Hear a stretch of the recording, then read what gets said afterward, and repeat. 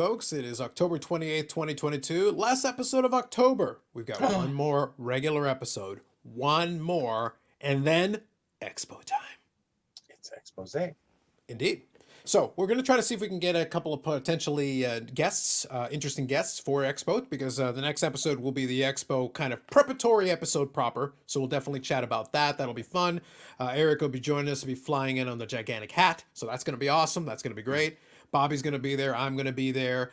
Brad, Yannick, the whole crew will be there. A bunch of us. We're going to have some fun. And there's some plans that are in the works for it. Some of it we shared a little bit, and if you checked out the PSA Canada episode last night, you would have gotten a taste of it as well. There was a little bit of that. Just be aware the PSA Canada will be doing this little shindig with some of the folks from Slapshot and stuff like that. So there'll be a little bit of that. We're still working out details, so they've got some of that figured out, but we're also working out additional details, so that'll be fun. We'll see how that works out. So I might help them out with a little bit with that. It's just a matter of what makes sense and what we're going to be doing with it. We'll get the restraining orders all done so that Eric doesn't harass everyone. So that'll be good. Marcel has made clear his statement. If he's even going to be in the area, he goes, you make sure they foil up and they hit this man. They hit him in the face. Come on. 40 meters. In the face. That's all I'm saying. I don't know what that is. So as soon as you violate it, you'll know when you violate it and they hit you in the face. Pummel. That's right. It might be worth it. There you go. So Tom here says, good evening. Absolutely, Tom. Good evening. Hockey Bar Collectibles. It's time to make Eric cough up the cash. That's true. Yeah. Come on. Because if he hit the like button, then I charge Eric for it. We did speak before the show, and there was some unfortunateness in Eric's life, and you can speak to it if you want to, or leave it to be. So I gave Eric a slight discount. So we will only beat him up partially. Now, verbally, I will still assault him horrifically, much in the same way that he would get pummeled if he gets too close to Marcel at the expo. But I will do so now, tonight, and then in future nights. But we've got kid gloves on compared to normal. But that still means a pummeling. That's still a paddling. Gee, thanks. That's still a paddling, is all I'm saying to you. Yeah, thanks. It's always about the thought being there, It's important. At least we thought to take it a little bit easier.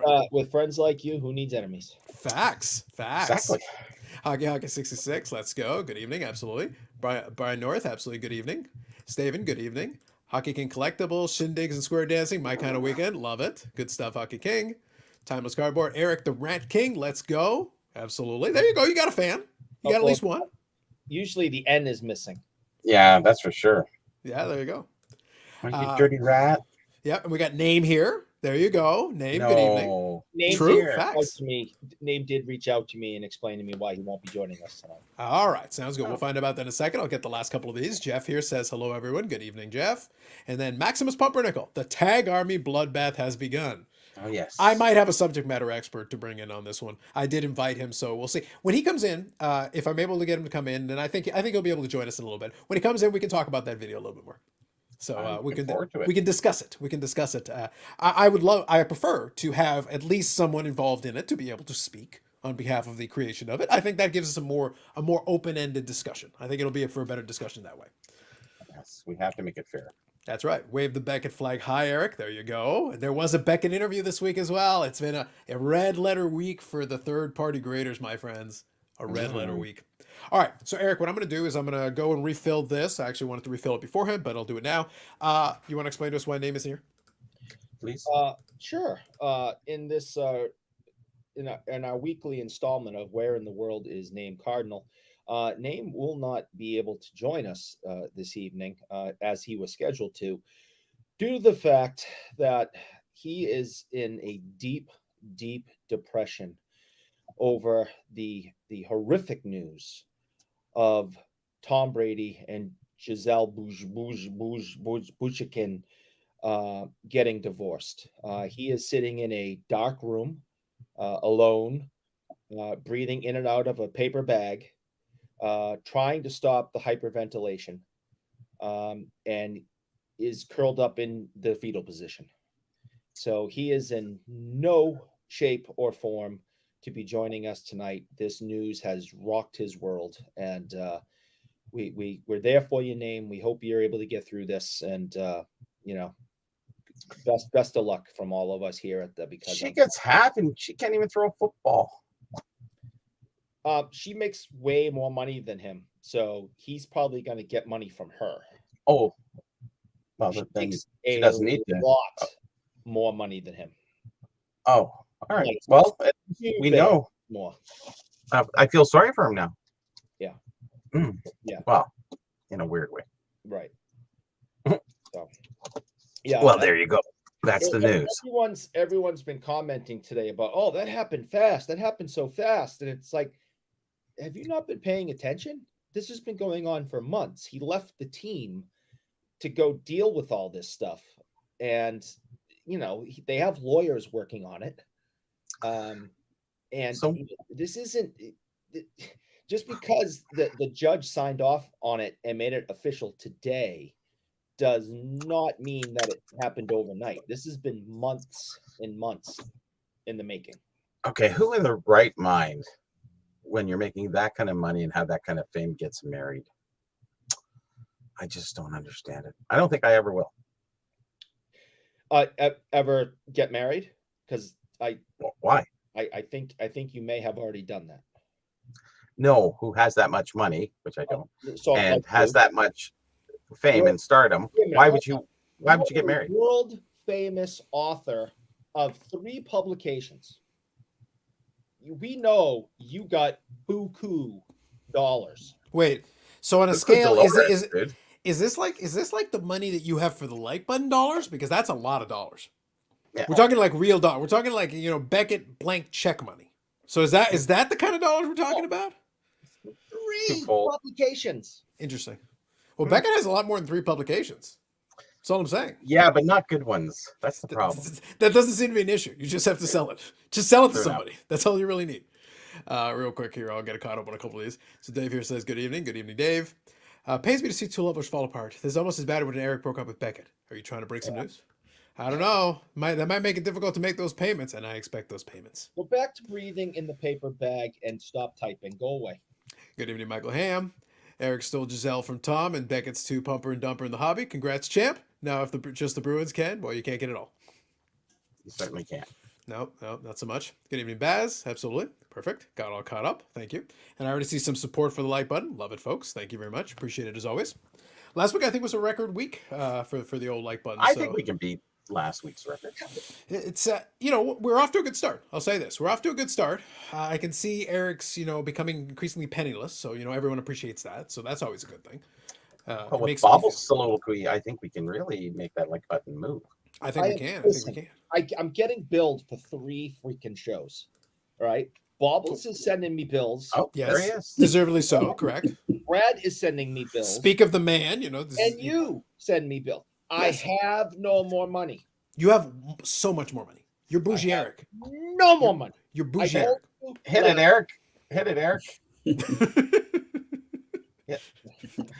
Tag, you're it. Oh, look at this guy. Oh. Look at this guy. All right, I see how it is. Oops. As I said, just the name always betrays you. Whatever I see there, No. that's all I'm saying. This is poor living out of a trash bag, Eric. Oh, Interesting. the bourgeoisie. Interesting. Mr. Bobbles, how are you? How's the evening treating you? How are you guys doing, man? Doing well. We're having a little bit of fun off the top. We were actually just chatting before we got started.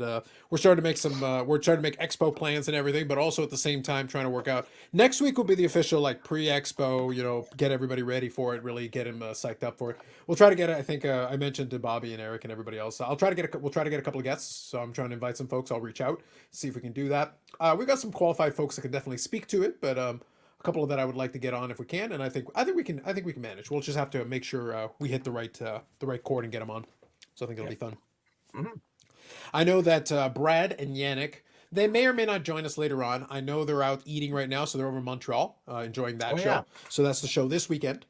So they're out enjoying that, and then obviously next week we'll get one more week in between. I think that'll be the Dallas show, and then right after that, so that'll be the Dallas show stateside, and then we do Expo right after that. So everything else looks to be tracking. From everything I've heard, the AW Spectrum product might be happening as well. So I'll get contacted once if they've got my stuff. And if that's the case, it will be at Expo waiting for me. So it will be taken straight there, and that's where I'll get a chance to open it up. So that should be fun. Perfect. I think it was a Panini product. I don't know much about the wrestling stuff, but I've seen some kind of blasters for wrestling. NXT, I believe it was. Yep. I don't know if that's something you're into. I'd noticed those on the shelf. Day I've done before a couple. yesterday, I've I done a think. couple of the WWE ones. I like them okay. The Panini ones I haven't been as excited about. I think the product's decent though. I think they do make some decent product. The one that I thought was good because it was still available online for a while. You could actually get the Topps WWE blaster because Topps had the license, and then Panini took the license from them, and then I think Topps has gotten it back, so the Topps will get it back. So after Panini's license expires, then Topps gets the license back. So they lost the license, and then they got taken over by Fanatics, and then they reclaimed the license after Panini. Panini was already a lame duck before they even released the first issue, which was Sounds like hilarious. Tom Brady. Yeah, it's I not think good, man. It's not good. I just I thought it was hilarious. They hadn't even released the first product for Panini yet, and already they're like, "Oh, by the way, as soon as your contract ends, Topps gets it back." But wait, what? I think it's so cute that you guys want to talk about wrestling cards and talk about wrestlers and all What that. do you want us to talk about? Fake things like hockey? No, no, I just think it's cute that you want to collect cards with wrestlers on them when I collect wrestlers because next Sunday, who is going to be hanging out with Bret the Hitman Hart all day? Oh, wait a minute. That's me. So you're gonna put him into a box? You said you're collecting wrestlers. What is he gonna be? You're gonna trap him in your house? Are you admitting to kidnapping right now?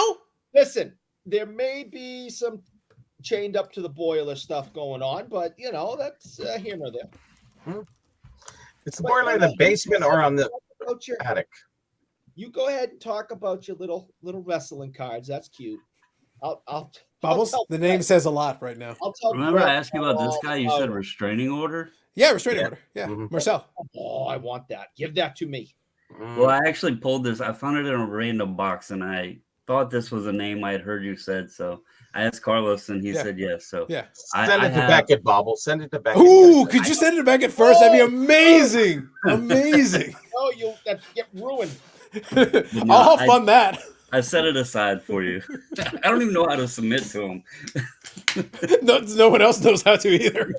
I would have said tag, but I think you got enough on that. So I think I was actually looking through a box of some slabs the other day, by the way, and I've mentioned it before. But if you guys want later on, remind me, and I will show you some of the BVG slabs that I have that are still mislabeled, that still have the swapped out labels. I have some of them laying around, and it's embarrassing. It's embarrassing how badly they screwed it up.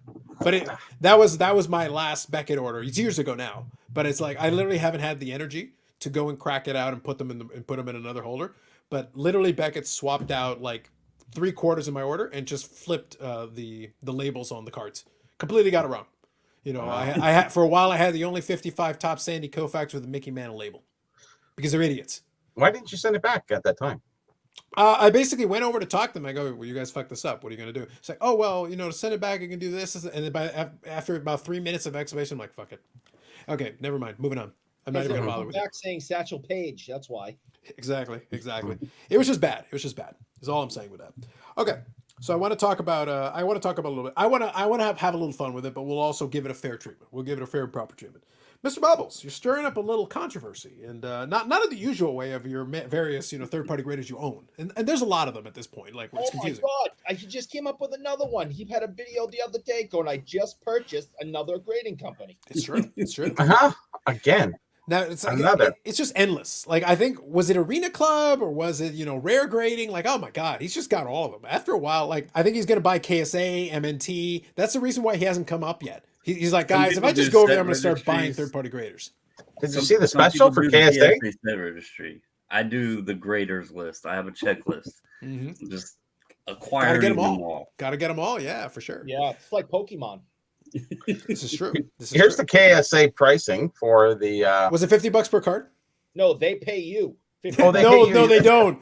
I wish. Even if they paid us, it might be a bad deal. But Yes, they're asking I- $50 per card. Thank you. Yeah, but for $200, he'll do 5.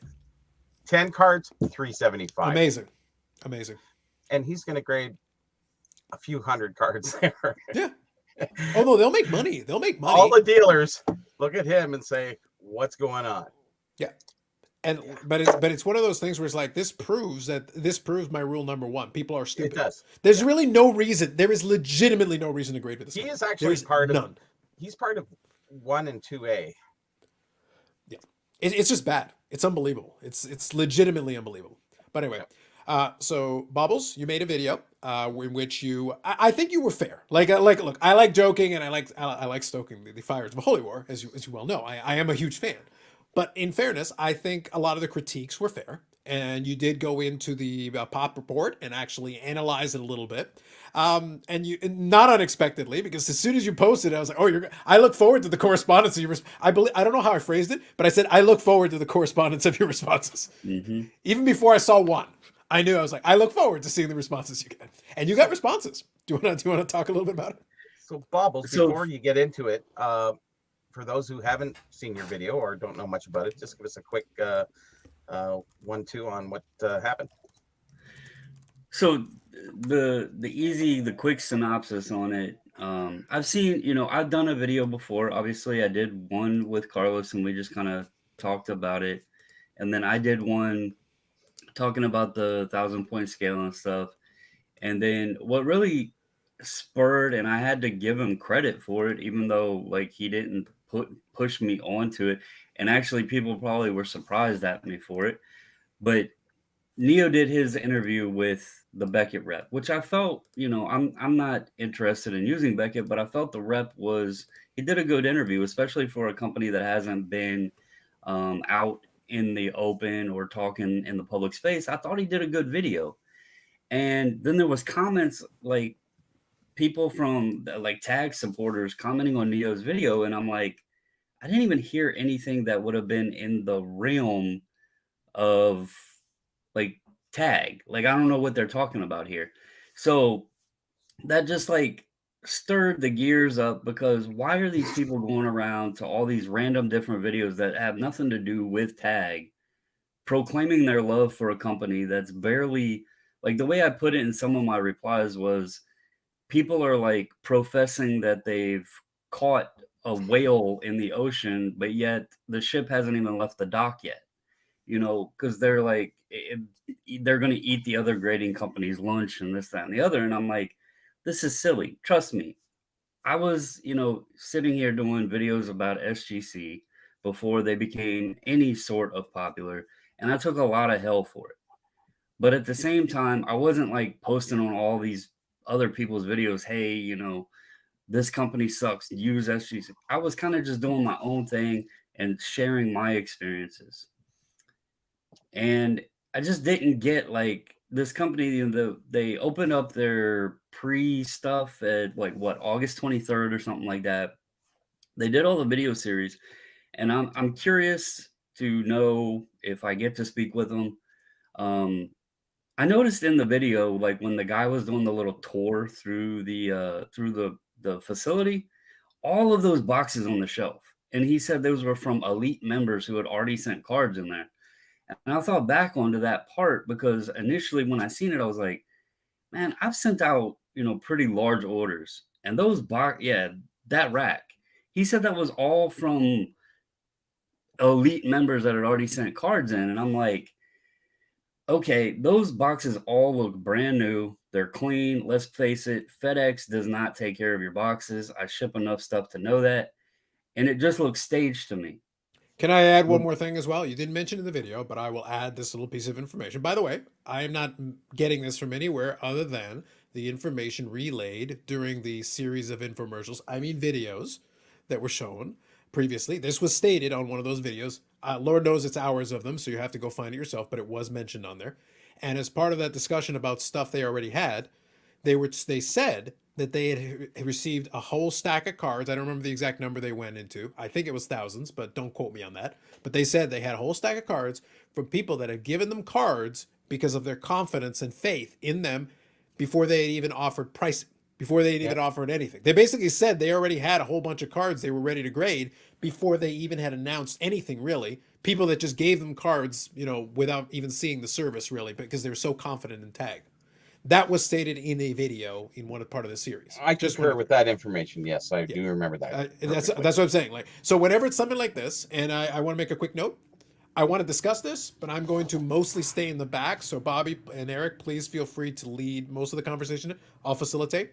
I am super biased, so I am completely separating myself from this. I am recusing myself from the majority of it, but I'll add a couple pieces in here and there where I can. So I'm just letting you guys know. So go ahead. Well, so on that portion there, I was skeptical from the beginning, but long story short, the video was because all of the people's comments and going out and proclaiming how great they are and everything else. First of all, if you go on YouTube, you hardly see any reveals, you hardly see any reviews. Then I noticed how easy it was to just go to the pop report and click on it, and it tells you like how many baseball cards they've graded, how many football, how many hockey, basketball, etc. You can sit down, calculate it all up. I think earlier today the total was like just over 1,900 cards or something like that. So that then clicked all them boxes on the shelf. There's no way that they've only done, like, if they had all that in house, how have they only done 1,900 cards? And then I started doing the math, like how many business days it's been. And it came to like, and this is just estimation based on the number in the pop report versus the number of business days since they announced that they were taking subs or whatever. And it came to like 41 cards a day. And that just doesn't make any sense to me because computer grading, first off, whether we believe in it or not, it's going to increase, like, it's going to help speed the process. I mean, that's one benefit, no doubt, no questions asked. It will speed the process because the human's not having to take the time. You put it in there, boom, it should just spit that grade up. The guy showed it. So when I'm sitting there, and then there was people commenting on my video that was like, well, your numbers are inaccurate because that's not including the 6-month turnaround stuff. Well, there's another question. Like, if you submit it at 6 months and they're not getting demand to where you need to wait 6 months, why don't you have your stuff back? If they're only doing, 40, let's say 50 cards a day, why don't these people have their stuff back? I just like the founder commented, he said he appreciated the video, that I was right about some things, that they do need to improve on some things. And I reached out to him. I have not heard anything back, but I want to be clear. I wasn't like trying to smash the company. Somebody commented, said I made myself look bad because of using Jeremy's face in the thumbnail. That was for fun. Like, that was not trying to say Jeremy said anything. That was for fun. I am recusing myself. Recused. I am so recused. For fun. I think in the description I even put the army says hide. The other companies. Also, for the record, I had nothing to do with this. I want to make super clear. I had had nothing to do with this. He didn't have a clue that I was doing the video. He did not have a clue of the thumbnail. Nothing. And I commented back to the person. I try to respond to everybody if I can, or if I see your comments or whatever. But can I tell you, Bobbles, I did have a specific visceral reaction when I saw the thumbnail that you showed me, though. You did show me the thumbnail, and I had a visceral reaction. And some of you can imagine what it would look like, something like...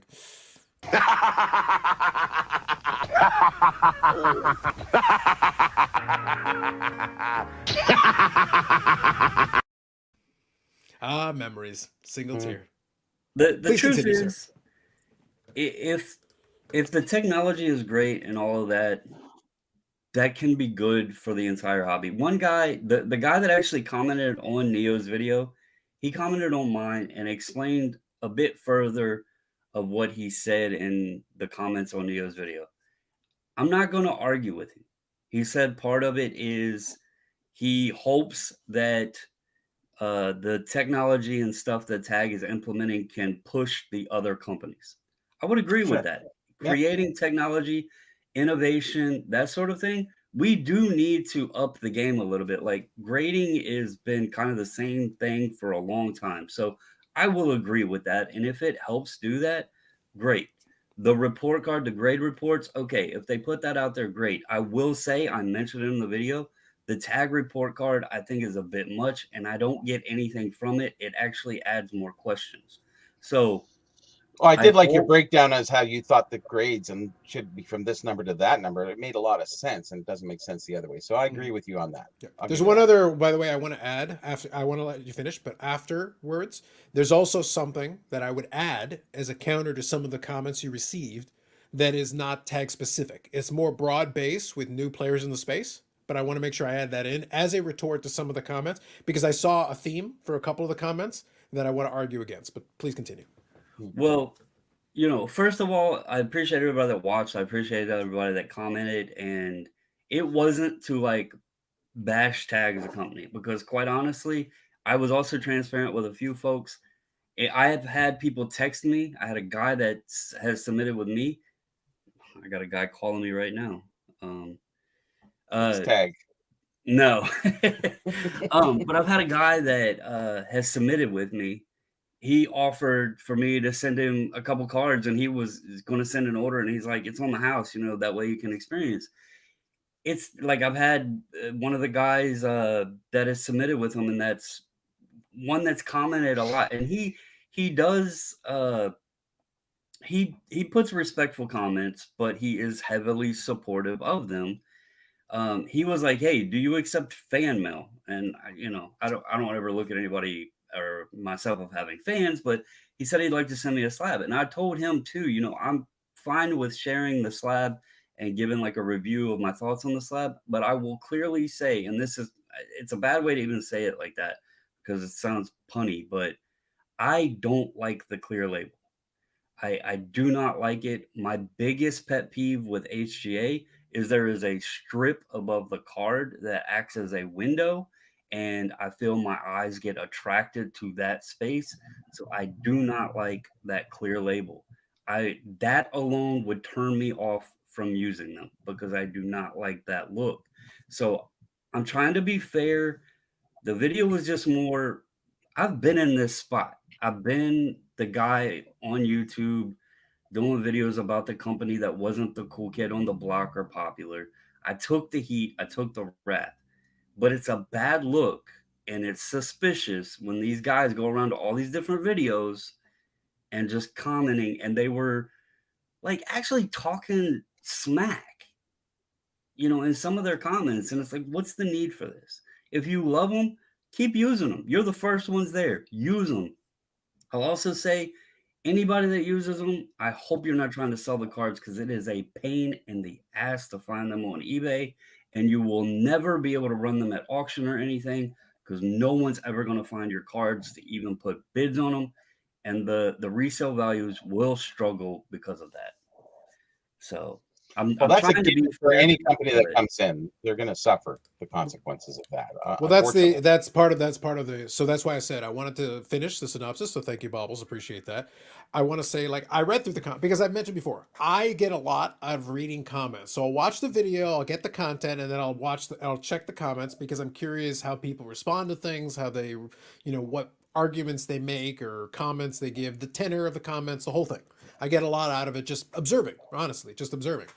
But one of the themes that I saw a couple different times, and I've seen it in the handful of reviews that I've seen, because to Bobble's point, there aren't many of them, and there haven't been many cards on eBay. I've been trying to monitor that to the best of my ability. It's hard given the how ubiquitous tag is as a name. There are tag cards, so like actual tag cards of tags. So it's like it's very difficult to actually find the specific thing that you're looking for. But I've tried to keep an eye on that as well. But one of the points that was made by one of the commenters here, and I want to read it to make sure I get it right here. It said, I believe true collectors should at least try tag. I disagree. And it's not a tag problem. It's a new player in the space problem. But let me explain why. It's fine if you're curious. If you have curiosity, by all means, then do whatever you want. That's a different conversation. That's perfectly fine. If you want to do an experiment, that's perfectly fine. If you are a person who's a content creator and want some content and want to be able to do a review, well, then of course, then you should probably send some stuff and try it. That makes sense as well. I can think of scenarios where it makes sense. But as a collector, sending to any new player in the space just for the hell of it, it's not like you're getting free samples here. You have to pay for this. You have to pay for the service. For me, I look at it, and the tenor of the conversation that I had with Bobbles when we talked about it wasn't actually tag specific. It was new player in the space specific. I would apply the same logic to Arena Club. I would apply the same logic to Rare when they were coming out. I would apply the same logic to HGA when they started. And I was saying the same kind of things when HGA started. So it's not specific to one third-party grader. Any new one, the onus is on you to prove to me that you can do it. I'm not going to give you money for sport just for the hell of it. I'm not interested in being a first adopter. Some people clearly are. But the argument that is, oh, people should give them a try. Why? It costs me money to try. This isn't free samples. That's not what you're getting here. You have to pay. So you have to send a card in and hope that it's done correctly, done well, whatever. And even if your experience is great, and this is something that I felt has been devoid, as far as I'm concerned, I haven't seen one review of tag yet. I've seen reveals, but I haven't seen one review. And the reason I say I haven't seen a review is the following. And let me explain why. I'm in a position where I said earlier, I am biased. And I have obvious bias that anybody could call out very easily. That's why I'm not touching it with a 50-foot pole. I can make fun and I'll poke fun at it because I have my personal opinion. But I'm never going to do a review on it because I have my built-in bias with the people that are working there, the manner in which they did it. I've made those clear and out loud to people. So you could immediately turn and say, well, he was predisposed to not liking it. And you'd be right. So I'm not going to deny that. Never going to do it. Secondly, I also do a little bit of business with a bulk submitter of one of the competitors. So I cannot, in good conscience, sell to you the idea of objectivity. I do not have it. I can't provide that for you. However, if I wanted to give a legitimate review, a real review, not anything that I've seen so far, because I haven't seen one legitimate review yet. All I've seen are reveals. And when I see a reveal, all you're telling me, because I've watched several of them, all you're telling me is, oh, I really like the slab. It looks really neat. Cool. How's the grading? So I want to touch just a couple things too. Go ahead. So, and I'm not going to put the name out there, but the comment that was on there that was on Neo, I guess it's in the video, so you'd know it anyway. Mm-hmm. But that same guy kind of contradicted himself because Sure. he made a reference to, hey, I'm not going to do content unless they pay me. Yeah. He I'm said, also, "I'm not by the gonna way, do-" as you're talking, I'm going to go through a couple of these comments, guys. I know I usually read them, but I want to make sure we don't stop the flow of the conversation. But I'll go through a couple. I am reading them, and I appreciate, as always, the comments. So thank you for that. Go ahead. Keep going, Bubbles. But he makes a statement that he's not going to put out content on Tag or any other company unless they pay him to do so. And then he follows that with, I couldn't care less if anyone sends to Tag. As a matter of fact, I don't want them to because currently all my slabs are Pop 1. And so it behooves me to not disclose my collection as I plan to profit off this. Mm-hmm. He is mistaken there. If you're the only person that has Tag slabs, that means nobody is going to want them. Nobody's using using that company. They're going to fall off the face of the earth, and then everybody's going to be 5 years down the road. Who is Tag? Your best point to gain, because he says, I want to profit, is to encourage people because the brand has to grow. Tell people why they should use Tag. Get people putting slabs out there. The market has... Why is PSA the highest selling? They're the most popular. It's like that was a contradicting statement. He also makes a comment and says, why did my card get a 9? Can someone please just tell me why? And then he said, why did I get a 5? There's a card that got a 5 that we both have examined with the report card. And we still, and I want to make this clear, this is not just me and Carlos discussing this. The original owner on his Instagram page put in comments that he cannot see the defect with his eyes. And I also know who the current owner is. Correct. And we will discuss that when the time is right. By the way, it's not me. Just to be clear, it's not me. But the card it's also not Bougie. I know you believe the original owner says that the defects that were placed on the report card cannot be seen with the naked eye. That's a problem. If you can't see it on the report card and you can't see it with the naked eye, what are we doing here? Like, yeah. Well, so to be clear, Bobbles, the reason why I wanted to present it the way that I did, look, I have my fun with it. We all know this. Any of you who have been here for any length of time, y'all know I have my fun with this. But what I said a second ago, I'm being sincere. I would love nothing more than to review this thing properly because the rigor and standard that I consider a proper review is not what I'm seeing, is not what I'm getting. That's what irritates me. And the problem is, as I said, I can't do it. I can't. Well, I could do it for myself, but like I can't then present it to you because of the obvious bias that's built in. So like I said, I have to recuse myself. I have no choice. But I know exactly the questions that I would ask. I know exactly the pieces that I would question. I know exactly the angle in which I would take if I wanted to review a third-party grader like that and do what I feel is a proper review of it. And I can give that to, if somebody else wants to take it, somebody who is not in the position that I'm in, who is more free to be able to pursue this fully and properly. I'll tell you exactly what I think I would want to see done. I would talk about the aesthetic of the slab, but I wouldn't fixate on it because you can't fixate on it because that's a personal preference thing. You like the slab, I don't like the slab. So is it good or bad? Neither. It depends on your preference.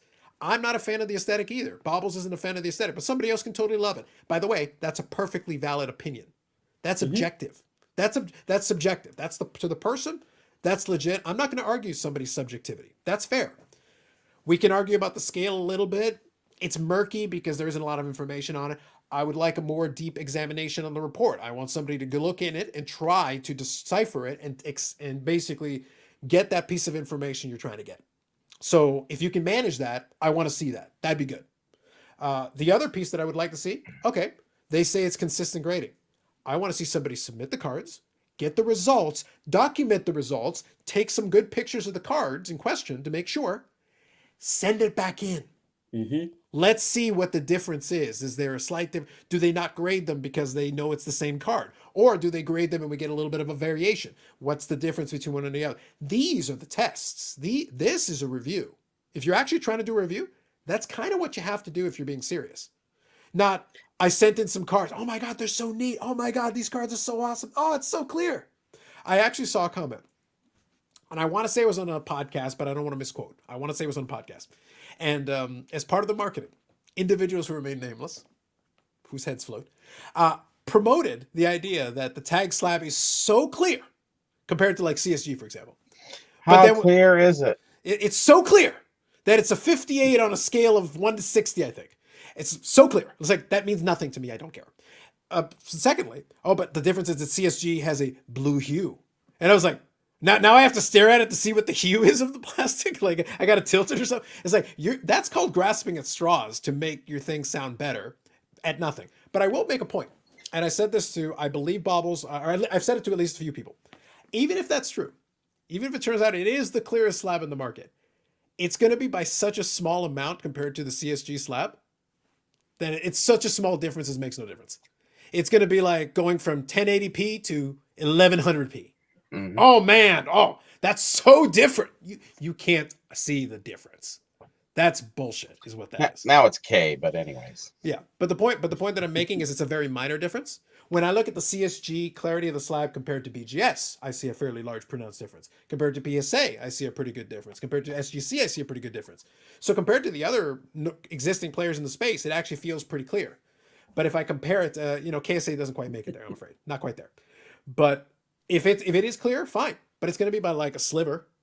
Like it's going to be very minor. Like at that point, we're splitting hairs. It's back to personal preference, right? It's very, very tiny, very tiny. So it's like, okay, fine. That's what you want to do, man. Go ahead. But it's going to be a very small difference at that point. So real quick, I'll read a couple of these comments here. Just one sec. Bob Jackson, good evening. Will there be a tag premium for the 666 grade? Only for New Jersey Devils and Miroslav Shatan. Correct. Oh, scary. Miss Bobbles. I saw that bougie. Nice. She seemed so nice a month or two ago when she and I were DMing each other, and she seemed so nice. And now I find out that that was all just fake. That hurts. No, she's nice. She seemed She's like nice. a nice woman. This is like the Len thing all over again, isn't it? It's like it's you. You're the one who's causing problems. It must be because again, she seemed so nice when I was communicating with her a month or so ago, and now I just don't know. She's seen your comment on Instagram too, by the way, and she's the one that handles all the swag, so to speak. That was her post on Instagram, so you might want to. So I'm back to my original statement. Bougie Eric is the cause of all his problems. He is the center. He is the center of all his issues. Well, he's DM and he's the dirty message man. So it's awful. Like he's sitting there with one hand with his dirty hand sitting there holding the phone. Don't go. Listen, what he does with his chalk and stick on his own time, none of us want to discuss. I already had to censor that once. Hey, already Bobbles had to. was sitting right next door while I was Well, you were fondling a chunk of This- stick? That's highly inappropriate, sir. That's This weird. was not an inappropriate conversation. We're not going to stop. We're not kink shaming, but Not to each go- their own, buddy. We To are each their own, not sir. going to get into that. He was right there monitoring the entire conversation. Can I get us I back have to the comment access to section? all the accounts. I'm not worried. Can I get us back to the comment section, Bougie Eric, before you make this any weirder? Do you mind? Yeah. Could we please? Thank you. Bye. Carlisle, good evening. Most grading companies use 10 times magnification. That's their baseline. Yep, that's fair. High-res scans using Photoshop filters the future. It is. Baz here says, Bobbles, to be fair, PSA X-rays use a similar technology to scan the servers of high-end cards, and they find issues that are not seen by many people as well. I will make a quick point. SGC did, for Sports Card Investor, they did a tour. And in the tour, one of the machines does a very similar scanning technology to what you see in the It's in the huge in on the the tech. screen. Yeah, It's really but good. but you can actually see like creases and stuff like that. It's that reverse I don't even know what the name of it is, but it's like a reverse contrast image that allows you to see certain types of flaws on the surface. But the They've got resolution that was machine. super high. It was like Yeah, But that's 2400 DPI or Yeah. something. It was weird. but that was also on a vintage cardboard stock type card. The No, I card agree. that My we're point that I'm referring- making is that SGC has this machine that has that similar type of scanning technology. Like the companies do have these. It's not Right. like they were just invented. This technology exists, and The card we that don't we know were- how many of them are using it. The card that we were questioning was a prism card, Agreed. Yeah. Yeah. and if it was noted as a wrinkle or crease in the card, and in that type of stock and the surface finish they put on those, if the card had a wrinkle or crease, it's going to be impossible to be there without it being visible. Like Obviously a not. cardboard Clearly stock. not. Yeah. Clearly not. Oh, I want to make a quick point about that. That kind of plays into it. Like I said, I can give a couple of points here and there, but somebody else has got to do the full review because I can't. Like I said, I'm not allowed. It is verboten. You were But I pretty can give close. you ideas, I can give you areas to explore, and I can give you some pointers, and then go and come to your own conclusion. But I can give you some thoughts to consider.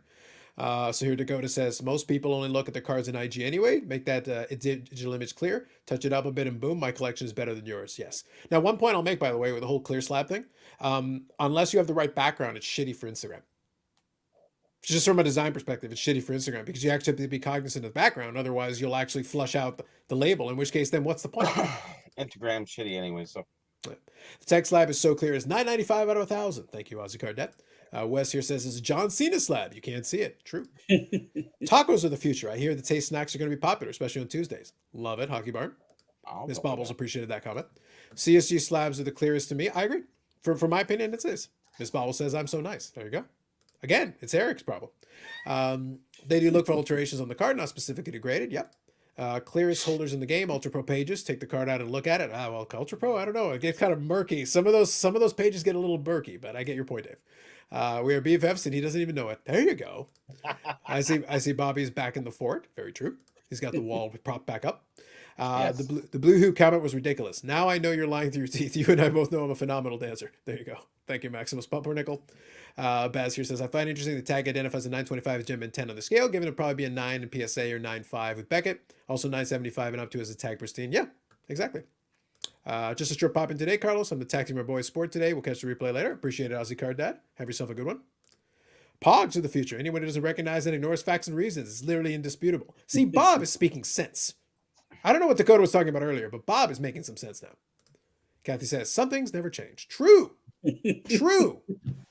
Thanks, Mom. Thank you, Eric's mom. Correct. Thank you. Facts. And In Eric's appreciate life, and most things never change. So True. This is true. But I appreciate it. Thank you. And all caught up on the comments. But no, like I said, I can't do the review, but doesn't mean I can't give you a couple places to look. Look at the actual, try to do the evaluation. Do the test. Do the test. The test, I think, would be very illustrative. I think it would teach you something. Also, by the way, in the same vein, another thing that I would consider, seriously, go look at that report and do the analysis that we already did. You need to be able to look at the report. The whole idea of this report, and I'm going to repeat it, and I'm not making it up, it's the way they marketed this thing. They said that this report is supposed to tell us why it got the grade it did. Yes. Part of that isn't just seeing a bunch of numbers on a page. That's not good enough. And it's not even just identifying the flaws necessarily, although that's good, but that isn't everything. Because you already said some of these flaws don't really have an impact on the grade. You've already said that. So you're showing me flaws that basically don't matter, but I'm glad you're showing that's great, good information. But here's the problem. I've got 2 pits, 3 scratches, and a print line. Okay, cool. How much did that dock me for surface? 75 points. I'm just making up numbers here. 75 points. Cool. Why not 70? Why not 65? And if it docked me 75 points, how much did that drag down the grade? Did it take me down from a 10 to a 9? Did it take me from 9 to an 8? What did it do? Oh, it stayed the same. So then basically it was irrelevant. Oh, and the centering's a little bit off, but that didn't take off anything. So is the centering not important? Is the surface more important? Is it weighted? Is it not weighted? So basically, I'm reading this report, and I still don't understand why I got the graded data, even though I have all these data points. I have independent data points, but I don't understand how they connect. I actually don't understand how they link to each other. So you actually gave me nothing. You gave me pages of nothing. But let's talk fairly here. PSA gives you nothing. SGC gives you nothing. Beckett gives you nothing. At least they're giving you something, even though it's nothing, but it's something. I prefer nothing as opposed to something nothing. Because something nothing is pretentious. It's pretending. I would say, in fairness, the other companies don't necessarily give you nothing because they at least give you standards. What Carlos is saying is this report card is giving you nothing because it's showing what they're identifying as defects, you don't know how that plays into a grade. At least the other companies, you can go on and see 55-45 centering is required for gem mint. You know, they tell you a description of how the surface should be. Now, you have to take into your own account when you're pre-screening the card of what you feel does that match the description of the standard, but at least you have something to go by. They're just giving you a report card with some numbers on it up to 1,000, and then you have to figure out how they came up to the conclusion of the final number on the slab. So you could argue that the other companies are actually giving you something because they're telling you what they're basing the grade off of. Bobbles, did you talk to Dakota today? Like what? What? Nothing. We'll get to that in a minute here, but hang tight for a second. Let me get caught up on a couple of these. Bob Smoker, 2 times it can be used in a game. That's going to be collectible. Nah, absolutely not. Wes says, I'm not sure Carlos's tag opinion is very well thought out. It's true. It's never in his mind. All off the cuff. Exactly. And think about it. Now imagine if I had time to think about it. Man. Something baffled with bullshit. Correct, Bob. Yeah, the grading algorithm is a secret sauce, just like the eyeball is in other grade codes. Yes. But here's the problem. The whole tagline, the pitch is transparency. It shouldn't be secret sauce. That's actually the opposite. It's supposed to be, this was supposed to be the thing that gives us the missing piece. To Bobble's point of kind of, and he's reading my general line of discussion here correctly. Look, when you have a grading standard, you can then look at the card, compare it to the grading standard, and you can say it either matches or does not match that grading standard. You can argue based on something because you can say, hey, the centering is supposed to be X. This card is Y. That isn't right. It shouldn't be that grade. You got it wrong. In this one, I'm getting this information. It's spitting out a grade, but I can't say whether it's right or wrong because I don't know how the pieces connect, and it doesn't tell me. So it's like, so I've got these 4 subgrades, this 5th grade out of 1,000, and it converts into this grade out of 10, but I can't say whether it's right or wrong because I don't know what the other ones actually compile to arrive at that final total. I have no problem believing the computer was able to spit that out, but as a human being, that doesn't help me. It doesn't tell me a damn thing. I guess so. I look at the PSA 10 Gretzky's and I just shake my head at that too. So Agreed. But at least you can look at the standard that they wrote down and point to specifically, this is wrong, this is wrong, this is wrong, this is wrong. And that is why I believe it's not a 10. You can specifically say that. And obviously they didn't. It doesn't matter though. The point is, if the tag, because the grade is the grade. I understand, but if I took that same Gretzky and it came back a tag 10, you wouldn't be able to argue it. Because you'd be like, well, what's it based on? Like, one of these subgrades says it's a 10. Presumably it is. I guess it is. Computer said so. We're done. So that's like, it created a different type of issue. I thought there was supposed to be an explanation, a little bit of a more detailed, where Still things waiting. fall at least, you know? Still waiting. Yeah. Haven't heard it. Average Joe card collector, I think we're pretending the final tag grade actually matters. The report is probably the only real thing of value. If the report is the only thing of value, then we truly have nothing. So maybe all those cards in that room there, they're all waiting. Yeah, I don't know, man. I just don't know. Hey, look, it's Dakota commenting on somebody else's live versus going live himself on a Friday. There you go. It's okay. He'll get back to it eventually. Do you know who Tag are from watching the 87 part infomercial? Apparently not. Yep. Bob took detailed notes and reviewed daily. Yep. So It happens. I haven't really said too much about this. I've been just listening and throwing in some other silly stuff on the side, but Mhm. I think Carlos, you kind of started. I think it was Carlos who kind of saying how, PSA gives you nothing, Beckett gives you nothing, SGC gives you nothing, blah blah blah. It's the same product year after year after year, except for Beckett. They just get worse, worse, worse, worse, worse. Well, do a better job then. But I was excited when HGA first showed up. Unfortunately, they didn't run their company correctly. They didn't do a good enough job authenticating things, grading things. But I thought it was brilliant that they were going to do something different, okay, Yeah. and bring something new to the market. And I was a huge supporter of the idea of bringing something new to And the they market. do. They have clear slabs without blue hue. And I have not held a tag slab. I can't. Therefore, I don't think anyone can really comment on exactly their opinion of it until you have it in hand. But one quick point. I'm going to let you finish, but I want to make one quick point. The slab itself is the only part that I'm not arguing anything about. It could be the greatest slab in the history of mankind. I don't give a shit. That's the part I care the least about. It's everything else that I'm concerned with. But please continue. So I can't really comment on that from what I can see on a computer screen. Sure. I'm interested in it. I like it a lot more than Carlos likes it. Mhm.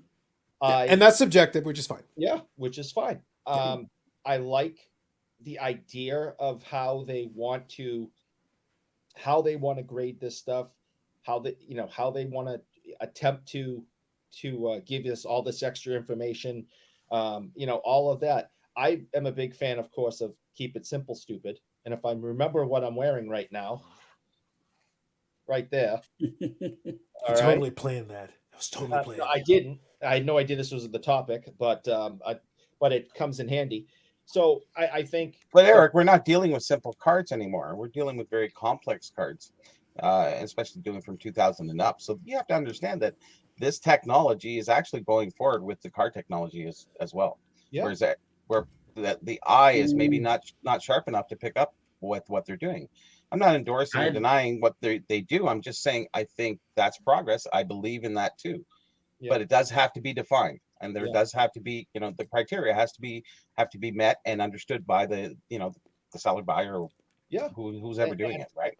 And what I would that impressed me the most so far this evening is the fact that the owner of the company reached out to Baubles and gave a retort and admitted that there was some of Baubles' points were accurate.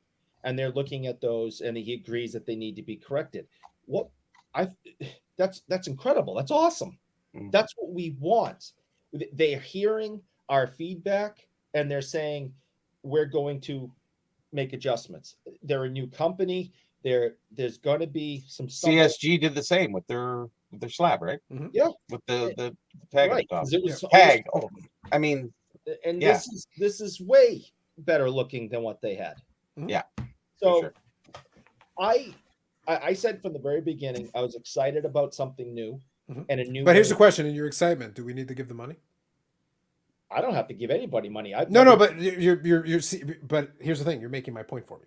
Yeah. The idea. Remember, one of the things I pushed back against is like, well, we should give them a try. Why? Your job is to. There is a product here. The answer is why not? But that's the thing. So we have a product. I have use cases, and let me kind of present it this way. Maybe this would be kind of an easier way to think of it. I have use cases for most of the existing third-party graders that would be considered among the major ones. There are scenarios in which I can use them. That doesn't mean I'm sending to all of them. I'm not sending any cards to Beckett. But will I buy a Beckett card under the right circumstances? Sure, no problem. Am I sending the SGC? I'm not. But am I willing to buy an SGC card? Of course. I've done it. No problem.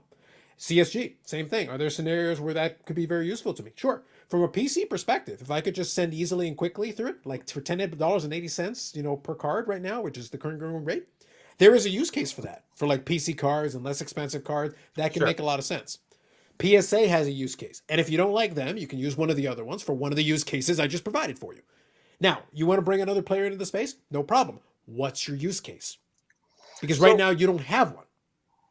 Here's a good testament here is if we kind of look at when CSG came in, how are they in the marketplace? Would anybody think that, from where they started to where they are now, have they grown that much? Do they have that much more respect? How much is the dollar value on the typical sales been, comparatively speaking, from when they kind of first started their first 6 months They struggled to now? They struggled quite a bit. And they're still struggling? Or and they at least had a catching? couple of points of credibility that initially that Sure. a lot of the others did. That's They what actually gave them they the got go, experienced graders, Yeah. and they actually have good, solid financial backing with a company that actually has some history. They're not just coming out of left field. We've never heard of you, whatever. No, you've got a little bit of a background and some story in this space. You're not just appearing out of nowhere.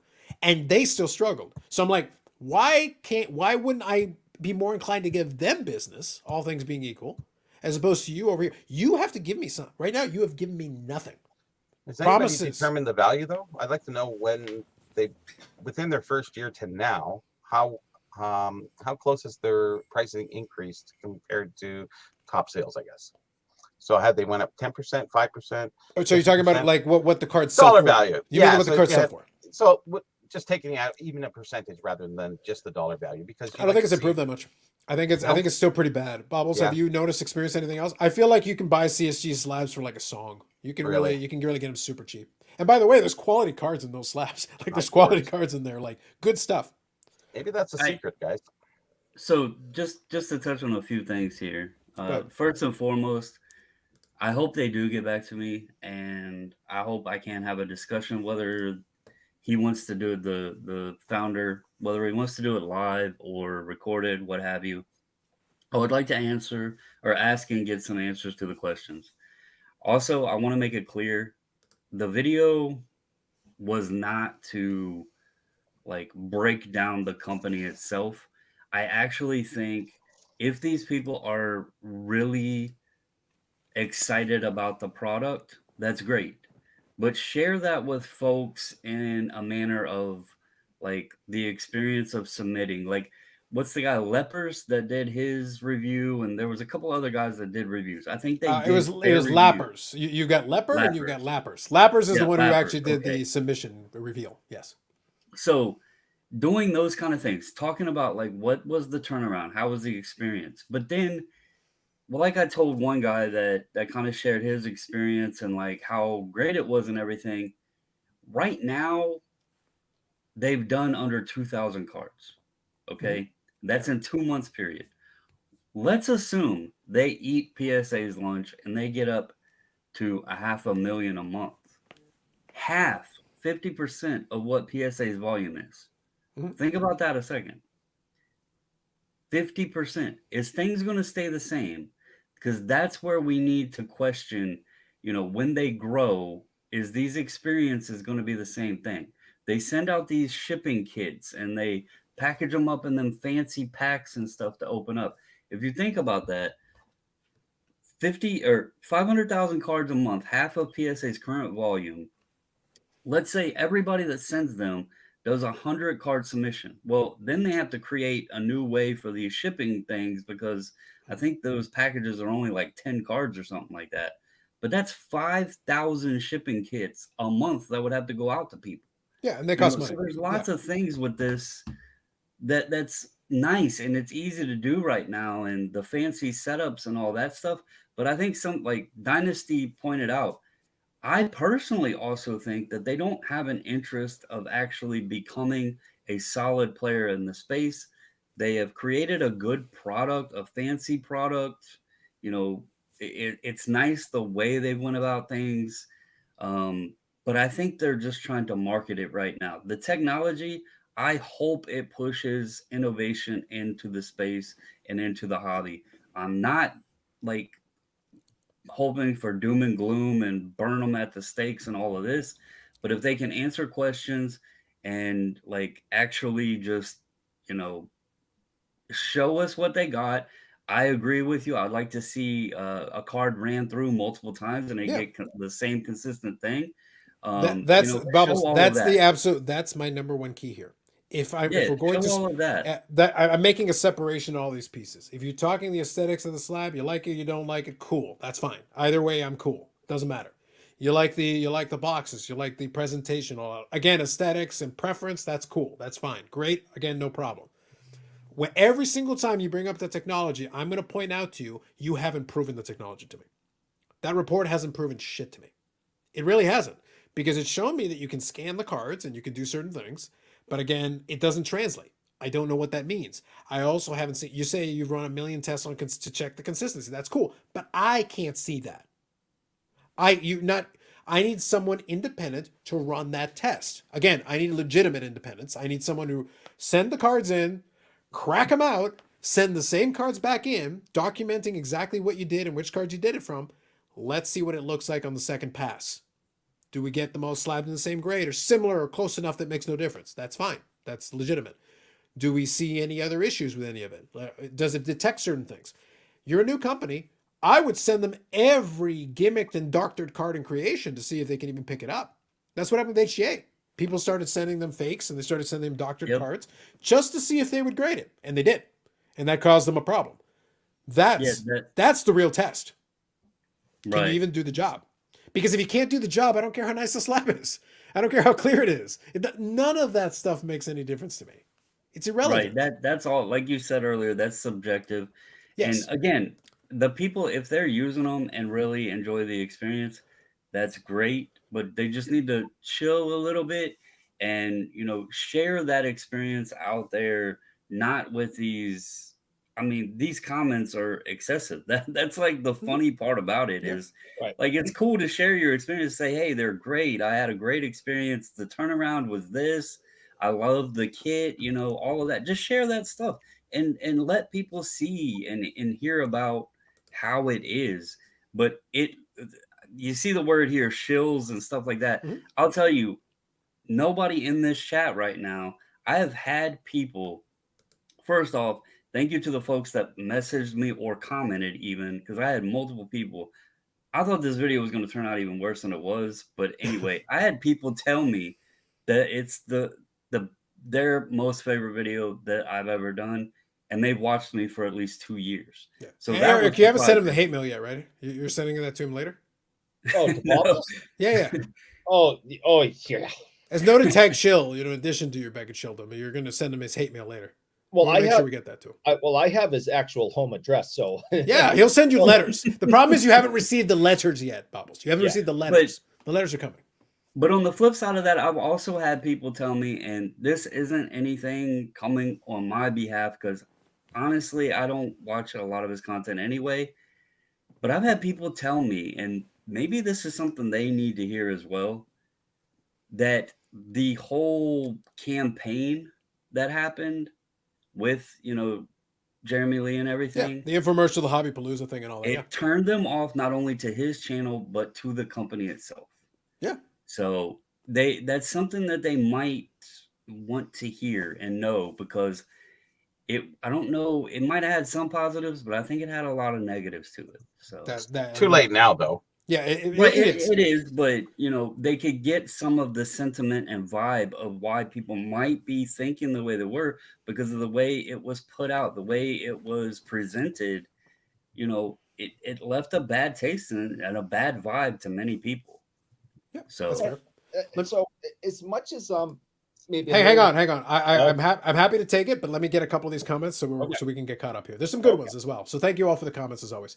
Bob here says, "What is Tag going to do with the previously graded cards when they inevitably have to upgrade their algorithm?" And that's a fair point, Bob, and that's a question that I've asked previously, where I said if something changes and it turns out they did do something wrong or they missed something that should be included, and you update the software in any way, shape, or form to pick up certain defects or something you might have missed the first time around, do you have to rerun the cards through again? What about the ones you've already done? haven't they been working on this for 10 years? And That's what they say. But I guarantee you, how do you draw back on that? The problem is, Bobby, they've been working on it 10 years in isolation. And there's a comment that actually plays very well into this, and I'll touch on it in a second. Just from a software perspective that we Sure. can touch on. Gotcha. When you go into the secret sauce room, you're confronted with the architect from the Matrix. I appreciate this reference. Ergo vis-a-vis. Thank you, Maximus. Where's the handsome fellow Brad and the bearded wizard Yannick tonight? In Montreal. They're partying it up. Dynasty Split SARS. bowl of poutine. Perhaps. Dynasty SARS. They can say they want transparency and grading all they want. Their end goal is to sell this technology PSA, hopefully cash out. That is a prevailing theory that's out there for sure. Not necessarily. I'd venture a guess that the slowness of PSA at grading his vintage cards and not modern. It'd be mostly, they are slow with some of the vintage cards for sure. And tag is useless at this point for vintage. Verlander mowing down the Phillies, Houston up 2-0. There you go. Dakota will be happy with that. Maximus. I tried tag when they grade a $5 million Mantle or one-on-one Julio Rodriguez logo fractor. So to be fair though, also to make this point, that's basically prove it to me. That's basically show me that someone is willing to put a big money card in that slab. That's going to help your credibility, not promises. There's two different things. So we'll touch on this here. So Wes, kind of playing into your point, Bobbles, the shilling of the tag makes me automatically hate them, and it does make some people predisposed. I've gotten a lot of that feedback as well previously. Stop the press. The anti-expo is held on a grass turf indoor soccer field. Facts. Yeah, that's the truth. 50,000 kits a month, Bobbles, times 10 cards, 500,000. Yep. That If is I the said stars. 50,000, I meant 5. I apologize. Yeah, no worries. Jeremy was on Sports Card Nation and said they ran through some cards hundreds of times and the grade was within 8 of 1,000th every time. Would be nice to show proof of that. So that's the key. That is a really important point. There's been a lot of marketing, a lot of promises. Look, I made fun of the blue hue thing a second ago, but that's like a perfect example of this. It's like, oh, we've run the same cards hundreds of times and been within 8 of 1,000th. Well, isn't that funny? Bubbles. Look, I didn't want to tell people. But I actually, if over the last 6 months, I've been sending you the same handful of cards and asked you to regrade them. And did you know that I've sent the same cards to Bobbles 57,000 times each? And he has been within 2 1,000th. And that's with glasses. 2 1,000th. You see how easy it is to make a ridiculous claim that you don't back up? It doesn't matter. I can say that. And by the way, that was impressive. But I sent the same cards to Bobby 557,000 times, and he was within 1 1,000th. So, like, not bragging or anything. I've been around a long time. Yeah. So, like, in fairness, Bobby destroyed those numbers. That computer needs to step up its game. And Look, I can make up stupid numbers. They don't mean anything. And I'm not saying they didn't do it, but the point is just saying it. I don't care. That doesn't mean a damn thing to me. Cool. Good for you. Cool story, bro. Prove it. That's why I say, like, when you're the new company, and to be clear, and to be as charitable as I can be, when you're the new company and you're making marketing claims, you're going to have to show your work. It's not good enough for you to say the words to me. I'm not simply going to believe you just because you showed up. It doesn't matter how many things you say. It's like, okay, great, but show me. Because like right now, what class? you're actually showing me is not that impressive. I'm not actually that impressed with what you actually showed me.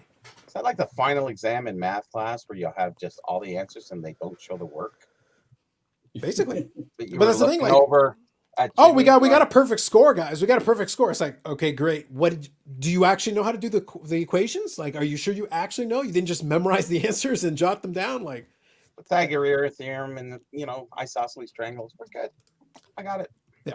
But that's what I say. Like, in all seriousness, you cannot throw those numbers out empty without, okay, great.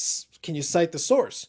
Oh, we ran reports. Remember we talked about the Chris Hoge thing? They said he read studies, and I made fun of him for studies, and because I had to. It was like, okay, great. What studies? Don't say studies. Could you please direct us to studies? I'd like to see some studies. That'd be great. Sounds wonderful. I'm consistent on this point. This isn't a new thing for me to point out. Like, okay, but show me the work then. Cite the source. Give me something. I don't know, man. I just want to kind of wrap up my 2 Go ahead. cents. Go ahead. Yeah. Again, I haven't really said too much about it, so this is my kind of wrap up. Is this? I think as collectors, every single one of us should want this company to work and fulfill everything it promises. That's all good things. We should be wanting that. That doesn't mean you have to send your money in. Okay, it doesn't mean you have to like the slabs or whatever, but you should want this to work and for them to fulfill every promise and goal that they have set. That is good for us. That's good for the hobby. That's good. That's the stuff Bobby and I were kind of talking about earlier. You know, HGA changing things up, tag changing things up. We want that. I'm tired of this. I've never liked it, and I never. Are you kidding? Wow, this is fantastic. Well, we got it. You're a Becca guy. We know. Right? So we should all want it to work. That doesn't mean we can't be critical. That doesn't mean we can't point out things that we see. Per the commenters, we cannot be critical, sir. Right. Per the commenters, we're not allowed to be critical. Wrong with saying, hey, look at this, because Bobbles did that and he got a response. And they're saying, hey, yeah, we agree and we're going to look at that. I think a true judgment cannot be made for at least 2 years with any new company. I mean, unless they really blow it like HGA did. That was like over and done with in like 10 minutes. Yeah. But we should want this company to be successful, hit all their goals, and within a year or two, take a look and say whether or not they were successful or not. Well, that's why I mentioned this CSG one. You know, where are they now? Where were they when? Where are they? They're no better off.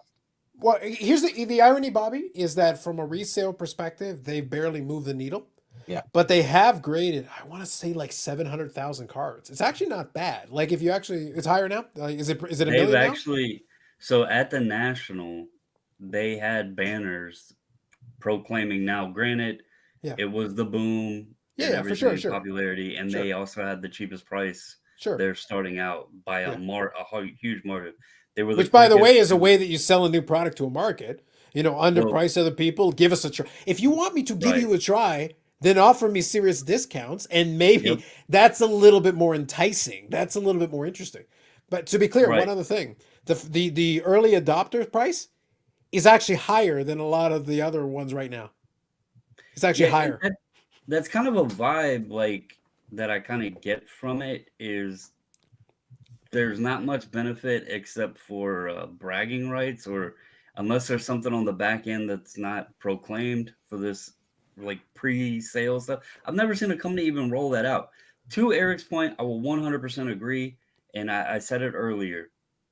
I hope that these companies, like if the tech and everything is great, let it push the hobby, let it push the other companies, because we do need innovation. I will 100% agree with that.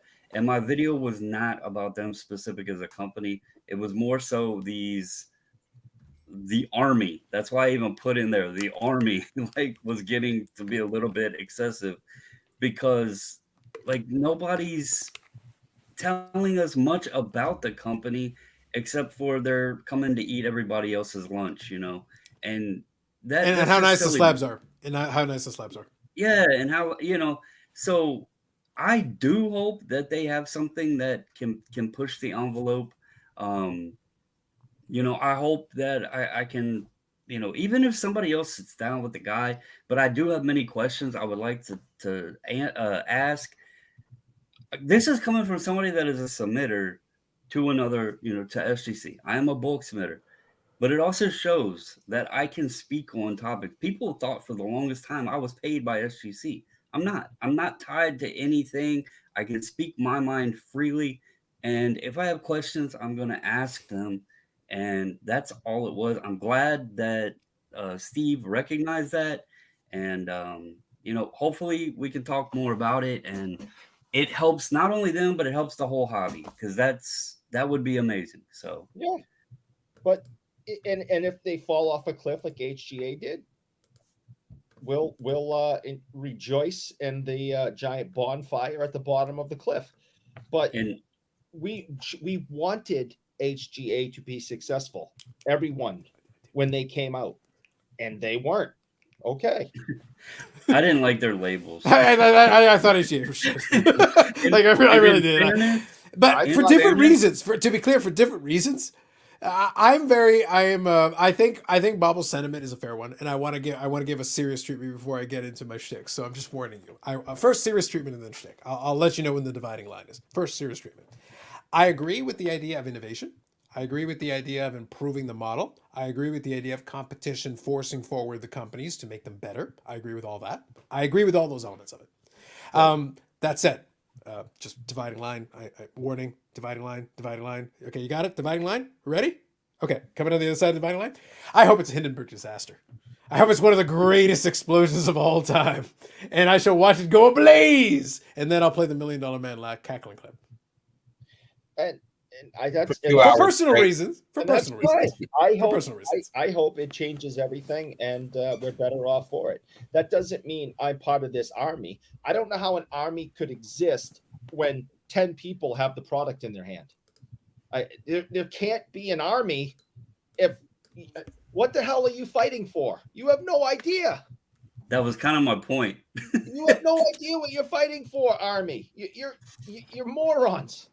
That So- was the premise and the point to the video, and it again, I'm not like watching them want to go burn in flames or whatever. If they sell to another company, to be quite honest, if this technology is as great as they proclaim it to be, I said in the beginning of this whole conversation, the computer grading, if it is, legitimate and consistent and everything, there's one thing, no question about it, it can do, and that's help speed the process. You could then move, if PSA has 200 graders, you could move how many ever people into the encapsulation room then and get that business, that portion of it sped up a little bit. So that can help them with the amount of cards they do. So, hopefully it pushes innovation and everything. You're also spot on. It's too early to tell anything.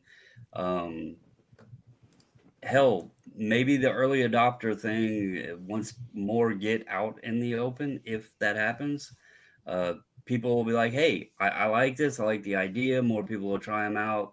The experiences will be shared, and maybe they do become a player. Now, what percentage of the share they take, who the hell knows? Okay, but here's a question. Can I ask a serious question? Okay, so let's say for the sake of argument, they succeed. And I don't get to do my cackling thing, although I will. Like I'll find a different excuse. Don't worry, I'll find one. Oh, I'm sure. But for the sake of argument, let's say they do. Okay, cool. As an early adopter, what's your benefit?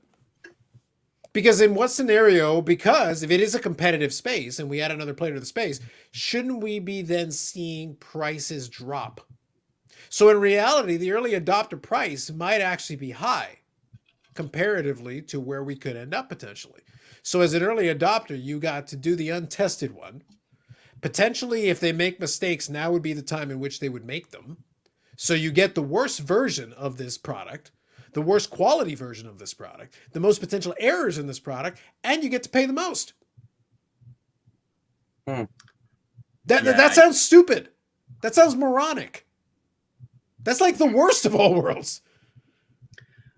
But it's just like everything else in sports cards. You buy the first card that's pulled out of the pack and it goes up on eBay. You're going to pay more for it. I don't think anyone's going to give a crap about first generation tag slam. No, but I'm asking a serious question. But I'm asking a serious question. As an early adopter, what's your benefit? Well, Seriously. remember the other grading companies had dropped their prices of late. Yeah. But I'm saying I would expect as it gets more competitive, as potentially right now in the current space, submissions are going to be tougher. So I think they're going to be more competitive, not less. So in other words, technically, that tag slab becomes more and more overpriced for submission right now, comparatively to competitor. Because if everyone else starts receding backwards, if PSA says, okay, we're going to have to be a little more aggressive to keep the flow going, okay, bring it down to 15. SGC looks at it and goes, all right, fine. Bring it down to 15. And we got tags sitting there. We're at the slowest speed and the cheapest price for the most amount of cards right now, today, I think it's $19. So you're actually falling behind. And you're the new player in the space. So you're actually more expensive than the incumbents I think they're going to have to stay the most expensive because of their business model. So then Maybe. why on earth would I like forget everything else? Why on earth then am I sending them the card? What's my benefit? Why? Man, I've got no you can track go back and record, read my no comments. proof of resale. I've got no track record, no proof of resale. Literally, I better damn well like the damn slab then. Some people go out and buy the first car off the line and drive it around, break it in, and then they're the ones getting the recalls. It all gets fixed, and then later on we buy them used at a cheaper price after all the bugs have been worked out and they get some mileage on them. That's just the way it is. Some people want to be first. I mean, I will never ever be one of those people at 3 a.m. stand in front of an Apple store waiting for the new iPhone. Yeah, but as a technology guy, I can appreciate the new hotness. This is literally a slab. It's a piece of plastic holding the card. It's literally a piece of plastic holding the card. Okay, but I think you kind of maybe used a bad analogy right there or whatever, because this is new technology. No, it's not. That's what they are. It's allegedly new technology, but the slab itself is old technology. I'm saying you're not paying for the technology, you're paying for the slab. I'm sorry. Putting a card in plastic has been around since the 90s. That's my point. Right. The new technology is theoretical because you're not actually getting to experience and get any benefit out of the new technology. But some people like being on the ground floor of new stuff. Assuming they've actually got new stuff, because they've only said they got new stuff. HTA was doing, they had a lottery on Fridays. Yes. This was back when, Clubhouse had, 70 to 100 people in it. I'm going to skip past this comment. This comment's highly inappropriate, Wes. Yeah, highly inappropriate. Moving on. Yeah, I don't know if I can trust him. If you agree with me on anything, I automatically don't trust you. I don't know if I did. And I agree. Guys, thank you, Bobby. So, and by the way, this could be coming to this collaboration could be coming to a blog near you. Great Curator was confronted by floating head at a show. He did see a tag slab, so hold your horses. That might be a thing. Please continue. So I just want to finish this sentence. Go ahead. Clubhouse, Fridays, 100 people in the room. A large percentage of that room were on their computers and phones trying to get into that lottery every freaking week at the beginning. Yeah, that's true. Can I interrupt one? Care. Can I interrupt real quick, Eric? Yeah. You're also comparing a company that came into the space, and yes, they had the new labels and all of that, but they came in at a time when your favorite company, Beckett, was non-existent. PSA was $100 a card or what have you. I think they were shut down when they first came on. Like when they really came on, they were actually shut down. There was factors there that attracted people over to that space. So there was a little bit there. Tag's actually coming in at a bad time. Had they gotten this fired up during the boom, they could have been a hell of a lot more successful. I think right now is more of a challenge because of where everything is. I think you're right. It's going to be even more difficult to crack into a space. So yes, just put that in there because that was going on during that time when they should have pushed the envelope and hit the boom. Yeah. Yeah. And they only had 10 years though. 10 years. Well, they only had 10 years. They were 9 years, 8 months, and 17 days. If they've been willing to go 4 months earlier. Carlisle here says, guys, HGA still a misses. Technically, they still are. They went through some growing pains. That's an understatement and a half, Carlisle. That is an understatement and a half. I think they're going to make it. They have a niche. I have no idea what that niche is, but fair enough. They're not my favorite, but I'll use them in the future too. Hey, listen, man, if it works for you, go for it. Go for it. They offer nothing to the collectors. Nothing that I've seen, no. Tag may be good or bad, so HT Sports, good evening. Tag does offer something. In theory. Tag may be good or bad, but they won't make a dent. The market has dramatically changed, and there's only room for so many companies. The volume just isn't there. Yep, that's kind of Bobble's point, which I agree. I think that's a valid point statement there. Dave says, not necessarily about true about faster. 200 graders is 200 queues. How many machines do you need to create the same number of queues? And people demand them. Now, don't forget, an important factor in their process is that it's not just running it through the machine. They have to build out the idealized version of it to do the comparison between the idealized version of said card, whether it exists or not, and then measure it against. That's what the computer technically is doing. Again, that's from them. That's their version of. By the way, it's in the patent. That's supposed to be part of the process, the technology. So by the way, however long that takes to do, that's built into the time because if they've never received one of those cards before, they have to create that idealized version, whatever that is. Oh, yeah. Yeah, so you have to do it each time because each card is kind of its own deal. You can't I don't just. think it would be very long. I would expect not, but I don't know the answer to that. Like No, that has to be part of the process. Whatever that is, that's part of it. Yeah. for sure. So Dakota says here the benefit is if it ends up being the real deal and you're an early adopter, you get the self-satisfaction of being ahead of the curve. Good old self-satisfaction. Code don't 4, know you how. get nothing. There's no head of the curve on this. No, there isn't. What do you make more money? No. I think that's what the early adopters tell themselves, but I'm just going to be clear. Early adopters. It's not a stock where you're buying it in at $1. No, it is. You know. Early adopters. Let me be clear about this. By the way, Dakota's point, I think, It's is penny honestly stock right what they're now. convincing themselves. I think is what they're convincing themselves of. But I'm going to reiterate this: you get nothing. Nothing. As someone that was using SGC, again, let me reiterate. Who enjoys getting before- nothing? Before they were cool. Before they Before were they- being talked about. You were before a trading using card. You were a third party grading hipster, Bobbles. Mm. I was using them before the boom, before the pandemic, before people were talking about them. Let me reiterate. Using somebody first doesn't get you anything except experience. Except experience and getting to use them when they were the little guys and being able to come and say, hey, I remember when they had 4 employees or 7 employees, whatever it was. I've been along for the ride. Does it make me any better than anybody else? No. It just means I've been using the same company for a longer period of time than the next guy. And trust me, I will make this statement because it is very hilarious to me that the Tag founder and CEO has offered to come onto my channel to discuss the grading space, and the SGC CEO never has. Even though I have been a long supporter. Wow. So I will make that statement. Wow. Wow. He even offered to go to Eric's channel. And he doesn't have one. It's awkward, man. It was an awkward conversation. I love the crew down there, but it is truth, okay? And I get reasons why. It kind of makes sense. Like, if a guy is talking about you freely and is happy, he doesn't need to come on and sway me to talk good about the company or asking questions, right? He knows I'm already going to do it. So, yeah, I get it. He has to expand and grow the company and talk to the people that aren't believers and turn them into believers. So, There you go. I just enjoyed the excuse it gave me to go, wow. Any So is excuses this against part it? 6 of the tag? No, technically 7. They already did 7, 6. okay. They did 6. To be fair, they did 6. So Hey, I listen, lost count. listen. Bobbles made the video. I cackled. And we got some mileage out of that. So hey, it worked out. Yeah. And the comments enjoyed it. Like Now hey, and a half. we got to have a little bit of fun with it. Why not? HJ's niche just custom labels, color coded matching. That was the niche they did. Yes. I can get candy coasters anytime I want. Listen, I want to get one so bad to do it on a coaster on a video. Mm-hmm. I bet it would fit. I bet it would fit my mug perfectly. Mhm. I bet it would. We'll find see out. your mug through the bottom. That's right. I know. I got one right here. I use.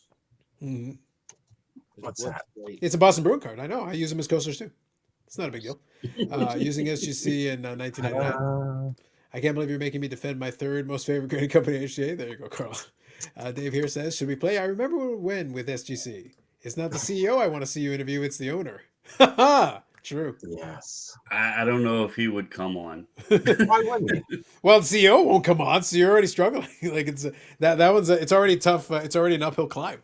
It's not like they're famous or Is- whatever, man. They're just regular guys. Really. Is their owner in prison also? No, but if you ask Dave, he probably should be. Oh. Yeah, like Dave has a couple questions about the current SGC owner. I want to reiterate on that thing. What he Uh-oh. did back when, whatever, that has nothing to do with anything that I'm sending into.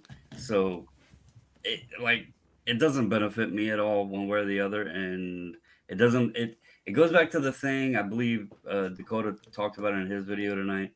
It doesn't affect me. So, like, I don't, what he did is that's on his shoulders, not mine. So, I'm not 90% of the content we watch doesn't affect us. So Well, I to can't be fair, afford to the be fair, cards with all you're the actually borders on Bobby. them anyway. That statement is actually very good. But that's also one of the fun things about kind of the stuff that I do. I could make videos on certain things that go on in the hobby. And we can talk about Dakota's thing at a different time, or if he ever wants to come on and chat about it, we can talk about it directly. I have certain issues with certain topics like that because it's like I could argue a lot of parts of it. But I will say one point that I think is fair. I think is fair.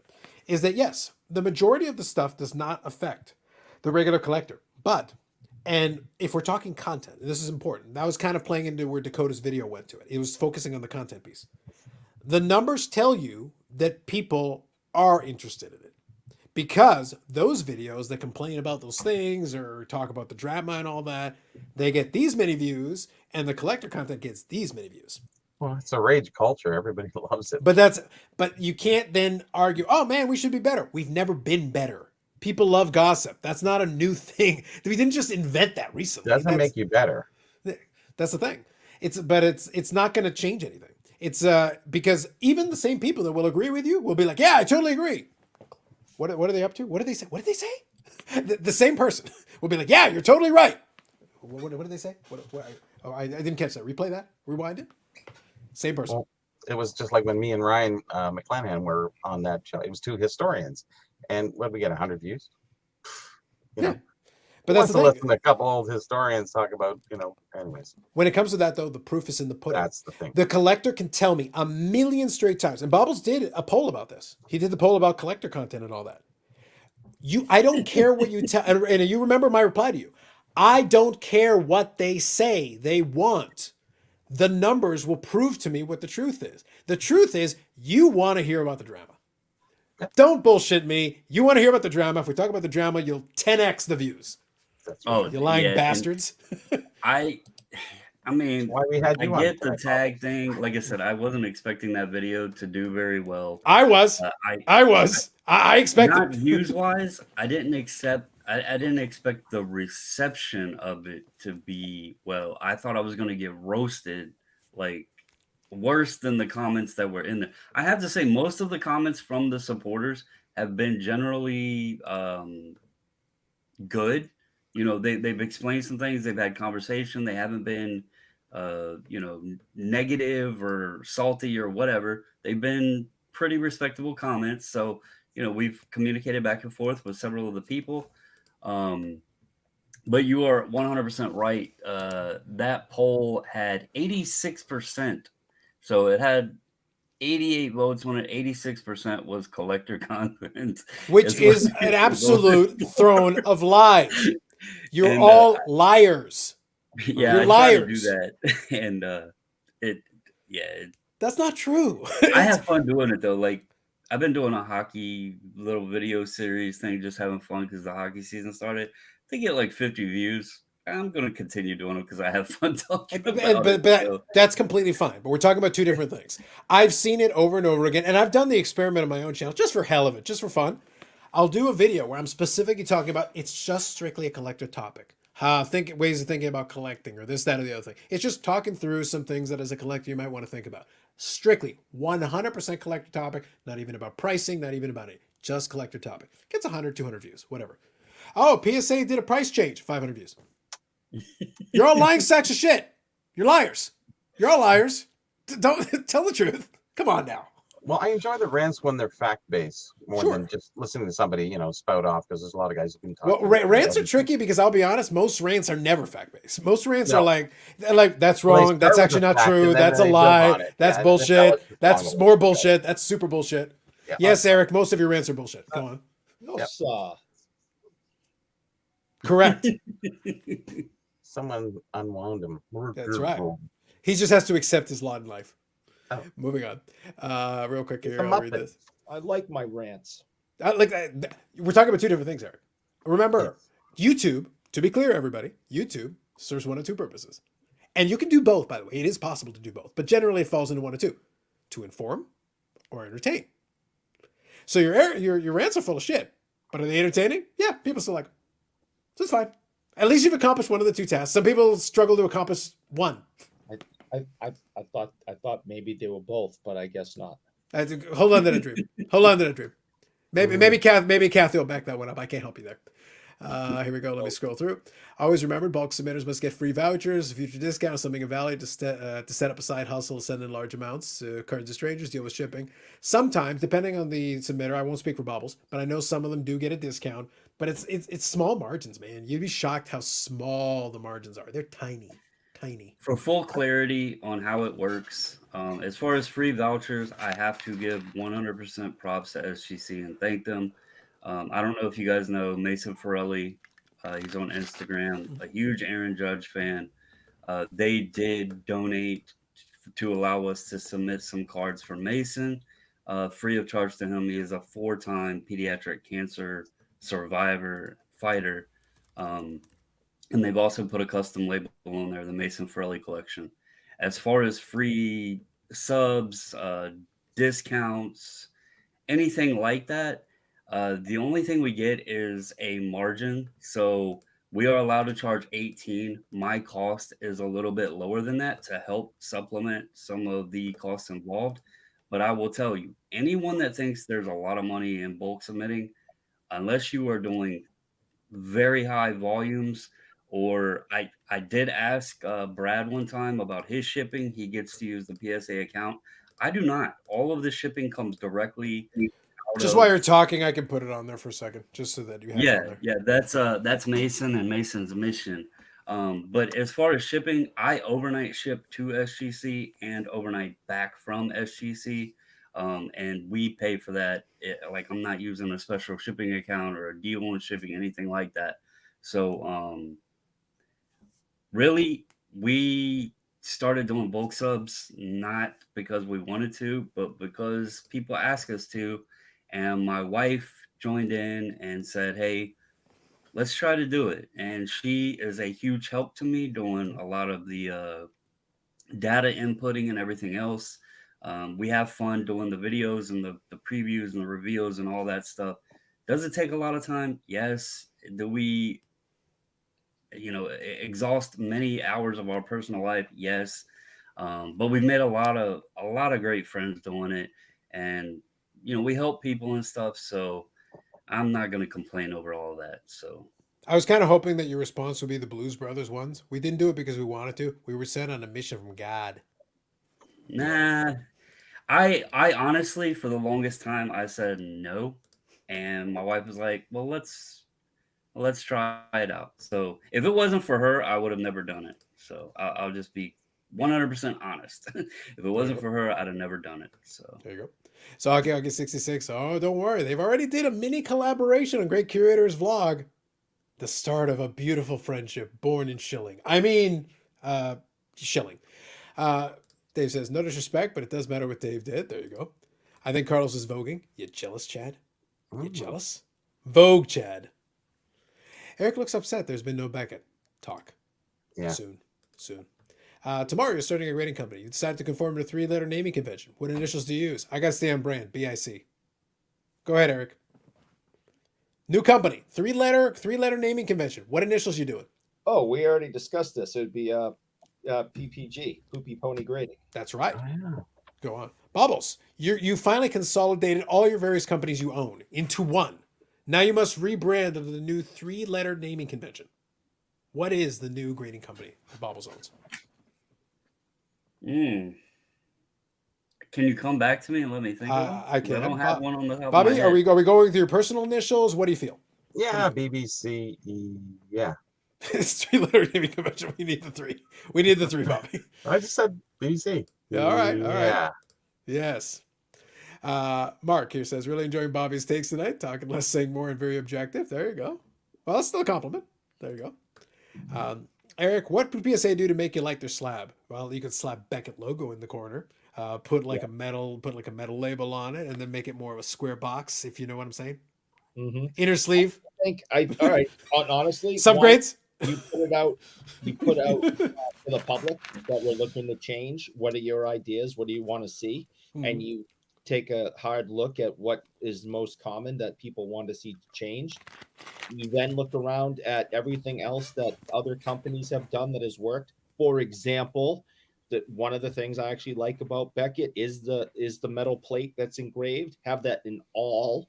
Never put paper back in, have that metal engraved thing in all of them, or do something like tag that's, which I like, where you have the engraving in the plastic. I'm done with paper slipped in. I think it is outdated. It is 1990s. We're better than that now.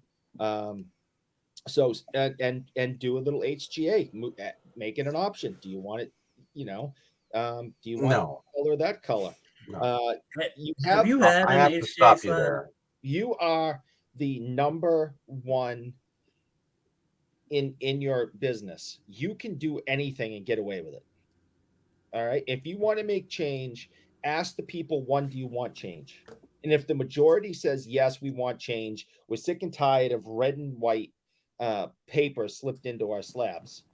We want something different. Okay. What is that? You start taking a poll and you put the powers that be into a room and say, okay, this is the information we're getting. Mhm. And that's how you do it. Now I have a question, like a serious question. I understand Michael Ham's point and I understand your point, but I'm going to ask a serious question. What are you going to do if you ran that poll and you find out the majority of them are pretty ambivalent? They don't have strong feelings one way or the other. If you put it on a 1 to 10 scale, they're like at a 4 Okay. or like a So, 3. But then you have to do a yes or no. well, but and No, you're but the thing is though, like okay. that's not the way. Like you want to gauge how strong people's feelings are. It's not You're, enough to say change or not change. It's like, you're running do a you feel strongly one way or the other? Do you like it or primary not like it? goal is to make money. Well, that eliminate the And ability if the majority of people, and let's say it was a very large number that gave you feedback, Mhm. and the vast majority of them says we don't give a shit, then you say we're not changing anything. We're going to stay with this, and we're going to continue making money. all these decisions are made in boardrooms anyways. We don't even have to worry about it. But I understand, but I think people would be shocked how many people don't have a strong feeling one way or the other. Don't actually. They're like, it might not be their favorite, but they don't actually have like a revulsion to it. Like it's like, no, it's fine, whatever. It's like, eh. They might have a preference if you offer them multiple alternatives. Say, which one do you think looks the best? They could be like, oh, okay, yeah, for sure, that one or whatever. Oh, I like that element of that. I like that element of that. It's like, do you feel like, oh, is it a deal breaker for you? It's like, well, I sent him 500 the other day, so I guess not. So if you take a famous piece of art, okay, the Mona Lisa, and you cut it out and you cut it out of the frame and throw it on the floor, does it still have the same attention given to it? No, you put it in a beautiful frame, you hang it, you have the right lighting. Okay, I think slabs should be that frame for art. That's one of the reasons I supported Tim from the beginning with the slab strong. I think it actually adds a little bit of a frame to your art piece, and it takes away from just a regular stupid piece of plastic that doesn't do anything. I mean, what looks better? I mean, come on. I mean, seriously. The one on your right. So, when you can put a nice frame around a piece of art, it makes it look better. So I think the grading company should look into doing that. And I think HGA. Or maybe you should start one. There you go. Or maybe just go to the board meeting and say, hey guys, we'll make some changes around here. All right, Mr. Eric. I will. I'm going to go. Collector's Dream likes the tux. You have to have 3 letters, man. 3. Come on, focus, buddy. There you go. 5 Houstons, Phillies 3. All right, sounds good. Bob Boozle, good evening. I don't care about the look of the slabs. I just want a second opinion that what I'm buying is authentic. Yeah, there could be a lot of people that probably fall under that category. And that is completely fine. Also, you have the right to look at this any way you want.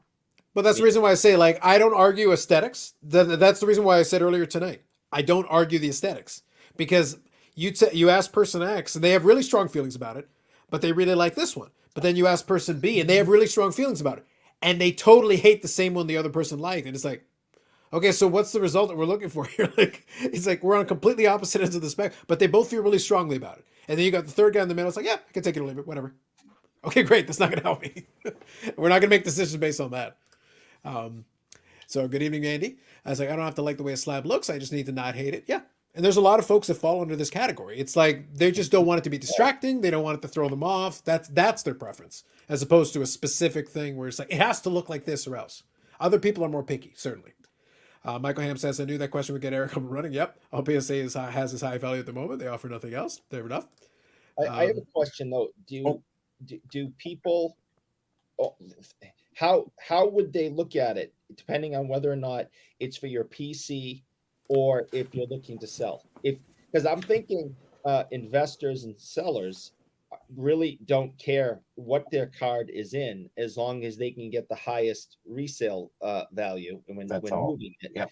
Where personal collectors like myself, who has sold very little in my time, I want it to look nice and take and really, look like a frame of a piece of art. So I think it depends on what your relationship is with your cards. You don't have to keep promoting the friggin' slab strong. He'll give you the window seat on the hat, man. Like, he'll give you the window seat. It's cool. Don't worry about it. I want my own hat. So I have my 3-letter acronym, and I'll go ahead and play along with all of the fun. And we've had a great conversation, and I'm glad it's been entertainment for everybody about tags. So I think my acronym for my company would actually be BAG, and we'll do like Bobbles Accurate Grading. And then since y'all all say I'm like gonna take over and acquire tag, we can have bag and tag, and the old saying, bag them and tag them, or tag them and bag them, whatever. So they would play hand in hand. So like when the merger happened, it would all work very well together. As also to answer your question, Eric, I battled that battle because I do grade cards not only to collect, but I do sell to make money to buy cards. He grades the cards. He finally got him to admit it. I knew you were grading the cards. I knew it. Well, I have to pre-grade them to send them. But anyway, you get what I'm saying. Bullshit. Whatever. We caught it's you. It's a Freudian slip. Eric got you with that one. Yeah. I don't like. If I was worried about value, then I would be sending my stuff to PSA. I tried PSA, and I cannot stand their service, and I actually value myself. But you like their money. That's why I use SGC, is because of the service they've provided, and that's why I continue using them. If I had to go on what slab I like the best, I like the Tux, especially for vintage and certain cards. I thought you were going to say tag there for a minute. Go ahead. But you cannot argue CSG slab. Especially with the label change. It's just a straight slab with the PC. That's my preference. That's my that slab is great. So especially because of the blue tint. Especially because of the blue tint baubles. I think the blue tint really magnifique. Any company that would tout its clarity without blue tint is shit. And who had the idea? Hold that back up, Eric. Has anybody ever noticed, like on the label, how it like has the black that kind of just in the white, right above the barcode and everything, how it has like a slight black tint to it? There had to be a reason for that they put it there, so it wasn't just this bright white label. Because CSG has the blue tint. So what you're saying, Bobbles, is that all the tints involved in the CSG slab are by design. So really, any company that would critique the tint are just jealous. They wish they had slabs with tint. Because they're not good enough to do it. I think it's a great slab. The green, I wasn't a fan of. It didn't look as bad in person, but that new design is sharp. So I prefer the new design. Yeah. Oh yeah. Okay, so let's ask Michael Ham's question. By the way, thanks to everybody for the comments. Really good stuff. Appreciate it. I'm trying to get to them. Like, there's been some good rants and some good conversation. So, like, I've been showing the comments have been going. Usually, I get to read a couple more, but it's been good overall. Well, you realize that if you stop watching now and you stop making comments and hit the like button, we can leave and go hit the like button. Well, Eric, you don't actually get to leave. You're contractually obligated for the full time of the like button, regardless. Oh my god! We can leave. Watching this crap. We can leave. You stay either way. What's wrong with you people? Lots of things. Moving on. So Michael Ham's here. Why do you slab a card? So the reason why you would. So Bobby, I know that's not a primary thing you would, but if you were going to, what would be the main reason for it? Each person in the Brady Bunch blocks, only one reason. So if you were going to slab one, whether you do currently or not, if there was one that you were going to do, what would be the reason that you would do so? Well, it is sort of a two-part because Go I have graded a lot of cards that haven't been graded, so I officially document them so they Sure. can go forward and grade. It's Yeah. Studley card. You can get into a lot of different cards and whatever. But I do that so it will get the best money later down the road. And it really comes down to the dollar value for the most part, because that's the way cards are. If you're going to personally, okay, I'll stop. No, go ahead. Okay, that's enough. All right, sounds good. Eric, if you were going to get something slabbed, what would be the rationale? Regardless of which grade, it doesn't matter in this case. Just why do you slab a card? What would be the reason? How would I say it? I would want to know how good it was, or what I had. We all like having the best things that we can get as collectors. You know, it's like, I have this. How good do I have it? We all want a 10. But good is relative to money, really. Well, no, but that's Yeah. not why I do it. Okay, so I get a card, and we now accept that there's a scale from 1 to 10. Okay, Not 1 to 1,000? no, that's ridiculous. Mm, And so was SGC's scale to 100. That's why they stopped it, because it was stupid. So Mhm. I have just purchased something. I kind of want to know how good of a job I did in making that choice. And I get a third party that has no players in the game saying that's an 8, and it's like, I purchased the right card at the right price, and I have a nice piece in my collection. yeah, but the end result is you can get that answer from any of the 4 top companies. You're going to choose the company that actually is going to render you the most amount of money in return on that card once you do get that grade and find out. So it works both ways for every one of those companies, regardless. But you're probably best to choose the right company, because eventually when you're gone, somebody has to sell your shit. Nobody wants it in ASA. So kind of the way I would present that one, though, is that it is easier. And I've said this before. The grading can make a card more liquid. It can make it easier to transfer, easier to move. Regardless, as long as it's a legitimate grader and people are comfortable with it, it makes it a little easier to move as opposed to just having a raw card. I think the question is, if the card is worth $1, what company do you use? There you go. Yeah. Pick it. So I'm going to answer Ham's question. He said he wanted one reason. I do have multiple use cases, but I'm going to focus on the primary one. And Bobby said he didn't like my reason and told me I was wrong. Well, you are wrong. You are wrong. But look, the good news is someone agrees with you, and I'll get to that in a minute. So the point is that there are multiple use cases of why I would get a card graded, and it also changes my answer to who I send it to, depending on the use case I'm using. But if I focus on the primary, the number one reason why, it is value retention or resale. So if it is value retention or resale, it would be the main reason that I would grade the majority of the cards that I would get graded. There are PC cards that I would get graded, but that's a different reason. But you asked for one. The main reason is resale and value preservation. The main reason. Bubbles. Yes.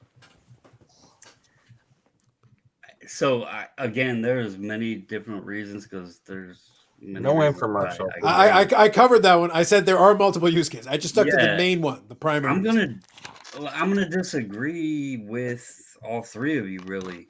If I had to give, it's the glory of the tuxedo is what it is.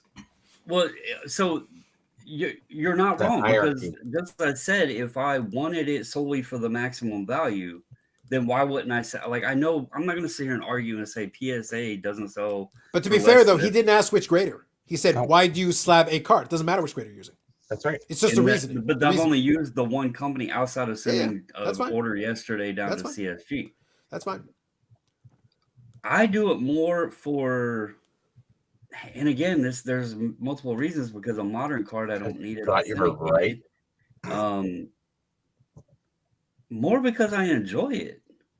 I mean, the authenticity and preservation of the card, but mostly just because I enjoy it. I've sent cards just to have an A put on the slab and have it encapsulated. I have snap slabs that I bought from Superior Fit Innovations just to put cards that SGC won't do because they have in-person autos, that I've slabbed myself just for a display purpose or what have you. So if I was just slabbing cards for the value, then I would probably do things a lot differently. I would probably send my modern stuff to PSA, my vintage to SGC. I also wouldn't sit and buy, let's face it, I have many cards that the borders have been cut off or there's pinholes in them or, whatever. But it was what I could afford. If I was looking at value, then instead of buying 20 different cards that would likely get A's or ones, I would just save all that money and buy one card that might get a 5 or a 6. You know what I mean? So yeah, it's hard to distinguish it to one reason, but if I had to say one reason, it would be the preservation and authenticity of it. I think if you broke it down and That is too. card You're was right. the card was $1, I would probably go with CSG. Yeah, I would be if it's And I if was it's strictly doing a set or something. if it was of, strictly if it's strictly PC and just for the aesthetic, I like the CSG slab. That would be my preference for like strictly aesthetic and just PC. it wouldn't be PSA. I don't think they're the No, prettiest. not for that. I have less trouble with the PSA slab than a lot of folks do, but I'm not. But it's not my favorite. I would prefer just aesthetically the CSG slab. All things being equal, I would put a card in that one for the look of it and being able to see it, and especially for the blue hue. The blue hue is really what sells it for me. Honestly, Yeah. that's what makes it great. The And I order would I be- just sent them was 70 cards, and every single card was Ken Griffey Jr. And it was all stuff to be put in my collection. There was some duplicates in there I may sell, but it was all just Griffey's, and I couldn't beat the price with the 20% off. It just was stupid not to take advantage of it, have it in the nice holder. And so that's why I just sent them all down there. I wish I would have sent way more because of the discount, but Yep. money isn't unlimited, even though people think that sometimes. You're gonna have to take more. You're gonna have to take more money directly out of the business accounts. At That's the Tag thing. and, Stealing from B- people that my- don't and know. SGC and the rest of them. My other choice, if it was a smaller base set cards, like T206 or something, then I would go SGC because the black border fills in really nice and it makes the smaller cards look that much better. Mhm. So we have purpose for everything. And Dare I say one use answer cases? is Dare I say impossible. use cases? there's use They- cases, yes. It's impossible to give one answer. So that's It why I is. just went with probably the main answer. Well, to be fair, the question was only why you would sub a card. There is a primary reason for most cases. It's not which grader. Just to be clear, the question wasn't which graded. Okay, See, I I had send no certain things to problem SGC for answering- documentation, right? you can, yeah, for sure. Okay, let me read a couple of these comments because there's some good ones, and there's actually a lot of them. And there are even some jokes about Bobbles' 3-letter acronym and everything. It's like See, it that's how far works. behind we are. Like, come on, let me get caught It up. here. works. All right. So Wes here says, I keep agreeing with Eric here. Have I been hit in the head? That and you've taken too much Ambien. And stay away well- possibly from eBay. Wes, you need to get to a doctor immediately and get Yes. a full round of tests. And if you agree with Eric for more than 4 hours, to the hospital. Immediately. Fast. Fast, quick. Quick, fast. Yes. All right. So Dakota here said about 12 minutes ago. So that's how far behind we are. Let me get caught up. All right. The problem for new guys is you missed your shot. Everyone is open and moving quickly. We like the consistency in our slabs. There's really no reason to try out a new company right now. Eric Bin Fire. Ooh, there's another one for Eric. Buy the card in my PC. I own PSA, SGC, and CSG slabs. I own the 4 main ones. I've never had any issue with it. Like there are cases for each. It depends on what you're trying to do. Eric the Slapstrong Pumper, get the steak ready and light the fire. There you go. You'll be left holding the bag. Chad says bag holders. You see? There's a bunch here. The Slapstrong Eric shoes is supposed to be called the Hammy. The original model did not have the rubber going across the upper middle. I gave him that idea in 2021 National. He must have forgot. Ooh, scandal. Go find the man with the big hat and take care of it. I don't think he was talking to our friend Tim. I think he was maybe talking to Tim's competitor that doesn't have the one that goes across the top. And there's a lot going on there. So Well, then go find the man with the big hat and steal it anyway. All right. Yeah. Brown slabs to protect the cards like they're beer. Facts. Bobby B looks ready for bed. Yeah, happens. It is late. I will only like this if Eric admits he loves Beckett. That's like the opposite. okay, By the way, he doesn't need to admit he loves Beckett. He doesn't need to admit it. Like he says it every time you see him, every time you listen to him. If you really listen between the lines, you'll actually see everything you need. You don't need to limit. Don't wait for him to listen. Don't wait for him to like tell you. Just accept it. why if you've been watching the show and you actually listen to my rants, why do I hate Beckett so much? By hate, you mean love. It is because I want them back at number one. They have I'm like a thrown away lover. All right. Jilted is the word you're looking for. Jilted. I couldn't come up with it. I am a jilted lover, and this is what I grew up on. Beckett meant everything. It was the magazine, it was the slabs, it was everything. And for Christmas, I had the big giant price guide book. Oh my God, that listed every single hockey card ever made. I mean, it was not Christmas without it. Beckett has let us down. That is why I'm so angry. I want them to get back to where they were, where they are supposed to be. So yes, I love Beckett. And you want your stock options to vest. Well, yeah. I mean, I want my money, baby. It's important. All right, let me read a couple of these comments and get caught up. We'll get back to your endless passion for Beckett in a second. All right, Maximus Pumpernickel. If you slab a card for resale value long term, how do you know a particular company will be the highest value then? If you're doing for slabbing value long term, you better A, take your best guess, or B, don't do it until you're about to move it. Just wait until the landscape is reshifted by that point. Right now, PSA has no reason to be knocked off unless somebody else does a really good job and positions themselves. The market has already shifted that far in that direction. If you want to knock them off, you also have to remember they've got like 30 or 40 million cards already encapsulated. Like market share wise, there's already a lot of cards in that slab. So they already have a lot of credibility in the market to sheer volume and presence, physical presence. You can try to adjust it, but right now that gap isn't narrowing. That gap has continued to expand. There's actually more cards being graded by them. Can that change in the future? Possibly, but it's going to require not only for somebody else to take over number one, but to do it for a while to narrow the gap a little bit. And by the way, that's a lot of cards. And if you've already got a card in the slab and you are fine with it in that slab, you're probably not going to crack it out and just switch it for the hell of it. So that means a lot of those cards are going to stay slabbed already that way. So it's important. Albert, what's going on here? Not much. It's been a minute. It has. Hey, Albert. Josh here says, good evening, everyone. Before I click the like button tonight, has Eric sponsored again? Yes! Always. Thank you, Josh. No, Paul, Josh is attacking me on Instagram too, by the way. Deservedly so. Frankly, you deserve to be attacked. Going to be sending my Black Sabbath rookie to SGC soon because not having a blackboard on that is a must. Fair enough, Paul. There you go. There is a use case. There you go. See, that sounds awesome. Side note, sweet little 90s Griffey collection baubles. Props to you, baubles. And I saw the showcase. There's some good stuff there. I like it. I'm a fan. I've got some of those cards as well, so I do appreciate them. I'd like to slab a card like the Turducken, a PSA graded card with the CSC slab within a tuxedo. Boom. I like it. It's an abomination against the Lord. Now we're talking.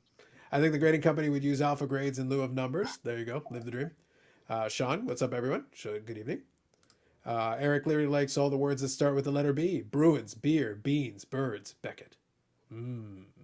Boy. Did anyone see Eric do the interview with Neo? I did. It was a great interview. Eric grew up on Beckett. How is that possible? He's 897 years old. Facts. I think you left out a one at the beginning of that, but yeah. PSA, most value, fake upcharge and poor customer service. Yes, that's a feature. Eric the Grinch who stole Beckett. Look, my favorite thing in the world is watching people get mad about this stuff. It's like, yeah, okay. I'm sending stuff to PSA. But here's the thing. Like, okay, listen to me. This is the guy who does a show, PSA Canada, and is good buddies with Brad, who does this. If it doesn't work for you, don't send it to them. Or send it to them once, have a mildly inconvenient experience, and have it be your villain story that you hold over them forever. Just say it. Mildly inconvenient. How dare you? The audacity. How dare you not make me whole? Okay, calm down. I joke with Bobbles that because he's explained his origin story when he sent it to PSA and had a bad experience and everything. Fair, that's fine. But I laugh because every time he brings it up, it's like the way you describe it. It's like Nat Turner personally came in and punched you and then spit in your eye. It's like it wasn't quite that dramatic. It was bad. It had nothing to do with that. And I'm I get, but what I'm saying is that with the power and resonance that it has held with you, it's like I kind of want Nat now to fight you just to give you justification. Like, could you put the boots to this man? Let me explain though. Just real quick, and I'm not going to tell the story. Go ahead. But having, and you might appreciate this because I know you, I think, work somewhat in this sector. But if you've done customer service before, Mhm. and then you have a bad experience with it from a company as a consumer, and you've been on their side in the position that they're in, you know what to expect of it. And when it's not up to what your preferences of it, it hits that much harder. So I also like the fact that I went a different route. I tried and out, the company again, who wasn't popular at the time, and I've made it work. And it's also, I'll say, it it's cool to say that I've seen the growth and everything and I've stuck to it. Does it get me any benefit? No. But it's cool to say, hey, been for the ride, seen it happen, and it's been fun. So Well, it's like going to McDonald's. You're going to get a bad burger every once in a while. You still go back because you just don't want to eat at Burger King. Unless you get slighted once, in which case Bobbles will come back and burn the franchise to the ground. That's right. Yeah. He's If just you he's a went very if you went angry to man. McDonald's, He's a if you very went to angry man. McDonald's, wound up in the hospital because of food poisoning. You did not Would you wind go up in back the and get a hospital in burger? this analogy. They in your analogy, they shorted That's you a extreme. McNugget. They shorted you a That's- McNugget is what they did. No, they didn't give him And- sauce. No, And then they question the willingly audacity of you questioning the admitted amount of on the McNuggets. Wrong phone sauce. that they did not care. That they There shorted is you a a huge McNugget. Yes. difference. Yeah, they shorted you a McNugget. Yes, I agree with that. Well, Unless they it can was keep Matt their Turner that nuggets. didn't care, then you have customer service that are bad everywhere. There you go. Very true. Right. Real quick, there was another one. Yeah, I wanted to make sure, Bob. I understand. I went back and got your comment, so Eric read it. But like Bob, the comment, there's been a lot of comments that we've gotten behind a bunch of times. I've tried to keep up with it. So, but I'll try to catch it. By the way, if I miss a comment like that, yeah, just make a quick note and I'll come back and look at it again. Some good comments tonight. He called me 900 years old. Yeah, and I called you 1,897 years old. What's your Called point? me 900. I I rounded called up. you. Sorry. I called you almost 1,900. What's your point? I rounded up. Sorry. Yeah. Well, you go McDonald's and Burger King is there to begin with. There you go. Exactly. Like, just use the other franchise. It's fine. Or, have it as your villain origin story and, run with it. Be Darth Vader. What's your favorite fast food? Bobbles. What's the go-to? I don't know that I have a necessarily. It used to be Subway for me for because crying I used out to. loud. I used to be Subway for me because I used to get the sandwiches all the time. That's It made- SBC. Okay. Yeah. And your Bobbles? Go ahead. I don't really have a favorite. If Mrs. is still in here, she can vouch that. Like, she'll ask me, and I'm not picky when it comes to food. Oh, you and Carlos are in the same lane there, brothers. Oh my God. Okay. This Eric, one, I like this one, by the way. I like this one because this one hits close to home. The old apple pie, the apple pie thing, because some of them were hot. Like we did, super like hot. it was scalding hot. My God, Yeah. And you ate it. You can't taste it because you're trying to blow it out. you're like But you you're still trying eat to it. put out the fire in your mouth, literally. Like, Yeah. my goodness. But when they're not burning your mouth and literally lighting it on fire, it's pretty good. It's pretty solid Yeah. for what it was. It's pretty good. Broiled. It's not flame broiled. It's like going through this machine that goes through and only does one side, and it's like, and that's it. There you go. So there's one Taco Bell. It's David with another Taco Bell. Oh, Okay, I go for a Taco Bell. Yeah, that's I fair. have That's never fair. been. to Taco Bell. I've never been to a Wendy's. I've never done a Taco Bell. No I've sweaty never, Betties. No. I've never done. Where you just stuff your face with chocolate sticks and that's like your entire diet? Like, what's the deal, bro? Yeah. I don't know. That's Okay, it. that was way too enthusiastic. I will block scared. you again. That like Scared. that's terrifying. Whatever that was scary. Yeah. But now I'm thinking about it. It's like I wish Dunks was open. I'd go get some. That was deeply, ladies and gentlemen, that was deeply disturbing. What just happened there? That was deeply 10 disturbing. o'clock. They're not open. Yikes. Tim My Hortons God. is open all the time. Not the Anyways. one next to me. No. McDonald's apple pies were fried. Now they're baked sadness. That's fair. I get you. Oh, they're baked now. Apparently, yeah. That's my understanding. It's been a while since I've had, but I think something like that. Yeah. Who has the best chicken sandwich? Yeah, that's a classic question. Oh. we I've get never that. None of them. How's that? There you go. Chick-fil-A. There you go. Chick-fil-A is overrated. We don't have. Had We Chick-fil-A. don't have Bold. many Chick-fil-A's here. I think there's just a couple. Not really. somewhere. No, not really. We haven't experienced the Chick-fil-A freshness. Whatever. So Bobbles doesn't like food. But he sure likes. No, that I like chicken. food. I just I don't think have he's a not. I favorite. think the issue is that he's non-committal. Because like I said, I went with Subway just because like all through university, all the time. And by the way, if you're in a university town, the great part is if you go to a place enough times, you actually get kind of the express line. Because I would get the same sandwich all the times. After a while, I was like, oh hey, the usual. Like yeah, there'd be a lineup. And I'd be like, hey, the usual. And they'd be like, and I'd walk You right in to there, the end. yeah, And they exactly. would just like stare at me. It's like, judge all you want. I got my sandwich. Yeah, Screw you all. I know what food I don't like, and it's expo food. The expo food is The hot overpriced dog, junk. yes. It's Oh, not great. It's overpriced well, junk. Yeah. I'm still burping that up. It's disgusting. You In, gotta have the in hot fairness, dog though, on the cart outside. convention food is almost always a problem that way. Convention food always has that issue. It's overpriced. $400 Canadian, and it was absolutely wasn't Okay, bad. so wait, make up your mind. You keep claiming the American dollar is so expensive. $400 Canadian. That's like what? $2 US? Who cares? yeah, What's your problem? way too much. Go outside and get yourself a chocolate stick for $2. Chicken sandwich, Well. Popeyes, no doubt. Bubbles and I are on the same page. Game respect name. There you go, Steven. Since we're on the sports card shack and the last card show, I traded a beef stick for soda. There you go. Trades. Hashtag hobby content. Yeah, Facts. is the meat guy gonna be there? Yeah, fortunately. Probably. Yeah. Well, I thought you guys said he wasn't there in the spring.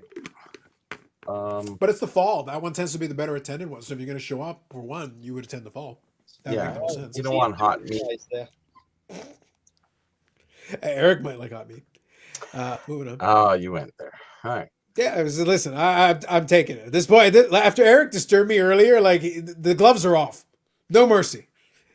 Kane's chicken. Dang. See? After that, come on. Mhm. Deserved. True enough. It's the fall, Eric. There you go. Thank you, Brad. I like Harvey's anyway, so that's just me. Oh, Harvey, good. Harvey's was pretty good, actually. Oh, You guys good. don't know Harvey's in the. Yeah. Oh, maybe you've been. But You know Bob what would actually know, was but- good, Bobby? Early on, they had they had a separate hall with a different food court in the university, and they had a Harvey's there, and actually they were really good for breakfast. They actually made pretty decent breakfast as They well. used to, but I don't know Yeah. if they do anymore. This was maybe about 17 or 18 years ago, so like it No, was still I pretty know solid. exactly. Yeah, It was yeah, bacon and eggs and real. Yeah, Yeah, it was yeah. a good one. It was solid, and Now like as a everything's student, sandwiches, as a student, it wasn't too crazy priced. It was affordable at the time. You could have Yeah. it, and they had the little hall there. You could grab your tray, get served, and eat, and it was I used to solid. kind of like going there and that was like you said 20 years ago. Yeah. Yeah, it's approaching that. Yeah, and it was pretty decent at the time. It was. Carlos. Yes. Bob and Brad are making fun of me. Make them stop. Everybody's making fun of you. No, make them stop. Make them stop. Tell them. Okay, which specific thing that making fun of you should we be trying to stop? Yeah, I'd like to know. Could you reiterate exactly which item? There's a lot, Mm, mm, mm, mm, mm. but you should tell them. Make them stop. All right, gentlemen, stop making fun of him for the specific thing he has not described, but everything else is fine. Free game. Got it. Nailed it. Sorry, Fanatics may be making a play on Panini. I've heard this rumor. We're still on wait on for that one. Yeah, it's been 3 weeks. I feel like it's been longer. It feels longer. That's the reason why like I heard the same thing as a lot of other folks, but it's like you guys are going to take whatever time you're going to take. When you finally get around to it, I'll make a video. Until then, I'll wait. So, Bobbles, what's your third favorite grading company? Varsity for chili dogs. Use express lane. Make sure you know the rules. Process of elimination. Yeah. KSA. I mean, in terms of like buying them or using them, Whatever way you want to take it. I can't give an honest opinion there because It's like food. Yeah, I know. I haven't used like all of them, so I can't give that honest opinion of it. I You haven't used own 3 different? 8 different companies in my collection. Well, not that you would send it, or let's just say whatever you have in your collection. If I had to go to a third choice, it would be PSA because I am not paying Beckett's prices. Oh, I wanted to see how far it was going to go down, but yeah, to third, right? Because Beckett, their pricing, and that's the whole reason Beckett's too. Oh, Eric. when PSA, like when I had that issue with them, the next one in line, issue? I looked at Beckett. But they Like I said, over time, I feel like it will get bigger and bigger and bigger. And it turns out like they put the wrong decimal or something. It's like, oh, sorry, sir. Our apologies. You will never work in this town again. And a That's villain was it. born. Gotcha. PSA. There you go. Yep. Number 3. It's like, how dare you? Beckett, number The disrespect. 2. And your number 1? Oh, the Kiss rookie. There you go. Oh yeah. I think that's Pats. Which one are you looking for, Bubbles? There's a whole bunch of stuff here on the screen. I've been trying to follow. Like I said, Oh, great I was comments, just guys. reading over on the comments. Yeah. No, there's a lot. There's a lot of good ones. There's actually been Oh, a bunch yeah. tonight. Just so it's ignore most of them. They're nonsense, pretty yeah. especially from certain people. That's Why would why would Hockey say that about Brad? Did they not see the photo? Like, Brad had the Bobbles sticker, wearing it proudly with a huge Well, smile on well, his face. in fairness, listen, if I know nothing else, and Eric can attest to this, we underestimate Brad's deviousness. I've taught him so well. It's a Trojan horse. It's an obvious Trojan horse. Yeah. Well, I think Hockey is very suspicious about Brad's darker nature. in fairness, I respect Brad so much that I have a Canadian person that submits with me, and he also sends to PSA, and he's having trouble with his submitter, and so I have referred him to Brad if he chooses to use PSA. So There you go. I am willingly sharing. Much respect, much love, much love. Brad have is stickers? more than willing to take somebody's car down to the basement, clean up those edges with his X-Acto knife, and throw them right in a piece of plastic and give them a number. That's called full service, Eric. Maybe if your company would start doing service. Well, look who we hired to help him, Bobby. Oh, Yeah, all of you you. have stickers, Bobble? You're all working for him. You have stickers, Bobble? Yes, I do. My wife had me make stickers. Damn, I gotta get one of them. There you go. We have shirts, cups, all kinds Shirts of and cups. Cups? Carlos. Cups? You need Steins, sir. Steins. Hey, yes. these things hold ice for like ever. There you go. Brad says thank you, Bubbles. There you go. Good stuff. There you go. And one of the bigger sales on eBay, someone I've known for a while now. There you go. Good stuff. That works. We so just for the record, we got a ridiculous amount of mileage out of basically 2 topics. Has anybody hit the like button though? That's important. So far, not bad. Not bad. We're tracking all right, but I want to remind everybody, and actually now would be a good time to state it this way. We charge Eric for every like. He needs to pay. Thank you as always for your consideration. So the like button is free for you, but we charge Eric personally for every single time somebody hits the like button. And that bougie bastard needs to pay. I can't keep doing this. But you can't. No. And yet you can. I freaking believe in you. channels. I can't do it. I think you can. No, I'm not doing it. I think you're underestimating your abilities. No, It's just a couple less chocolate sticks a week. I know. I'm not willing to give those up. So you say now. It's the only way I can find happiness. You want to read that one there, Eric? Don't stare at it blankly. Read the words. I not a fan of Ace Samuel ham sandwich Saker rookie. He is labeled as a Ace freshly. There you go. Savage faction. Mhm. And I hope you hit the like button for that. I barely warmed up. Pay up, Eric. Thank you, sir. Thank you. Why don't you pay up? You know how much these guys charge me? Not enough, clearly. You all they tell you is that I pay for the like button and all the likes. They don't tell you how much for each one. I am like bankrupt. Yep. On the streets. Maximus Pumpernickel. Which one soda cards are you looking out for at the shows? So I've been a little bit quiet on the sodas only because I'm looking for value.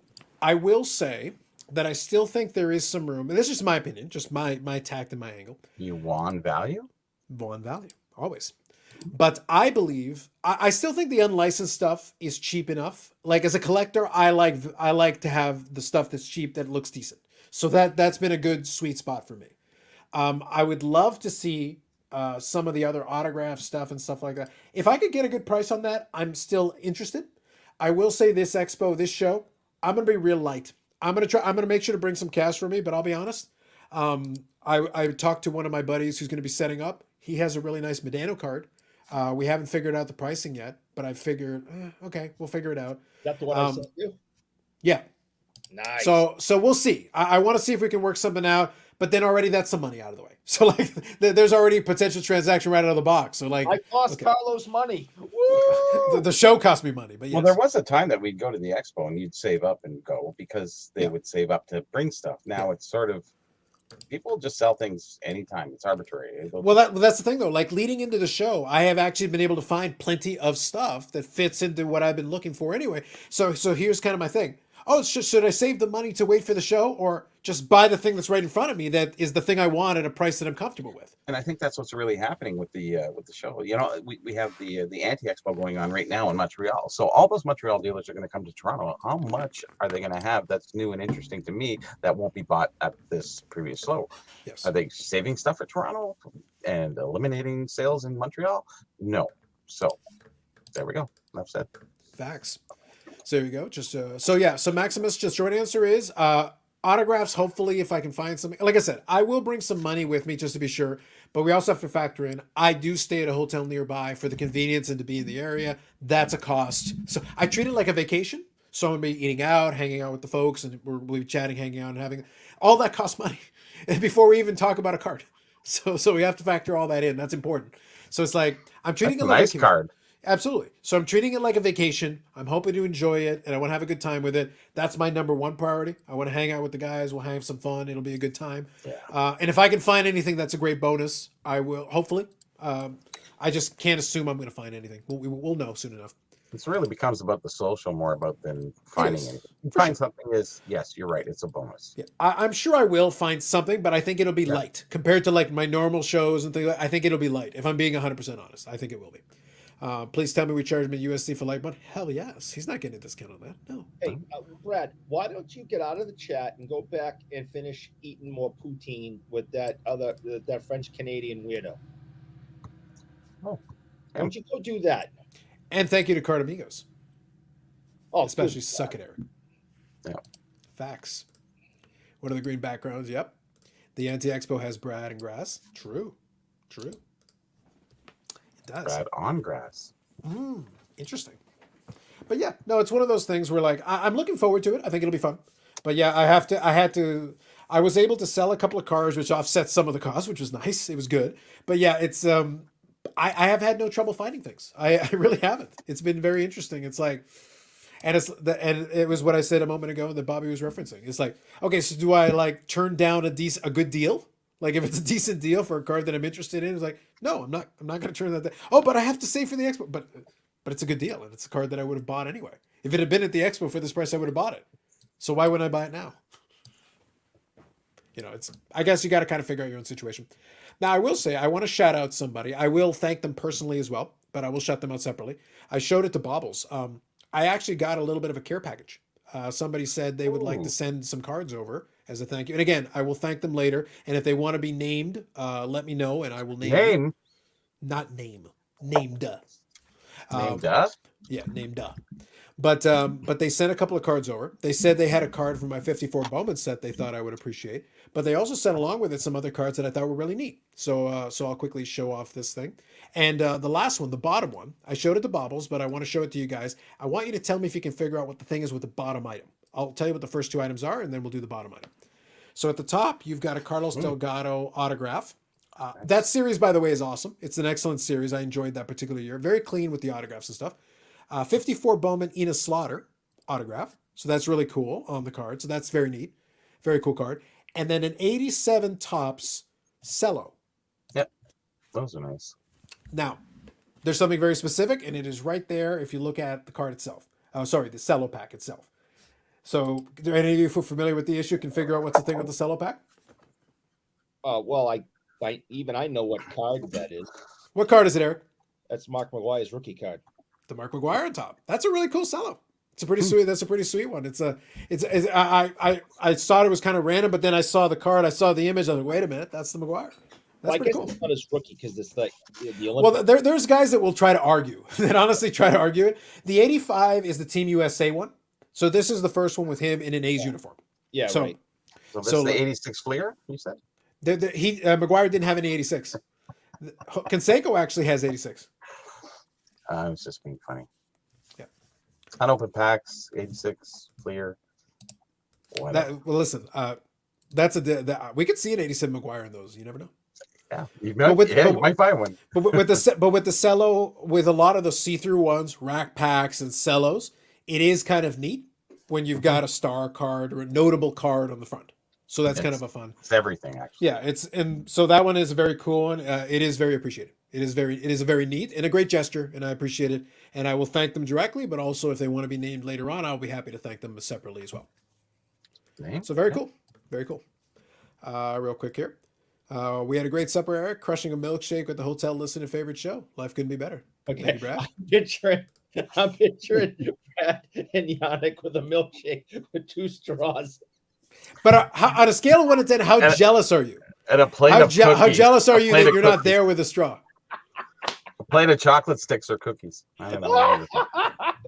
Be honest with me, Eric. How jealous are you that you're not there with a straw? Is that a Lady and the Tramp kind of thing? Mm-hmm. Listen, we already know Eric is into some weird shit, and we already said we're not going to kink shame. He's into his own deal. Sure. But I'm saying we have a lot of questions that have been brought up tonight about Mr. Eric. A lot of questions. DM, Dirty Mind. Yeah, I don't know.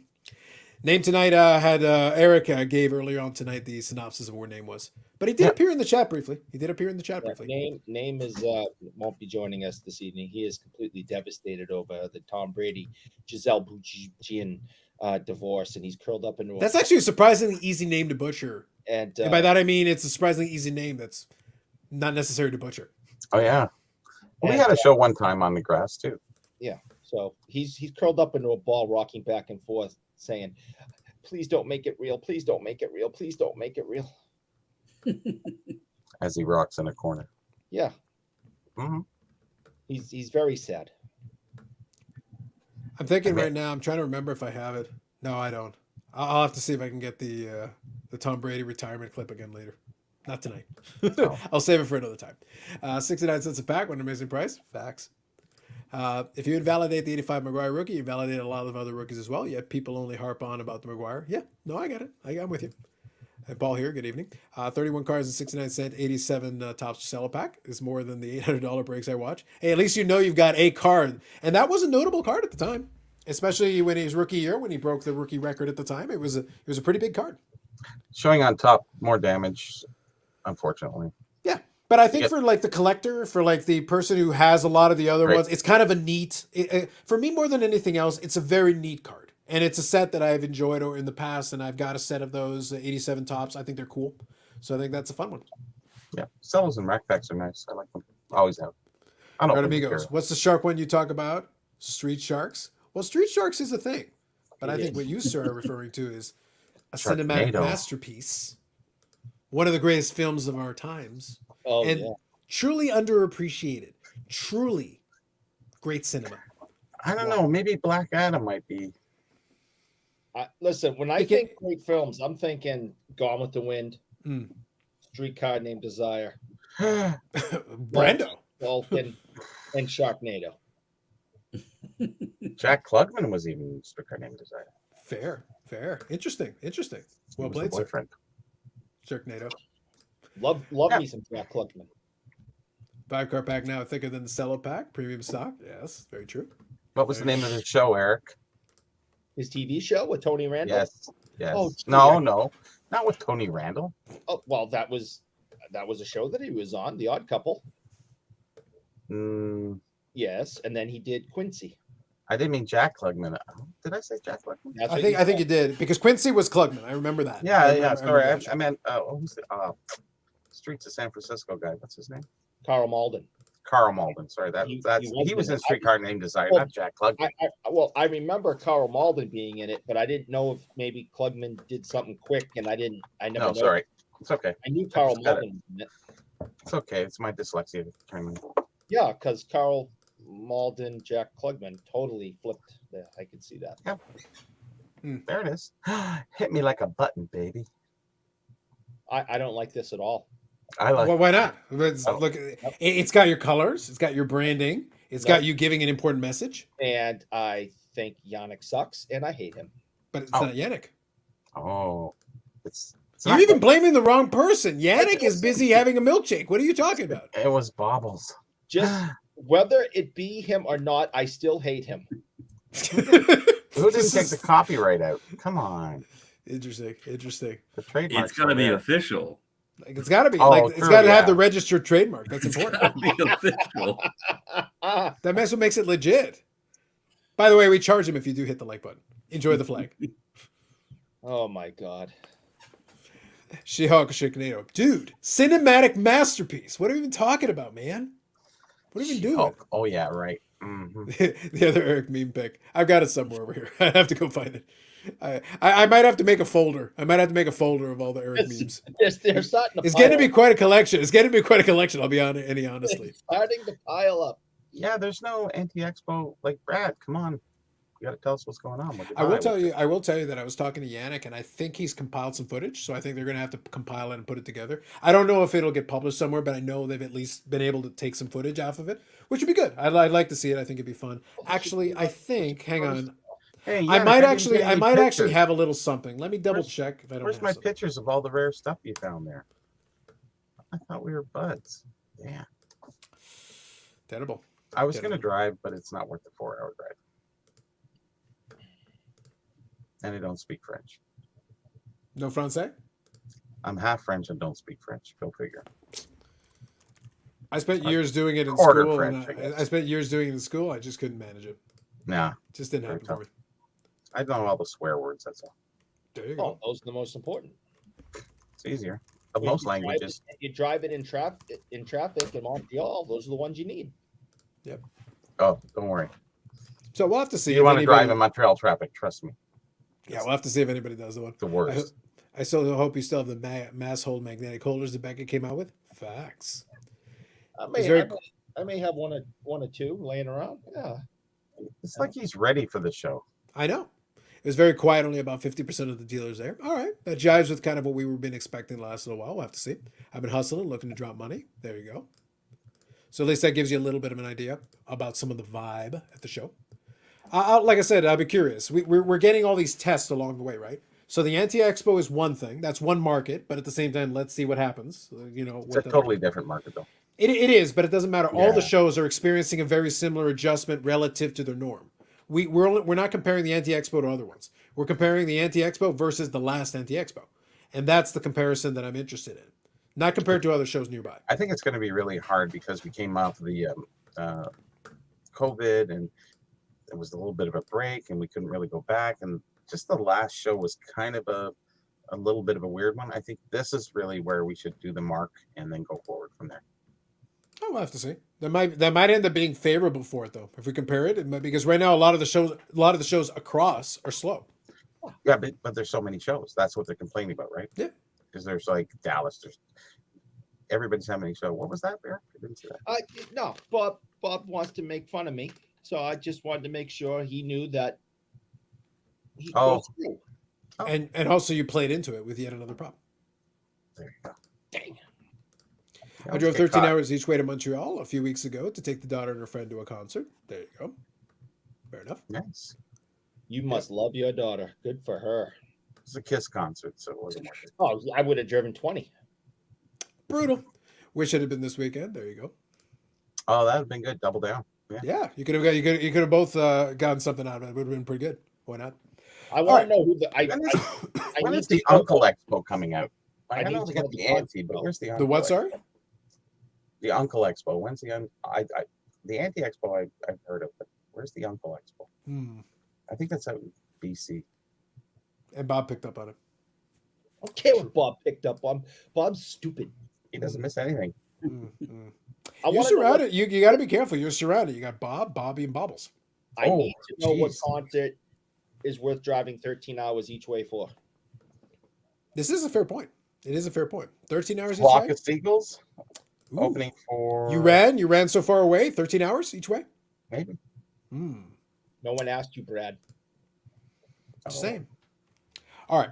Question, gentlemen. We've got a ridiculous. I don't amount of know. mileage. I'm frightened how much mileage we got. Have out we of it. talked about anything yet? Really? I'm not convinced we have, and we're 2.5 hours in. I'm genuinely not convinced. And we've been getting a lot of. All we've established is the tag topic. What the hell was the second one? I don't know. Tag Top, it was an hour and 10 minutes. Yeah, I went for a while, but like we're 2.5 in. So what the hell was the other one? I don't know. It just disappeared. I think there were some other grading related topics, and then I kind of blacked out. I think that's what happened. I just blacked out. And Eric's creepiness, like we got that. Yeah, that was Yeah, constant throughout. Yeah. Yeah, pretty much. Yeah, serious answer, Eric. Vinny Vincent Invasion. There you go. If Eric's paper for notes didn't have lines, the letters wouldn't line up. That's true. Milli Vanilli. Facts. Yep. Here they're changing the name of the Anti-Expo. I don't know. Maybe they would. Who knows? It's like, That's I don't the want to go to that expo. It's because it's Fuck anti. it. I need to know what concert was worth 13 hours each way. Hockey King, help this man out. He needs help. Help him. He needs to know. In the I- meantime, while he's figuring that out, question. From the week that was, is there anything you guys want to touch on? Like I said, we talked about Bobble's video because he made it, and obviously he was subject matter expert on the matter. We could have a discussion about it. It made more sense to have him on and have the discussion. Next week we'll talk about Expo more. So we've already got that planned. We've got that figured out. If there's something specific that you want to touch on, we certainly can. But outside of that, like we can wait till next week. We'll have plenty of opportunity to talk about it. Bob topped the charts with the tag thing. That was good. Yeah, for sure. Well, on that, and not to go back into the topic, but I don't know if it was anybody from the chat tonight or somebody else from the netherworld. But thank you. I don't normally like make any announcement or anything of a big deal or anything like that, but I hit a milestone finally on YouTube. My subscribers and views are, I don't understand the algorithm at all. But it shows I finally hit 2,500, so that's pretty cool. The Nice. Chantilly show was last weekend, and I attended that. That helped me a lot because for some reason I have never done like show footage or anything, and I was like, well, I'm gonna, you know, try to record some footage of the show and everything, and people actually liked it, so that was very surprising to me, and that helped me out a bunch too. But if it was someone from the chat tonight or whatever listening, thank you, because it fluctuates. It's like a damn roller coaster, and I don't get the algorithm stuff. It'll go up and down a couple of times. I can almost guarantee it'll go up and down a couple of times here and there. Like I've seen Right. fluctuations on it. Unless you're consistently rising, you'll notice that it'll do the up and down thing. Yeah, and a this bunch of week us. has been strong because of the Chantilly footage, and I've also been trying to stay consistent with putting a video up and everything. So Yeah, you got a couple of congrats here, real quick. I'll just touch on these. So thank you, Dakota. Congrats, Bobbles, of course. Korean Cardboard, good well, not evening for you, but hello. Brad says I second that. Congrats and congrats He on the doesn't 2 mean milestone it. Bobbles. He doesn't So- mean it. So go ahead, Bobby. Go ahead, Bobby. No, I think a lot of people have stopped video. It's not the hype anymore. So I think it's Yeah. good that you're doing that because a lot of people aren't anymore. There's nothing really, but people just want to kind of be there without being there, or can't be there, right? So it's good to videotape. It's good to do all those things. I don't think anybody did it through the 90s or 2000s, like very little. Like I taped all our videos for pack openings and a few little show things, but I wish I would have went around a little bit more with the video camera. But so going forward, hindsight is 2020. So you can look back on those in 10 years and go, oh yeah, I'm glad I did that. So good thing. it was also cool at that show too because I had inquired a few shows back, but there was some miscommunications. But I had a media or press pass or whatever, so I was actually allowed to go back in the autograph area and everything. Nice. Take pictures and like record that stuff and all that. So that was a cool experience to share with folks and kind of like show how that show goes on and does all that. There was a lot of great names on the list. I will say I love the guy. I hope he eventually gets the record, but Ovechkin is a weird dude. Oh yeah. Like He's they told me you can come back here and take pictures and all that with with the people when they're signing, but the hockey guy, no. And I was like, okay. It was weird. Like he had a group of people walking when he was like walking to his table and stuff. It was weird. In all seriousness, could it be? Right, I'm being serious for a moment. Could it be? could it be the fact that right now Russians Yes. are Yep. not well liked, and I he has to be really careful with security I because yep. a I think fanatic that was a big thing. But could really do something. I mean, you know, the you all heard about what happened today at the Pelosi house. yeah, There there are they crazy people out there. they were like you couldn't like everybody else you could bring bags up to the table, bring your stuff up. They said for him, no bags, no extras, no nothing, I think just it's your item to be signed. They had people there taking it from you ahead of time. So yeah, there was a lot of security with him, and I, I I think, really do think it had something to do with that. and if But you followed him, um, he has he's friends with Putin. He has a good relationship yeah, with him. He has not come out against the war. He's come out against war in general, like he wants peace right. on, but he has not said anything negative about the regime or Putin, and a lot of people are upset with him right now. So I think Yeah. that's When I I think say he was weird, I've never seen like I've been around a lot of athletes and stuff like that, and it's been to seen the autograph signings and all that stuff.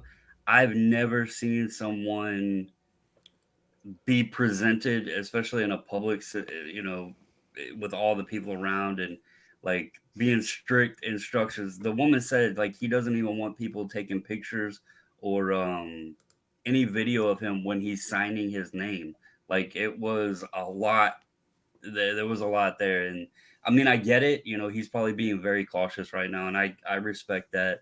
But I've just never seen any of them be like that in that situation. So I will say on the other side of that, Joe Theismann really surprised me. That dude was very personable with all of the fans, oh yeah, talking to everybody that came up, like admiring what they were bringing for him to sign, taking pictures with people. He was like very, very personable. So that Mr. was cool to see Argos. too. Yes. like he's got to be in his 70s. Like what? Like how old is he now? Do you know? I don't Rookie's know. 71, right? Yeah, he started with the Argos in '71. So it's been So it would be a pretty long career. Like you can kind of reverse engineer his age based on how long ago it was. well, he's 20 and 71. Yeah. I was in 71. I was 8. So yeah, so he's 60 something. William 65? Shatner also was there. He 67. does not look very well.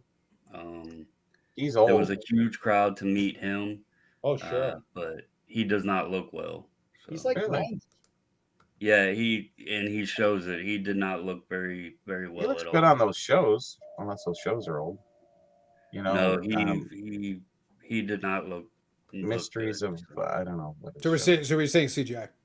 Let me read a couple of these. Let me read a couple of these comments here. So this is the answer to your question, Eric. Somebody give in. So there you go. Okay. Yep. So Brandon, that's the answer to your question. Listen, you are a good dad to drive your kid 13 hours each way to go see Give in. a band that no one even has a clue what they are. That you're a good dad. Yep. So which is greater, the Bobble subscriber count or Tags Elite members? See what I did? It's a circle. He's got a big boost since he became a big tag promoter. So Brad here says, No, actually not. huge promoter, huge. You're gonna see the tag army is coming for you. He will not surpass the grade one per Brad. We'll see what happens. It's gonna take a couple of years, no matter what. Mhm. Receive tracking July special 11 card submission for Japanese Korean baseball cards. Can't wait to see him do a live review. Sounds good. Good to hear. This one is Chantilly. This is Chantilly's show you're referring to. Baz here says, prior to the Ukraine war, it's amazing to me that Russia was viewed as an enemy from the Cold War onward. As a history major, it's not surprising at all. No, there was a lot of interpersonal issues with those guys. And as soon as they didn't have to fight a war anymore, trust me, they had no problem turning on each other. No issue whatsoever. And there's a lot of distrust in that. They weren't friends because they needed to be. They were friends because they needed to be at the time. And as soon as that ended, screw you. Well, screw you back. Shatner 91. Oh wow. Yeah. So I said 90, so I was a year off. Yeah. Fun fact: Theismann changed the pronunciation of his name to go with the Heisman Trophy. I don't know if that's true. Is that a Paul? Is that a Paul fact or is that a fact? I'm curious now. I don't know. I keep thinking about his broken leg. They went there with the Canadians and Penguins game. Yep. Shatner, proud Canadian, Montreal. Facts. Great. Absolutely. All right. Got it caught up. Wanted to make sure I got that caught up first. All right, Yannick, if you want to chat, no problem. Give me a thumbs up. Want to make sure you're appearing. There you go. Yannick is staring off into the void, so I don't know if he's Yeah. able to listen or not. Anyway, go ahead. Fun fact: Paul, the deep down love of football, spelled Theismann's name wrong. I just wanted to It's confirm. a tough name. It's 2 S's. It's hard. All right. No, All right. So 2 N's. I saw a Two very N's on delayed that. thumbs up. Let's see if he's working. But if he has too many delays and there's too much of a connection issue, I'll drop him. See, his picture now dropped off. So yeah, I think he's at the hotel, and I think he's trying to use a mobile, and that's very tough. It's very tough. Yeah. So I'll leave it there, and if he's able to come back on, I'll try to bring him on. Yeah, it looks like he's having a bit of an issue with the connection. Wi-Fi. All right, let's try it for a second. Let's just see what happens here. Hey, Yana, can you hear us? Okay. Oh, we can see you clear. We can see you for now. Yeah, What I are you? guess Are you it's using good now. mobile or what are you doing? Delay. I'm Wi-Fi in the hotel room right now. Okay. So you've got a very long delay in your audio, so you're kind of hearing us way after the fact. I can see that. Right now, I wanted to share the little video that I have. I don't know if we can be doing this. I'll try. Well, if you're doing it off of a We- mobile, there's almost no way it's going to work. If you've got a video, you have my email address. If you want to try shooting it over to me, I can try. Or if you've Or got link it it up uploaded somewhere, somewhere. yeah, that'd probably be the best. So that would be the best way if you're going to try to do it. Otherwise, yeah. It'll be. Gotcha. I'll read a Yannick, couple of these. don't listen- Yannick, don't listen to him. Do what you want, but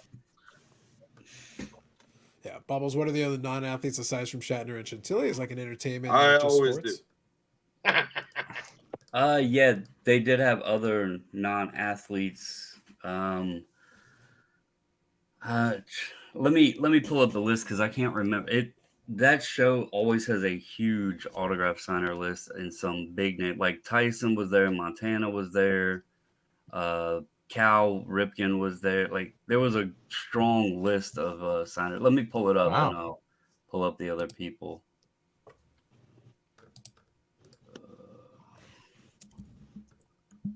I'll let you know when I have it if you want to. Sounds good. Oh. So David Blair here says hello. Well, hello. There you go. Hello. Yep. Let me go here. There we go. Okay. Okay, bye, Alex. Yep. Just thought I would get rid of somebody. If you try to be too cute and you think you're more clever than you are, you get the boot. Okay, cool, perfect. So while you're figuring that out, that sounds good. So question for you. Actually, now's a good time, Eric. I wanted to kind of ask you. You did get a chance to see part of the Beckett interview. So out of the piece that you got out of it, did you get anything out of it? I want to kind of open the door so I can do a bit of a refill. But if you want to chat on the piece you did see, by all means. and some good and some bad. Okay, go ahead. So, number one, this guy who's come in to, Oh, the sales rep? try to right the ship over there at Beckett.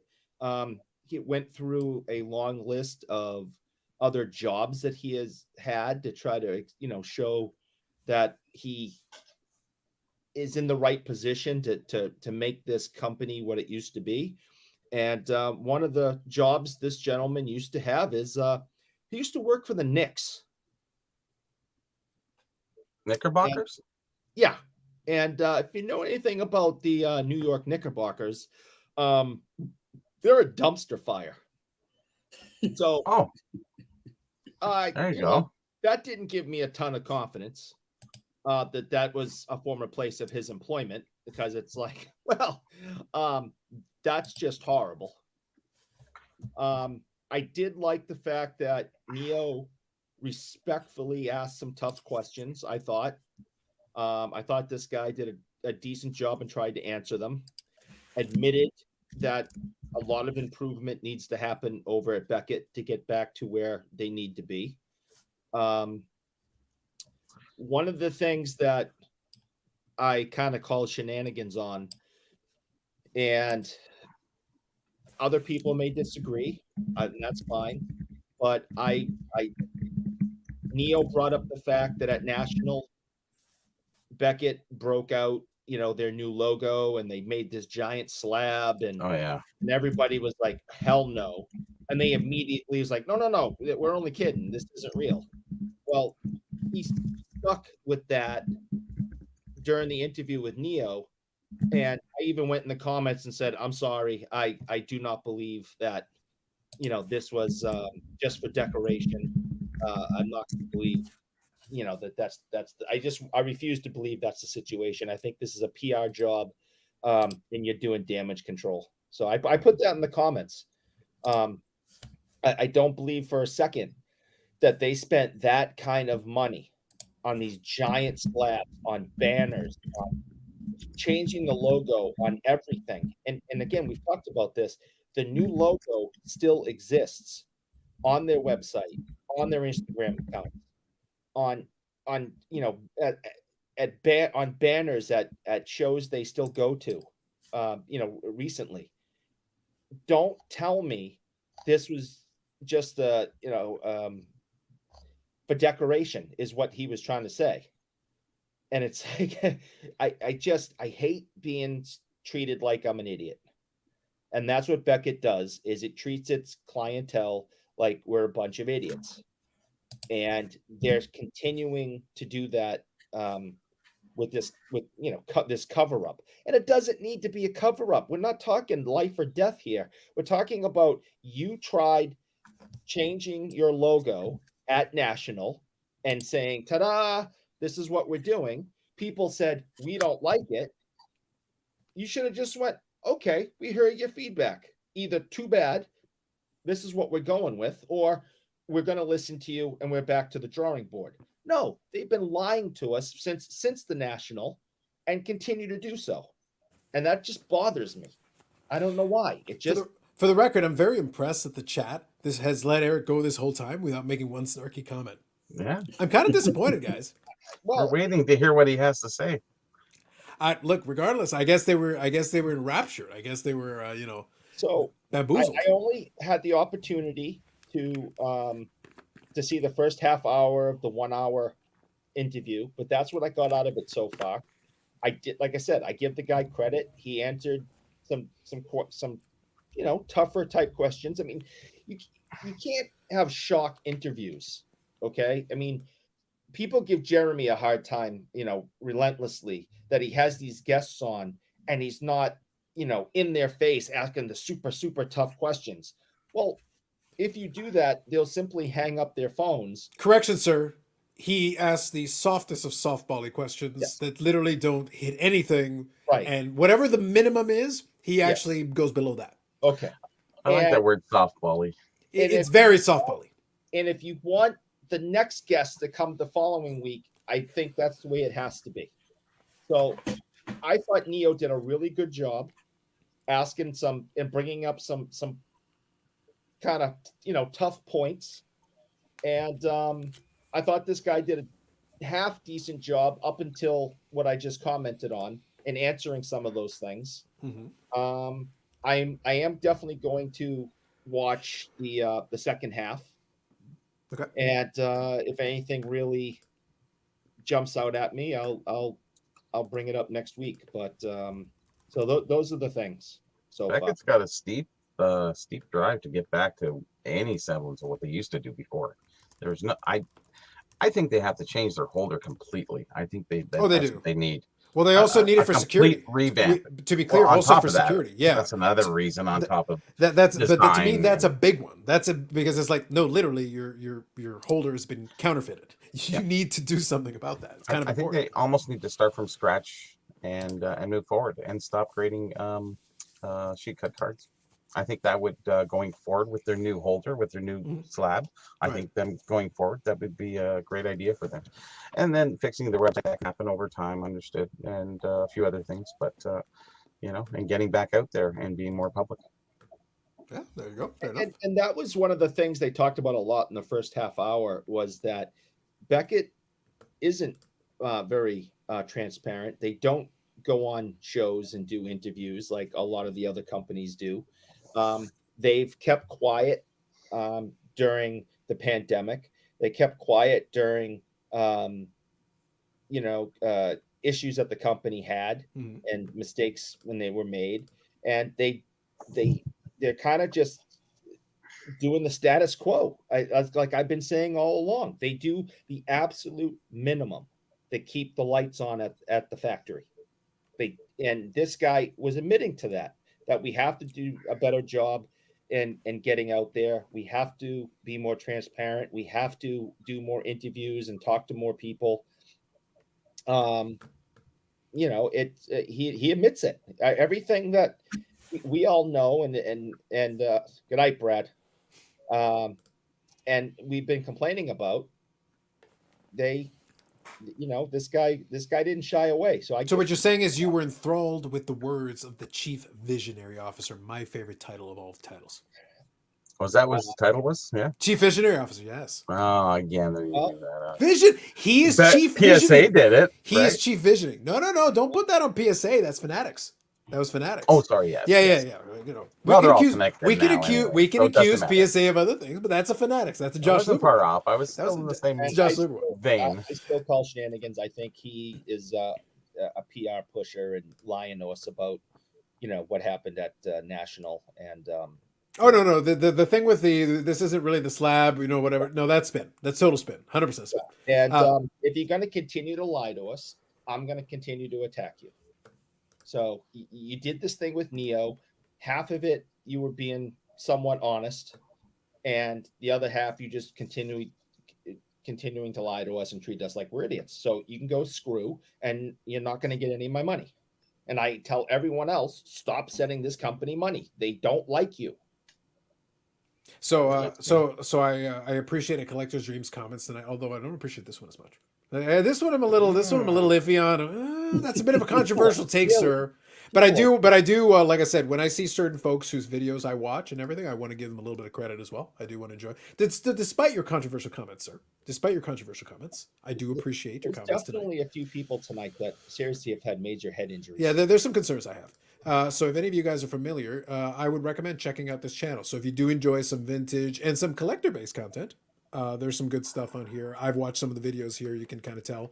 And then also apparently the latest one is a 59 Topps baseball set. So I'm a big vintage baseball guy, so I enjoy that. I've enjoyed leafing through some of the different sets and stuff. So check out our Collector's Dream. I've enjoyed some of the videos, so good stuff, sir. I am subscribed to the channel, so thank you for your comments. Well, most of your comments.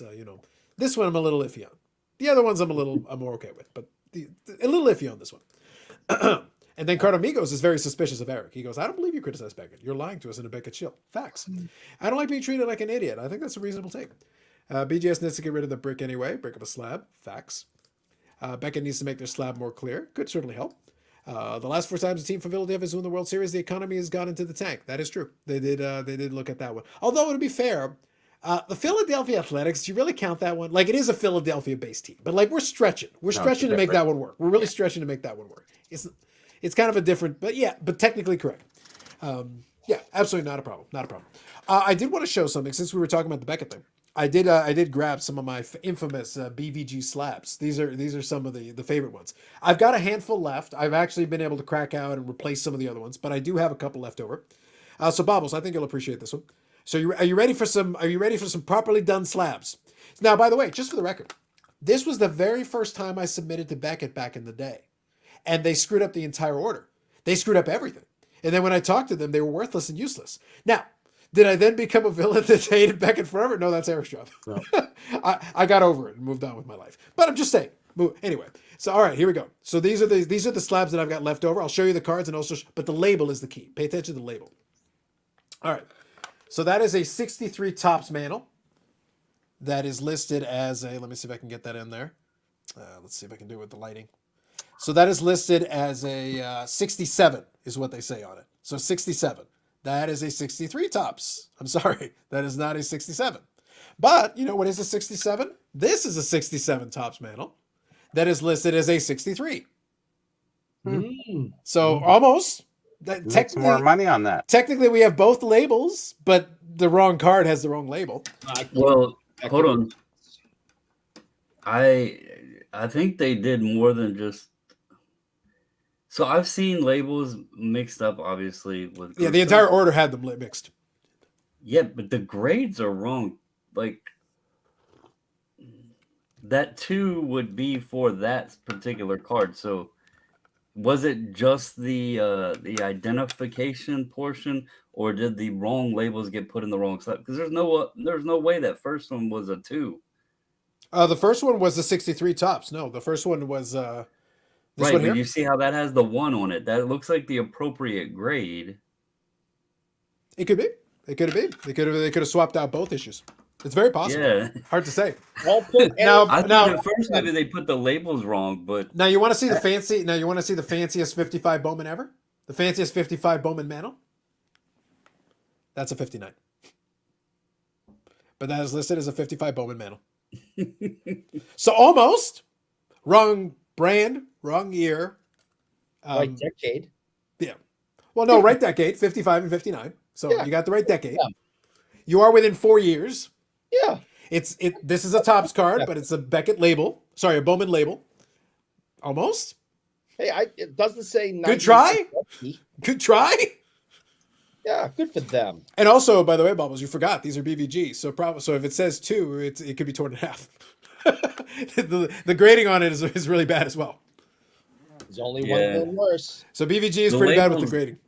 the labels never surprised me because I've seen so many wrong labels now. It's not funny. Yeah, I enjoyed it because it was a complete order, basically of flipped labels. And like I said, I had a 55 Koufax, a 55 Topps Koufax that had a Mickey Mantle label, and the Mantle had the Koufax label. So like completely, nope, not even close, guys. They said my conversation with them at the time is I said, guys, listen to me very carefully. You could have figured this one out by the fact the guy's name is not Sandy Koufax. All you have to do is look at the card, the name on the card, and the label and go, wait a minute. At least the Mantles are both Mantles. So it's like, okay, so Mantle and Mantle. You just got the wrong one. But the other one's like, this is Koufax. This is Mantle. You have the Koufax on the Mantle. You have the Mantle label on the Koufax. Come on, y'all. Come on. I had a sent in for somebody. I think it was a Phil Rizzuto that they labeled as a Yogi Berra or something like that. They were both Yankee players, but it was off. Yep. Carnamigo says, this is a real question. Do you send in your labels after you crack them? Nope. Population report is wrong. Most of Eric's first day of the day. Facts.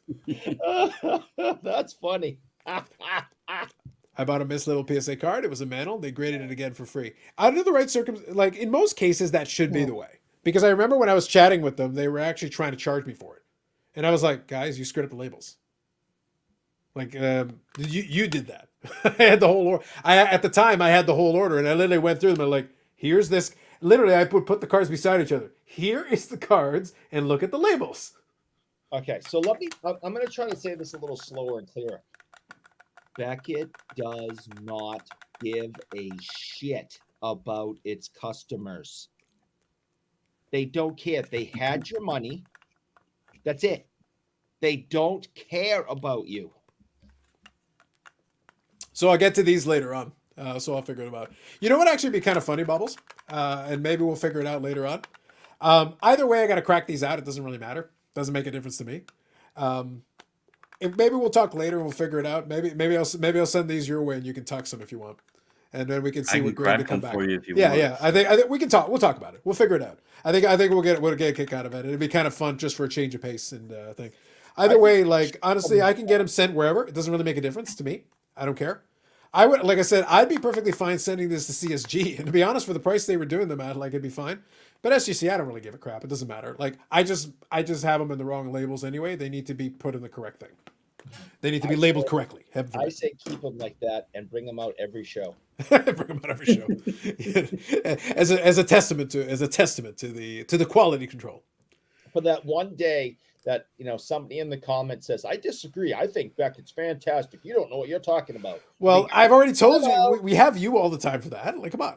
Yeah, but you right there, boom, boom, boom, boom. Proof, and proof.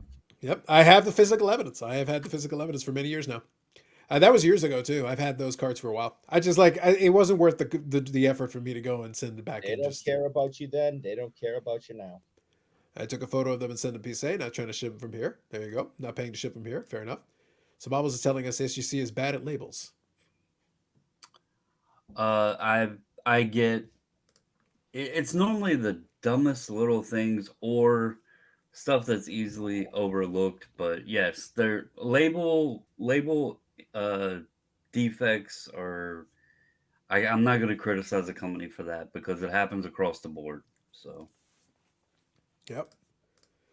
Well, so collector stream. That's basically what I'm talking about. Like, here's the thing.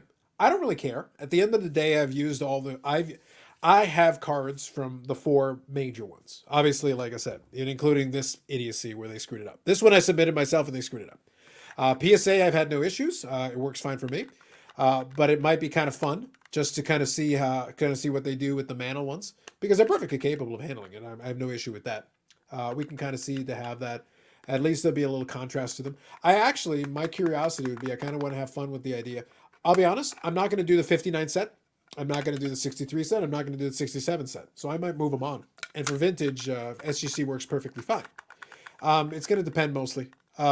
Price wise, these are pretty low. Although, like the Mantles are pretty good. Even this, especially 60s Mantles and a 59 Mantle's still something. Even beat up, it's still good. It's a decent card. Sure. So we'll have to see. I don't know. This one technically should be it'd be under the old PSA marked because it has writing on the back. So if anybody wants the card and your name is Joey, you can you already got your name on the back, so that's a start. And if you're like, I don't know, say 40, years old plus, yeah, are you saying that if you send them and you want me to crack them out, just write Eric on the back and then you have a perfect reason to sell them to Eric? Oh yeah, like I feel like that's the right thing to do. Like, listen, I know Eric wants them. By the way, for the record, out of all the different ones, part of the reason I stopped even thinking about collecting the sets because I got all the Mantles. I basically had a run of the Mantles except for like 52 for tops. I had all the Mantles, the regular Mantles, except for the 52. So I ended up collecting these over the years. A lot of these, some of these I like more than others. The 59, I never warmed up to it. I love the 50s Mantles for the most part, but the 59 I can never warm up to. I actually like the 58 more. 63 is interesting. I kind of like the design on it a little bit, but I'm lukewarm on it. The 67 I actually don't mind because I like the big picture, but it's just kind of a headshot. It's like, but I like the big picture on it. I do kind of like that part. I feel like it's a better version of 69. That's my opinion, but again, to each their own. That's an aesthetic preference. I'll be back in a second. Okay, guys, I'm out. Sounds good, Bobby. Have yourself a good night. I'll be in the chat. No worries. Feel free to Have a night, insult Bobby. Eric and encourage people to hit the like button. It's the right thing to do. Okay. Sounds good, Night, Bobby. guys. Talk to you later. What do you think the next PSA bulk price will be, and how much longer will we have to wait? Okay, so that's a fair question. So my answer to you, so I'll drop Bobby off the screen for now. My answer to you is, I think the next bulk price will be 15. I think they're going to creep closer. I think they'll settle in eventually around 10 to 12. That's actually what I legitimately think. I think that's where they'll end up. Now, they don't have to get there overnight, but I think they'll get there eventually. 10 to 12, because I think they want to eventually get to the point where you can do the bulk for the set registry guys. Or at the bare minimum, maybe a set registry special or something. I think there's going to be like a 10 to 12 option there at some point. And if they need to go there and they're concerned about it at all, they can always do the 99 max value. And that's okay for a lot of the set registry guys, depending on what they're working on. So that's a possibility. I think they'll get there eventually for bulk or set registry special. How long it's going to take? Probably New Year, probably next year. Because right now, I can tell you this. We did the thing with the tag we talked about. So Bubbles, you ran the numbers with the population report and the whole thing. If we take that number at face value, and we assume that's what they've graded up to this point, because that's the data we have. That's all we have, data-wise. And that's how GemRate does their stuff. They look at the population reports, and that's how they run the data. Mm-hmm. So if we take that at face value, I can tell you this. Brad has received more cards as a bulk submitter, one bulk submitter, in Canada in the last week or so than Tag is graded. What does that tell you? That doesn't surprise me at all. No. And I mean comfortably, not like by like 1 or 2 cards. I mean comfortably, more cards in about a week or so. With the $18, and by the way, for us, we're getting in Canadian dollars, so it's actually more than 18. But even with that, and it's not all the lowest price. There are some other cards that are in there that are higher levels and everything.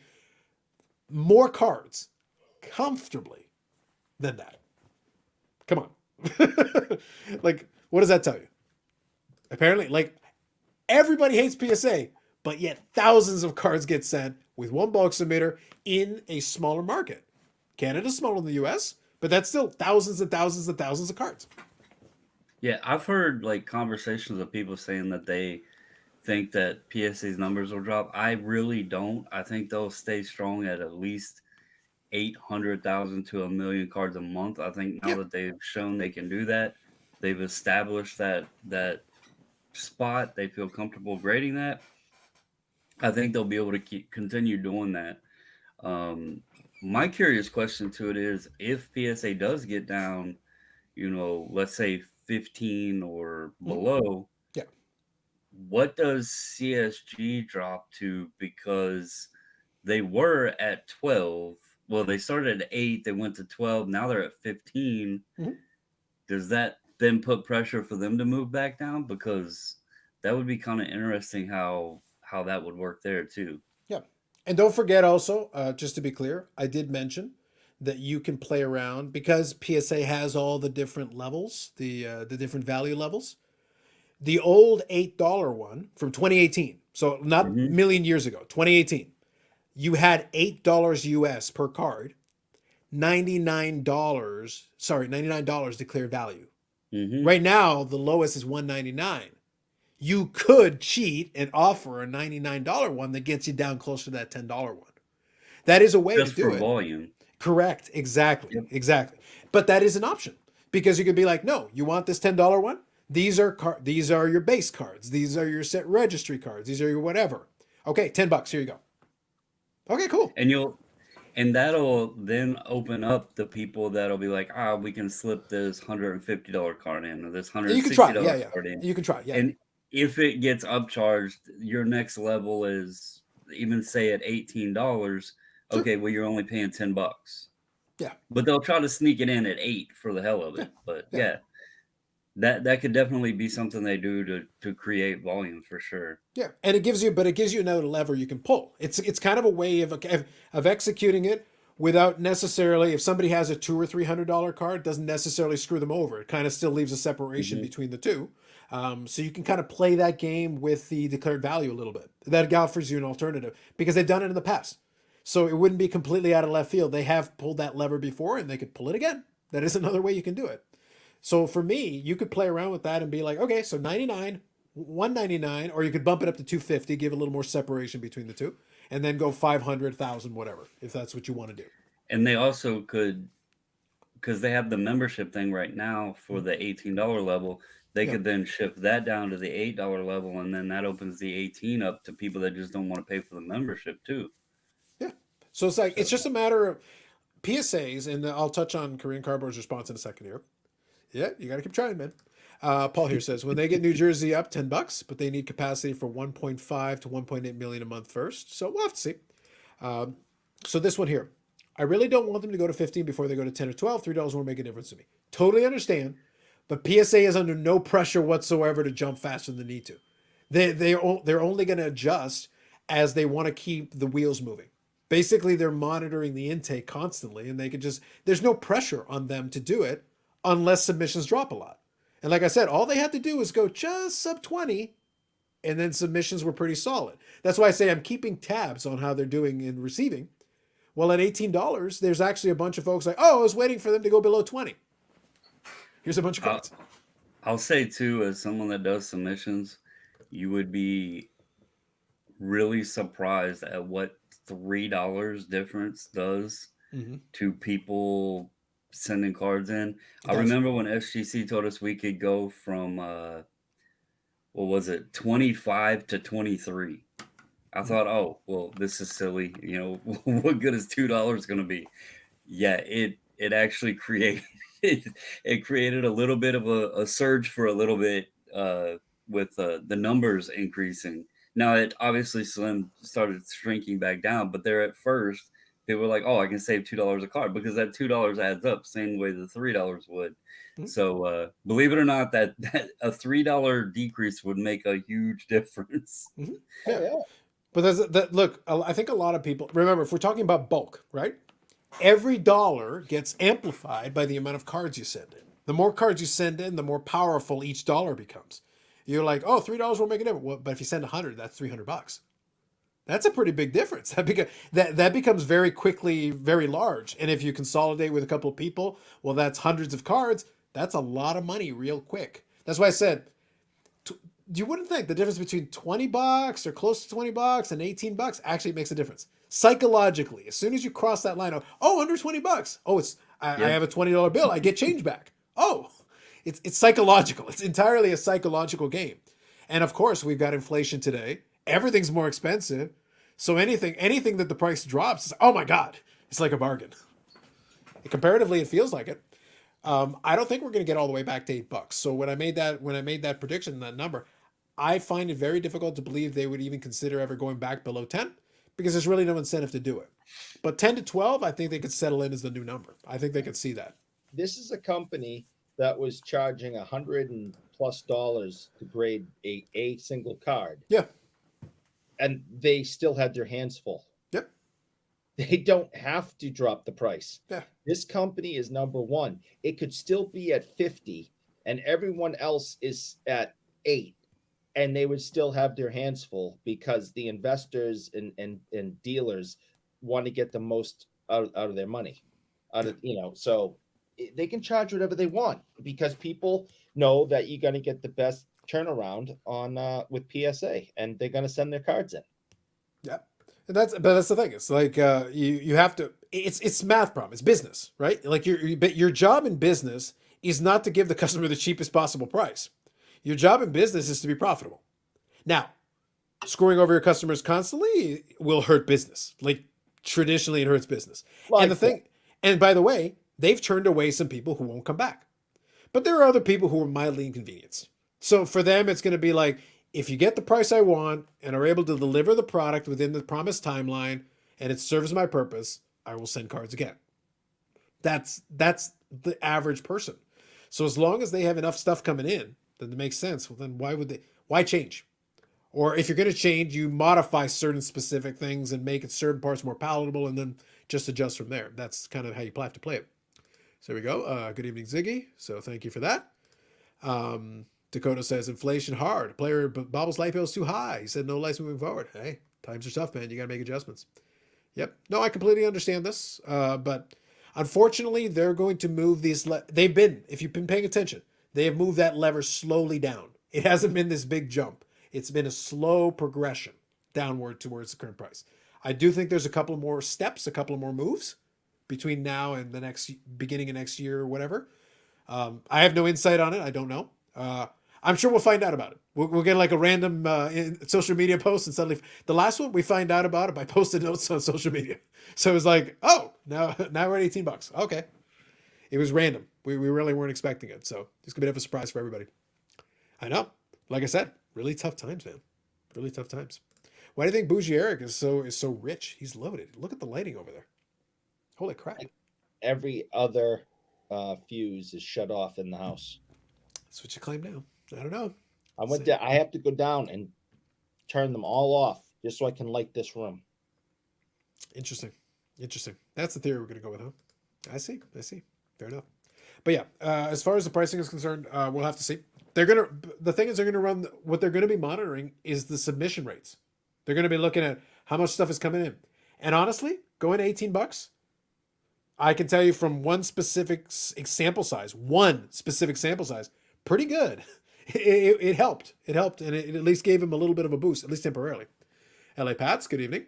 Eric, you're coming to Warburn tomorrow to get that Brutus the Barber autograph. Yeah, it's Woburn. It's under. You can't. Nobody. Like Woburn. Yeah, you can't pronounce Massachusetts cities because they're all done in Old English, and Ye Old English. Yeah, it's ridiculous. That nobody from out of state or New England can say what these things are called. They're ridiculous. And who would want to, really? Right, that's a good point. I wasn't planning to. I think so. Two things. One, you don't need a haircut. I'm not paying $10 to get into a show when usually this exact same show is like $2. And I even said that to him. And he gave me some excuse about the VIP package, and it's like, listen, good luck. I wish you the best. Enjoy. I hope you have a great show. It's not the Shriners. You pay $10 to get into the Shriners show next weekend. I'm not paying $10 to go to the show in Woburn. I'm sorry. So, and the other thing is, I don't know if you've seen Brutus lately. He is it's really kind of almost sad.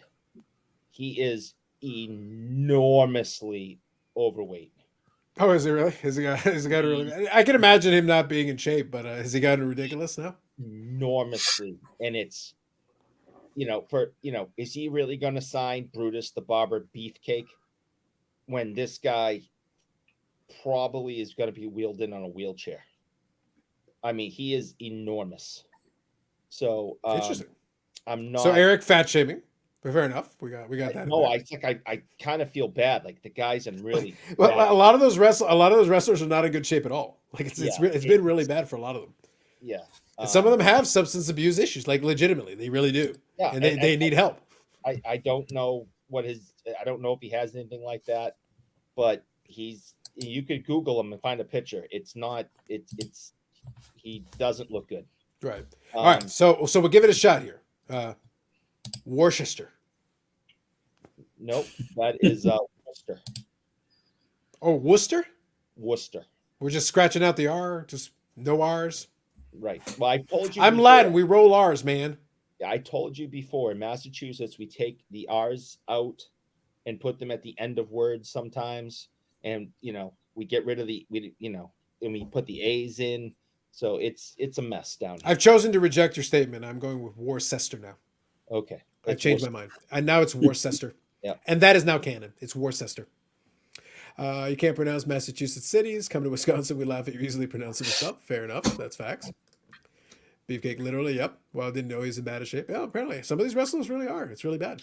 Yeah. You can just Google them and see a picture of them. It doesn't, you wouldn't even recognize them.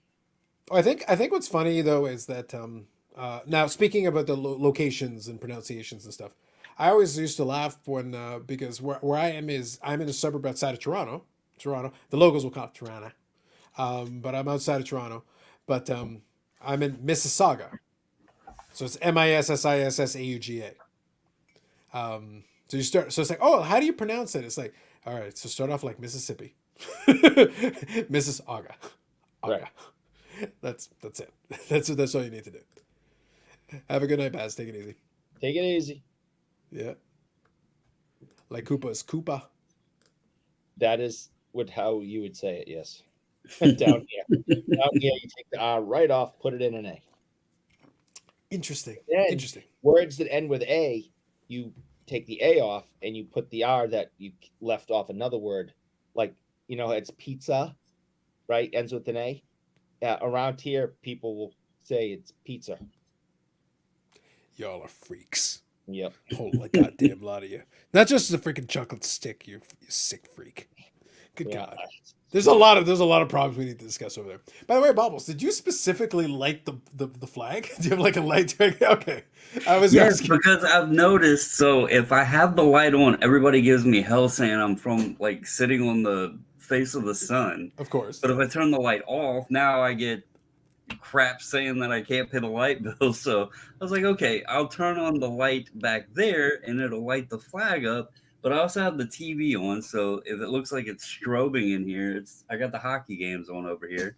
Well, I used to do videos when I used to do nowadays I'm lazy. Now I just grab the microphone and I'll do the record where I'm recording the screen. Because honestly, it's easier, especially when it's late. I'm like, okay, look, whatever. I've still got my camera and stuff. Occasionally, I can still set it up. And actually, that reminds me, I need to buy another tripod. I want one that has an extendable, it has the extendable neck, so you can actually adjust it to different heights. It'll be useful for like the vlogging portion of it. But I used to do the videos where I would record it kind of on this angle, but I would use like my proper camera. I would have the angle, but it would be proper, and then I do the video. But the thing is, when I used to record it, it's late at night, so you have to play around with the lighting a little bit to get it to work. Although I have this light now, which is much better, way better than what I used to deal with. But I used to record in different parts of the house. And sometimes I would record a video. I was like, okay, I'm just going to sit here. I'm going to put the camera in front of me, but I'm going to chat. But I would do it while I was watching TV. So I'd be like, all right, screw it. I'm gonna do it while I'm watching TV. So you just see the lighting keep changing because it would be whatever's on the screen. That's what you'd be getting. Yeah, I ran downstairs and the missus was like, "It looks like a strobe in your room because you have the games on." And I'm like, "Yeah, Yeah. my bad." Yeah, I would literally be watching games and saying my piece and doing my whole bit because I knew I could just talk through it, and if I needed to cut anything, I could cut out of it. So I would just keep talking. I just talk in front of the camera. But the whole time, you'd see the lights would keep changing, and it'd be like something's happening in the game, and it would just keep flashing at me. It was kind I of also interesting. have to say, I find it really cool that the license plate back up on the wall. Okay. My screen is bright enough that it makes the plate reflect. Yeah, Okay. I noticed that earlier. I was like, "Dang, I didn't realize there was that much to make it reflect like that." But you can see it great with the lights off. Nice, nice. Yeah, car keys are khakis. yeah. And I used to live in that city that begins with a P. Do you know how to pronounce that? The city that begins with a P. Yeah, the Hockey Barn Collectibles put up. I used to live in that city. Peabody. It's not Peabody. It's Peabody. Y'all are freaks. It's Chocolate Peabody. stick eating freaks. It's Peabody. That is also no canon. No, just Peabody. Okay, then. That is I stand by my previous statement. My previous utterance is I stand by my previous utterance. And that's why, and again, LA Pats knows that's right. No one has ever cheered for Nomar Garcia Parra. It's Nomar. See, Noma, at least I know that one. So that one I can kind of get behind Noma. Yeah. That one's fine. That one's okay. Garcia Parra. So that one I'm okay with. The other ones I have serious questions. I got a lot of questions coming up with those other ones. So I don't know about that one. Okay, so let me see. I think I'm going to try to get a picture. I'm going to try to get a video here. Both my parents grew up in Peabody. That's where they grew up. There's a joke in there somewhere. Moving on. Let me just go here. Watch out. She might still be watching. Don't be messing with her town now. I've never understood the idea of being that excited. Look, I've lived here for the majority of my lifetime. Somebody goes, it's like, well, what if I make fun of this? I don't give a fuck. Like, why do I care? I just live here, man. Like, I don't care that much. I'm not that attached to Mississauga. Whatever, bro. Like, Mississauga for me is one of the weirdest, like, the way because we're a suburb of Toronto, but we're a suburb that doesn't really have a daily newspaper. It's a flyer envelope. They don't even have they don't have their own news. It's Toronto news. That's what it really is. That's number one. Number two, they don't have a radio station. The town is 750,000 people. That's huge. We are one of the biggest suburb. We're actually, I think, the sixth or seventh biggest city, either in the province or in the country. Like we're just outside of like the Torontos, the Montreals, like the Calgary, like the million plus. We're just outside of that. So like we're somewhere in the lower part of the top 10, but it's like we're a suburb. It's just a rando suburb outside of the GTA. It's like, guys, literally I have 750,000 people here. We're a suburb. Yeah, it's crazy. It's like, but that's the thing. They don't have those things, and they don't really have a distinctive identity. They really don't. But it's not like a small town. I'm sorry. Mississauga, legitimately, you can get in a car. Where I am, I'm in the bottom corner. I'm over in the southwestern corner. You get here. I want to go to Expo. Expo's over at Airport Road, over where the airport is. The Expo is still in Mississauga. It takes me 40 minutes on the highway to get to the airport. It's still in city limits. I never left the city. We're a suburb. Yeah, that's crazy. It takes forever. It's a joke. But I was like, okay, fine, whatever. I don't even know what to tell you at that point. But that's always been one of those weird quirks. But as I say, like, oh, what if somebody makes fun? I don't care, guys. I make fun of it. And it deserves it.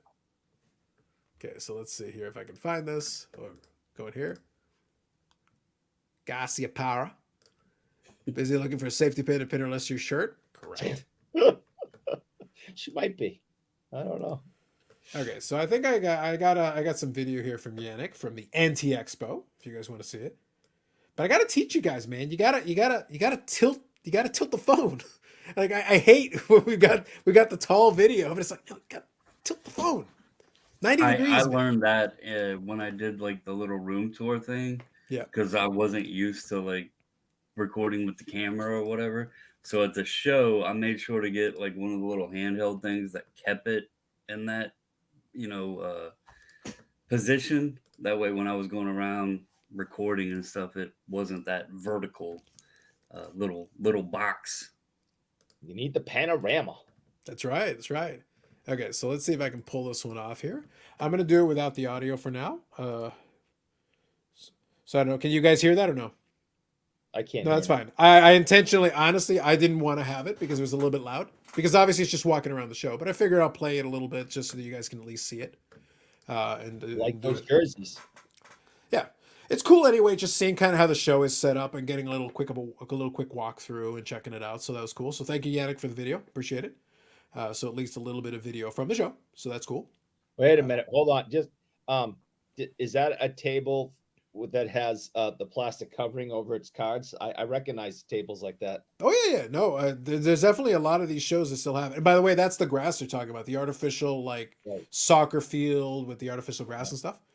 So you're getting But a there's taste. one dealer in particular that Your favorite, good old Len? that puts Lenny! that puts plastic over. Do they his card. really call this the Anti-Expo? It's the I think you have to add like the accent is somewhere in there. It's like the like Lanti Expo or the Anti Expo. So it's Anti Expo. I don't know why. Don't ask me these questions. I just live in this country. I'm a citizen. I don't even know. He is pretty tall. What's that? That guy that was just looking at those cards with the Yep. baseball hat on looked really tall. There you go.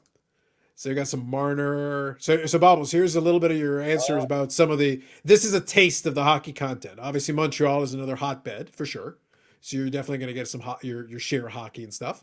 But it gives you a bit of a taste, and I think it's an appropriate approximation. Expo will obviously be multiples of this, but it'll give you a general idea. And I think this is setting when they're still in setup mode, so a lot of folks haven't fully set up yet. But that dealer's at Expo for sure. So a lot of the stuff they're doing is going to carry over. We'll see it again. You do got some baseball in there, probably some O-Pee-Chee baseball to be honest in there in that pile. But, There you go, some 61. I think I bought from these Fleer. guys, so we're gonna get some 63 Fleer. So that's pretty good. All right, a little vintage there, not bad. Yannick loves his O-Pee-Chee baseball. There's some good stuff in there, man. You can get some good cards. I think there's some quality there to be had, and I think they're still undervalued depending on the player and year you get. Some of that stuff's pretty solid. I like that he took a second to stare at that guy. I think that added to it. He goes, "Why are you staring at me? What are you doing?" Yeah, you got every Montreal Canadian stuff for sure. It is Montreal. There you go. You got some of the. Yep. No, like I said, it is a variety. Like I think the idea that it's only hockey. No, there's baseball. You'll find other sports in there. I think baseball is a big one. That's you'll definitely find some. And Montreal still has some residual baseball fans. Like let's not pretend that team didn't have a good legacy at the time there. Unfortunately, it got ruined at the end because of that ownership and a lot of stuff. And it happened. And they kind of got screwed over by Major League Baseball anyway. They didn't help them out. I see the stand up over there. Yep. On And the you got shelf. some of your Parkhurst a little bit going on there. It's pretty good. I'll tell you, so something I've learned like diving into hockey and stuff, Yeah. and I don't know if Paul's still on here or not, but if you look at just the four like major sports, if you want to call it that, Yeah. baseball has some pretty pricey vintage, rookies and stuff like that. Football, for the most part, most everybody is fairly, reasonable. You have the Namaths and maybe, the Nagurski and that kind of stuff. Yeah. And basketball, you got like Bill Russell and, you got your Wilts and those guys in there. Yep. But I've tried to dive into like some of the hockey stuff, and I'll be looking up a name. And I'm like, I've never heard of this guy, but he's like on the Hall of Fame list. And I go to look at the price, and it's thousands of dollars. And I'm like, this is going to be difficult to get into. And Yeah. it's like for as smaller of a market as the hockey, collector scene is, some of those vintage hockey cards are expensive as hell, and I never realized it. Yeah. I think a lot of it has to do with the fact that it is more niche, but also the quantity produced is also much slower. It adjusts according to that marketplace very well. And some of those And those obscure guys that you Parkers and talk, stuff are the yeah, Parkers are tougher to find too. So yeah, and a lot of it depends. Like some of the issues are not bad. Honestly, I would say 60 Parkers is a very doable set. It's about 60 cards. I finished that set. Very doable, in decent shape and everything. Not crazy. It's not bad at all. So let me just see how much we got left in there. Okay, perfect. That's the end of the video. So thank you for that one, Yannick. That was pretty solid. It was a good walkthrough, just to give everybody a Nice taste. job. Yep. He's not going to hear me compliment him, is he? Who knows, man? He might be able to hear you. I hope. Yep. He did take the time to transfer it over so that we could actually see it, so I could download it and actually get it. So appreciate the extra effort. So thank you for that. Yeah, Hockey Barn is like Lanty. So Lanty Expo. You got to put in the accent on top of it. Again, my French is atrocious, so leave it be. Yeah, it's something like that. Exactly. Yep. Yeah, but I hope she finds out she doesn't have to use a stapler. Shh, don't give her any ideas, Bob. Come on. Yeah, Paul says football is 3 to 5 expensive guys, but the rest are totally affordable. Very true. Very true. Football vintage is a steal price wise. I think to a point. It's tricky. And I've made kind of this pitch. And Bobbles, I kind of want to get your take on this. I mentioned that in the Discord, but let me kind of emphasize why I think yes and no. And there's a bit of a struggle. And I'm saying this too as a person who does appreciate vintage in the different sports. I have no issue with any of it. And again, I'm a vintage collector and I collect some of this stuff. But here's where it gets interesting. Football's problem, in my opinion, is the very distinct and very separatable eras, because you've got this complete disconnect with a lot of it. Early NFL, let's just stick with NFL. Early NFL is a completely distinct beast compared to even Super Bowl era NFL. We've got a complete cutoff. And the way I Right. would present this, the way I would challenge somebody is think of the casual NFL fan. Let's just stick with NFL. Stick with the casual NFL fan. If I say to them, how many championships have the Green Bay Packers won? The Green Bay Packers are a long-standing franchise. How many have they won? The average they're person only will going to say win the Super Bowls. the average person will say 4. hmm And it's not unreasonable. I get the point. 4 Super Bowls. So the last one being Super Bowl 45. That Super Bowl 1 and 2, and then the one with Favre. I want to say 31 maybe, and then I don't want to talk about that one. and then 45. So that'll be their answer. They will ignore the NFL championships. But if we count the NFL championships, it bumps the number up quite a bit. It's a lot. It actually accounts for most of the championships they won. The Detroit Lions have never won anything, except they won an NFL championship. So but that doesn't count. It's like it's the olden days, ye old NFL. It doesn't count. The merger, so we've got the pre-Super Bowl era, pre-merger era. We've got when the AFL showed up, and then they have their championships. So do we count those? Do we not count those? How does that work? Then we've got the era when they're both running at the same time.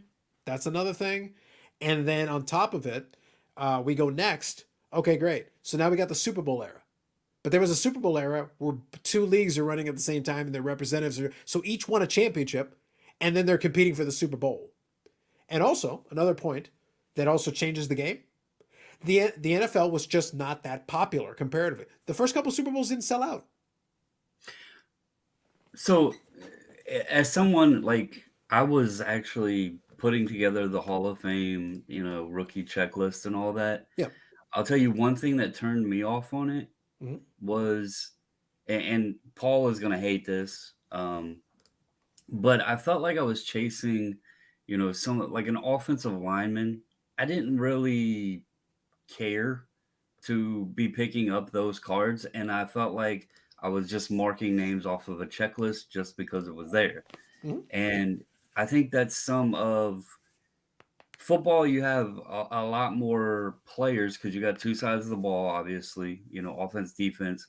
Whereas the other sports, you're playing offense and defense. Baseball, you're going out and batting. Basketball, you're playing both sides. Hockey, you're playing both sides. Even though there's defensive players, Yeah. you're still playing both sides of the puck or, whatever, the zone.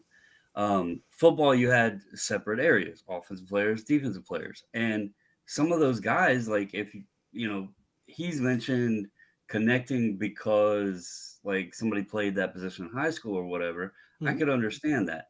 But like I played wide receiver, so I didn't really care about the offensive lineman guys or what have you. So I kind of got bored with the checklist because I felt like I was chasing names just because they were on a list. Mhm. I think that could play into some of it. One thing though that is interesting, and I don't know because obviously I wasn't around, but you made the mention that football wasn't as popular. Mhm. But the tale goes with the whole 52 top set that the reason Series 2 didn't sell as well is because football season has started and that people were more interested in football once it One key started up. point though. One key point though I want to make. It's not series 2. There were way more series than that, and it was the high number series, which was at the tail end. So you ran into the issue that you had sold all these other series leading into it, and by that point you got into the fall. So yes, there was a pocket of popularity, but the way I'm comparing it, the reason why I say football's not as popular, especially compared to today, very different game. Right, right. But what I'm saying is the first Super Bowls didn't sell out. It was a novelty. There was some interest, but it wasn't like the production that it is today. It wasn't like the showcase. 1957. I want to say 57. I could be wrong on the exact year. It was the late 50s. There was that big game that happened that was considered the greatest game ever played. It was an NFL championship game with Johnny Unitas and everything. That's what kind of got football on the map. But it still took a little while. In the 50s, baseball is still reigning supreme. But that got them on the map and really got some attention building towards it. By the time we get to the Super Bowl era, things are starting to pick up. But you just have to think the biggest ratings and everything started by the 70s. The biggest ratings, Monday Night Football, things started. So we're moving past the 50s and 60s into the 70s. The early 70s, Monday Night Football has started to become an institution. It's getting underway. We're getting bigger and bigger audiences. Super Bowl is now starting to draw bigger and bigger and bigger audiences. The biggest Super Bowl one started in the 80s, then moved in the 90s, and it got bigger and bigger and bigger and became more of a spectacle. And it got bigger. But then here's the thing. The struggle is that you had great players all along the way. But you even take the guys from the 70s and 80s, and then all of a sudden you got a guy named Dan Marino coming out in 84, 5,000 passing yards. What the heck is that? Never happened before. And then it takes a while. And then we start changing the game completely. And I think Eric had 5,000 yards last year. He doesn't even play. And he has a bad hip. It's Yeah, easy it- because no you're- one's allowed to look at the quarterback dirty. So Yeah. if you And give the quarterback a dirty look, it's a penalty and a 15 yard. And it changes, but it also made it more of a pass-oriented game. All of a sudden, everybody and their brother could get 4,000 and 5,000 yards passing. And I use the analogy that Joe Montana was was considered the GOAT or in that conversation for Super Bowls and all the accolades and everything. 40,000 passing yards for Joe Montana. There's a couple of guys today that Matthew Stafford. Matthew Stafford is one. But Matt Ryan, we made the joke in the Discord. Matt Ryan might not even be a Hall of Famer. He has 60,000 passing yards. Well, Like he's got 50% more passing yards than Joe Montana. Montana played when he could absolutely get drilled and Yeah. murdered out there. Yeah. When he was running around, he was literally running for his life because LT was chasing him. Yeah. And also, that's with, he had Jerry Rice. It wasn't like he didn't have a good one, but it was a different style of offense. Jerry Rice was great. Jerry Rice's numbers have stood the test of time. But Joe Montana's numbers were going to be surpassed, and it had nothing to do with Joe Montana. It's the style, it's the playing of the era. Yeah. Now, today, there's a lot of guys who will surpass those numbers. That's why I made the joke. I said it teasingly, but Otto Graham. Otto Graham will be soon surpassing passing yards in a couple of games. Like, it's really close right now with the great Jared Goff. Yeah. Are you gonna you're gonna compare the two? Like, it's not even fair. That's not a fair conversation. It's not a fair comparison. to make that point even stronger? So you mentioned Joe Montana. He's 21st all time with 40,551 yards. Yeah. Above him, you have Kerry Collins, Joe Flacco, Drew Bledsoe, Vinny Testaverde, Mhm. Carson Palmer. Mhm. And then you put Stafford up there. He's at 51,000. Yep. But Stafford has only played 188 games, Yeah. and Montana played 192. Yeah. So that also shows the shift right there in our lifetime of the game. Yeah. And we're gonna compare. Like, and to be fair, I said comparing eras is always difficult. In football, it's impossible because we've literally changed the game multiple times. The forward pass changed the game from one era to another. The merger in that Super Bowl era changed the game. You took two leagues and you merged them. You adjusted the amount of teams. You did all kinds of stuff. So even And- that era doesn't match up to the early era Right, football. and now it's you can't touch the quarterback, and there's 17 games in a season. Yeah. So yeah, you're gonna get more yardage. Correct. So that's what I mean. Like it. So I can't fairly. It is not a fair comparison to look at the two. They're not even playing the same sport, as far as I'm concerned. They're not even playing the same sport. They're playing a different sport. So how do you match them up? How do you compare them? It's not fair. Like it's just being honest. It's not fair. LA Pats here says Carlos will agree. The go to football is still playing. Absolutely, Jared Goff. I don't care about 30% of them either. I'm not a quitter like Dakota. I always appreciate a good shot. Thank you, Paul. It's more impressive to have them all versus most of them. More satisfying too. Well, that's fair. You got to collect the way you got to collect, man. NFL was not as popular, but same can be said for the NBA. No, the NBA is even worse. The NBA was on tape delay in the early 80s. Oh yeah. Magic and Bird had to save that. That's what I mean. These leagues that eventually became the most popular or right at the top of the most popular, baseball faded because they did everything in their power to slowly kill their own game and stifle it, a little at a time, choke it out. But those other sports, it's not like they were in the strong, advantageous position. In 1980, the NBA was struggling real bad. Mm-hmm. Magic and Bird saved their ass. Jordan took them international and took them to another level. And that is why they're sitting where they are today. Now the superstars of today can be international superstars. It helps that league a lot. A lot.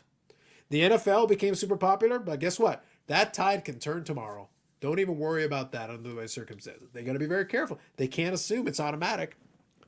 That can change in 5 seconds. NBA was on tape delay. That's exactly right, CC. 100%. Apparently, someone wants Golden kicked in the nuts. So there you go. Enjoy. LA Pats. Yep. Basketball has the international market in inner city youth. Very true. Football has a huge inner city youth following. Sadly, baseball is suffering because the inner city youth isn't drawn to it. That's fair. Although, over time, honestly, soccer could easily Now, I don't think it's going to overtake it in viewers. I think as a game being played, soccer could overtake it because, frankly, it's less physical sport. You can just play with a ball. You don't need the equipment. You don't need the pads. You don't need the helmets. Hell of a lot easier to get a game going. I already think that youth sports, I think soccer is number one. And I don't blame them. To be clear, I'm like the only Latin person who hates soccer. But I don't blame them. I don't blame them at all. That makes so much more sense. And by the way, I played 6 years of baseball. I love baseball. I would have kept playing if I could. I honestly, and I'd love to go if I could find a league that I could go play a little bit. I'd love to play now. I still love the sport.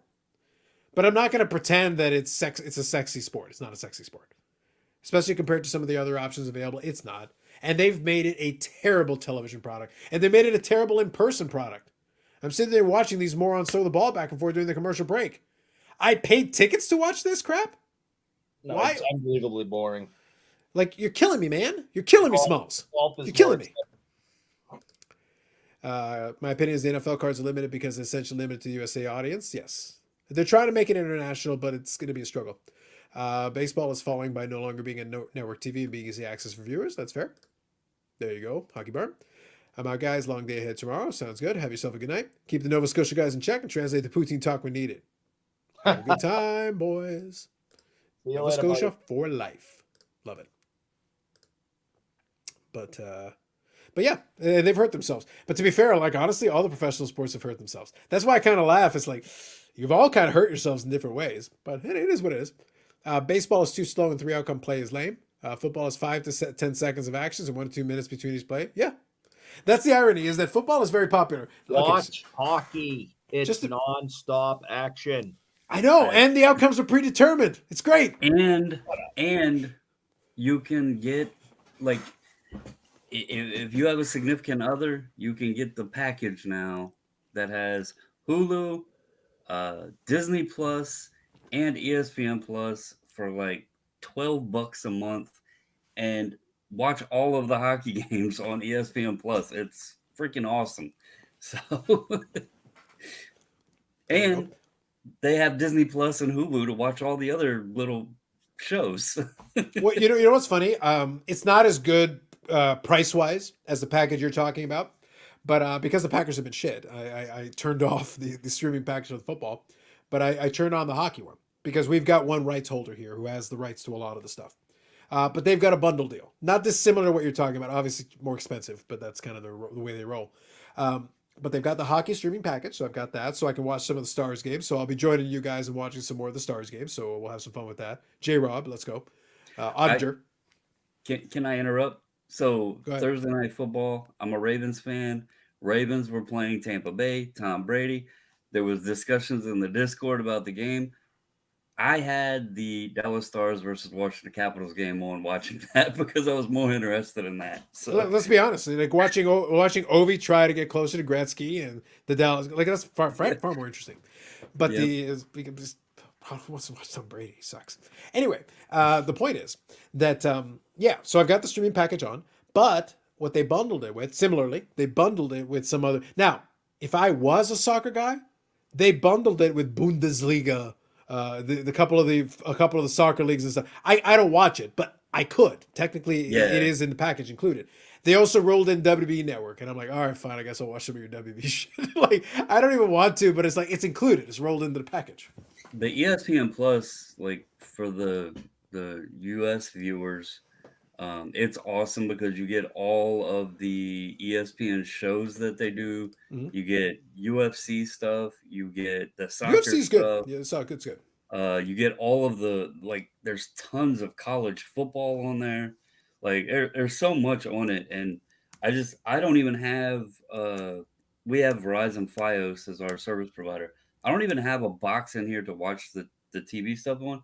I just have the Xbox system hooked up, and I just stream it all right from that. So no additional hardware, nothing like that in here. Just pop it on and have at it. So I highly recommend it if you're looking for something, and if you even want to like dip your toes into watching hockey, it's definitely worth it, and you won't regret it. There you go. Nice. I like it. Hockey is expensive, Eric. That is a huge problem. Yeah, for the sport itself, long term, there are less viewers. Like there are honestly less viewers today. That's why I couldn't play as a kid. My parents didn't have that kind of money. The reason I think I have a hockey collection is because this is how I got my fix, because I couldn't play and I wanted to play so badly, but it wasn't in the cards, it wasn't in the budget. And so I started collecting, and it's grown from here. From there rather. So what you're saying is at the expo, we can make your dream come true and let you live out what the fantasy would have looked like if you had gone into the boards and then the Hanson brothers and some of the other people from Slackshot kicked the living crap out of you while Brad throws in a couple of jabs with a stick and then Yannick smashes something over your head. bowl of poutine. Bro, we can make this happen for you. I am here to make your dream happen. All right, I'm in. The prediction, Bobbles? Pain. That's her prediction. Pain. Little Rocky 3. I want to mention too, like I've admitted, like I'm a new hockey fan. Right. 3 years now. I actually like, I don't know of any other sport. Football maybe occasionally when I was into it, but it's very rare that I just turn on random games of teams that I don't even care about to watch the games, just because it's interesting. The action, there's like minimal TV commercials. You do have intermissions or whatever, but there's minimal commercials and stuff, and it's just they're up and back and forth, up and down the ice, hitting each other. I mean, I don't know. I really enjoy it. So Good for That's you. fair. That's fair. Bob here says you can also do the package talking for a single month to try it out. Which if you can get a trial, take advantage of a trial. Do that. I think it'll be good for you. You can have some fun with it. Just think it's way cool to have every Hall of Fame rookie in auto NFL for realistically under 20K when baseball gets you laughed at for one card on a lot of guys. There you go. Paul's. he's not lying. No, he's right. He's right comparatively. Paul, we're not going to go too much longer, but we're hanging out for a bit. If you want, just let me know. I can drop you a link and you can come in and chime in and chat and make your pitch for some of the NFL Hall of Famers if you want. Just let me know if you want to come in and say hey and chat for a couple minutes anyway. You let me know. Eric, you think Massachusetts city town names are tough? Try these Nova Scotia ones. Do the second one. Do the second one. I like the second one. Oh wow. Tada Magoosh. That'd be my guess. That would be my guess. Honestly, that would be the approach I would take to that one. So to be clear, the tough thing is depending on what part of the country you go in. We've got a lot of Aboriginal names, a lot of them, and like some of them are not Aboriginal names. I don't think, but they came with like these weird like we've got weird quirky city names. Obviously, my personal favorite is we've got Moose Jaw. That's good. I've always been partial to Moose Factory. Moose Factory has always been a personal favorite. That's a good one. So Moose, there's like good old Moose Factory. What do you make mooses over here? Yeah, we have a lot of American Indian names here, like Massapoit and things like that. So we have a lot of those names. So it's either Old English or American Indian names, cities, and so it gets a little confusing down here. Yep. Because I could tell right away those have to be Canadian indigenous names. True. But that's always one of those things that's like, some of these names are weird, man. But that's why I always kind of chuckle. It's like, guys, look, and I've said this seriously. I live in Canada because I've spent a lifetime here. There is a certain convenience to it. If I wanted to move, I would have to have a specific place I would want to go. Now, does that mean I couldn't come up? Listen, if money was no object, I'd spend 6 months in Vegas. I'm just telling y'all right now. If I just had unlimited funds, I would go buy a residence and spend 6 months in Vegas. Which months? The cold months. I would be in Vegas and I'd get a view of the strip and have one of those houses that open up the whole thing and sideways and just chill. And that's where I'd be doing my live stream. Fuck y'all. So that's like 9 months then. Yes, correct. Yeah, that's all I'm saying. I would live in both places. I would have a seasonal residence in Toronto. I would get myself a nice little place with a view. June, and then July, August. Correct. And then the rest of the year, I'm in Vegas, baby. Yeah. Beautiful. Single tier. That's the dream. Maybe if that Fanatics money comes in, I could live my dream. Bob Jackson, you mean you don't want to drop 20K for Johnny left here Muskrat Calhoun's rookie in a PSA 1? True. That's awesome. Yep, pretty damn good. There you go. Is that second one for Hockey Bard? Yep, Tada Magoosh. There you go. It's 60 in Vegas right now. I'll take it. It's not too bad. I laugh when they like, it's like, guys, I live in Canada. Like, I don't think you understand. You can just be inside. It's not that bad. Like, I'm sorry. It's not a big deal. Cold Vegas is better a lot of times than Canada. Right now it's 39. So fuck you. 60 Vegas, let's go. Oh yeah, I'm all about this. LFG, let's fucking go, bro. Yeah, it's in the I think it's like 45 out here. Yeah, I had to translate it over. I hit the old button to translate over. So just to give you 39, okay? It's 39 right now. And that's without any wind chill or anything. That's just straight 39. Let me just see, like, what's it sitting at right now? It feels like 34. There you go. 39 feels like 34. We're starting to get a little chilly. But it's basically November, so I can't be shocked. We're getting there. Come here in mid-August. Bob, no, thanks. Bob, listen to me very carefully. I did my 30th birthday in the middle of July. I loved it. And you know what? I was outside on the strip wearing cargo pants. You pansies. You can't take heat. You suck. Gross. That's gross. I would have sweat through those pants. I had the locals looking at me. I go, you're all weak. You're weak. I'd be soaked right through them. Heat, I can do. Especially dry heat. It's a desert. Come on, you pansies. Cargo pants, okay? Walked up and down the strip in the middle of the afternoon in cargo pants. And the locals looked at me, and you know what? You're all weak. I think you guys are sharing the same weather pattern because it's 35 here. Yeah, but basically in the same. We're basically in the same band. It's about the same. Then lock Eric out of the car in the middle of a parking lot. Done. You don't have to threaten me with a good time, sir. But no, the Vegas heat, I don't mind it. Like, obviously, when it's super hot. Like, here's the thing. I think people don't use common sense. When it's super hot, what tends to kill you, in my opinion, for me, what tends to kill you is humidity. I'm very anti-humidity. Humidity is what kills me, personally. Regular heat, you give me dry heat. Oh, it's 110. Whatever. Sounds great. Nothing. Oh, but it's humidity. Oh, screw that. So bad. The humidity here in New England's just brutal. Yeah, it's like that. That's basic. That's the part that like Here, beats me too. down. That's the part that beats me down. It's the humidity. That's where it gets bad. And then Paul's over in Wisconsin. It's like 25 degrees of short weather. Yeah, shut up, Paul. And like I said, let me know if you want to chime in and chat and make some smart ass comments on screen. Let me know, and I can always send you a link. Bob here says, "Nah, Eric, you won't soak through. They'll be dry, and so will you. Dehydrated like a raisin. Love it. Yeah. Vegas heat is bad if you're out in the open parking lot with a breeze. Yeah. No, like I said, man, dude, like I said, I was in Vegas in July. I spent a week in Vegas in July that year, and I had a great time. Like I said, cargo pants, easy. Come to Mass in the summer. I've been to Massachusetts in the summer. Like I literally have. I've been to Massachusetts twice. Sometimes it feels like you're on the, on the sun, but other times it's really nice. Eric, I literally we're in the same band of kind of typical kind of weather. Like it's very similar, not exactly the same, but like it's within close enough as makes a little difference. You wouldn't notice.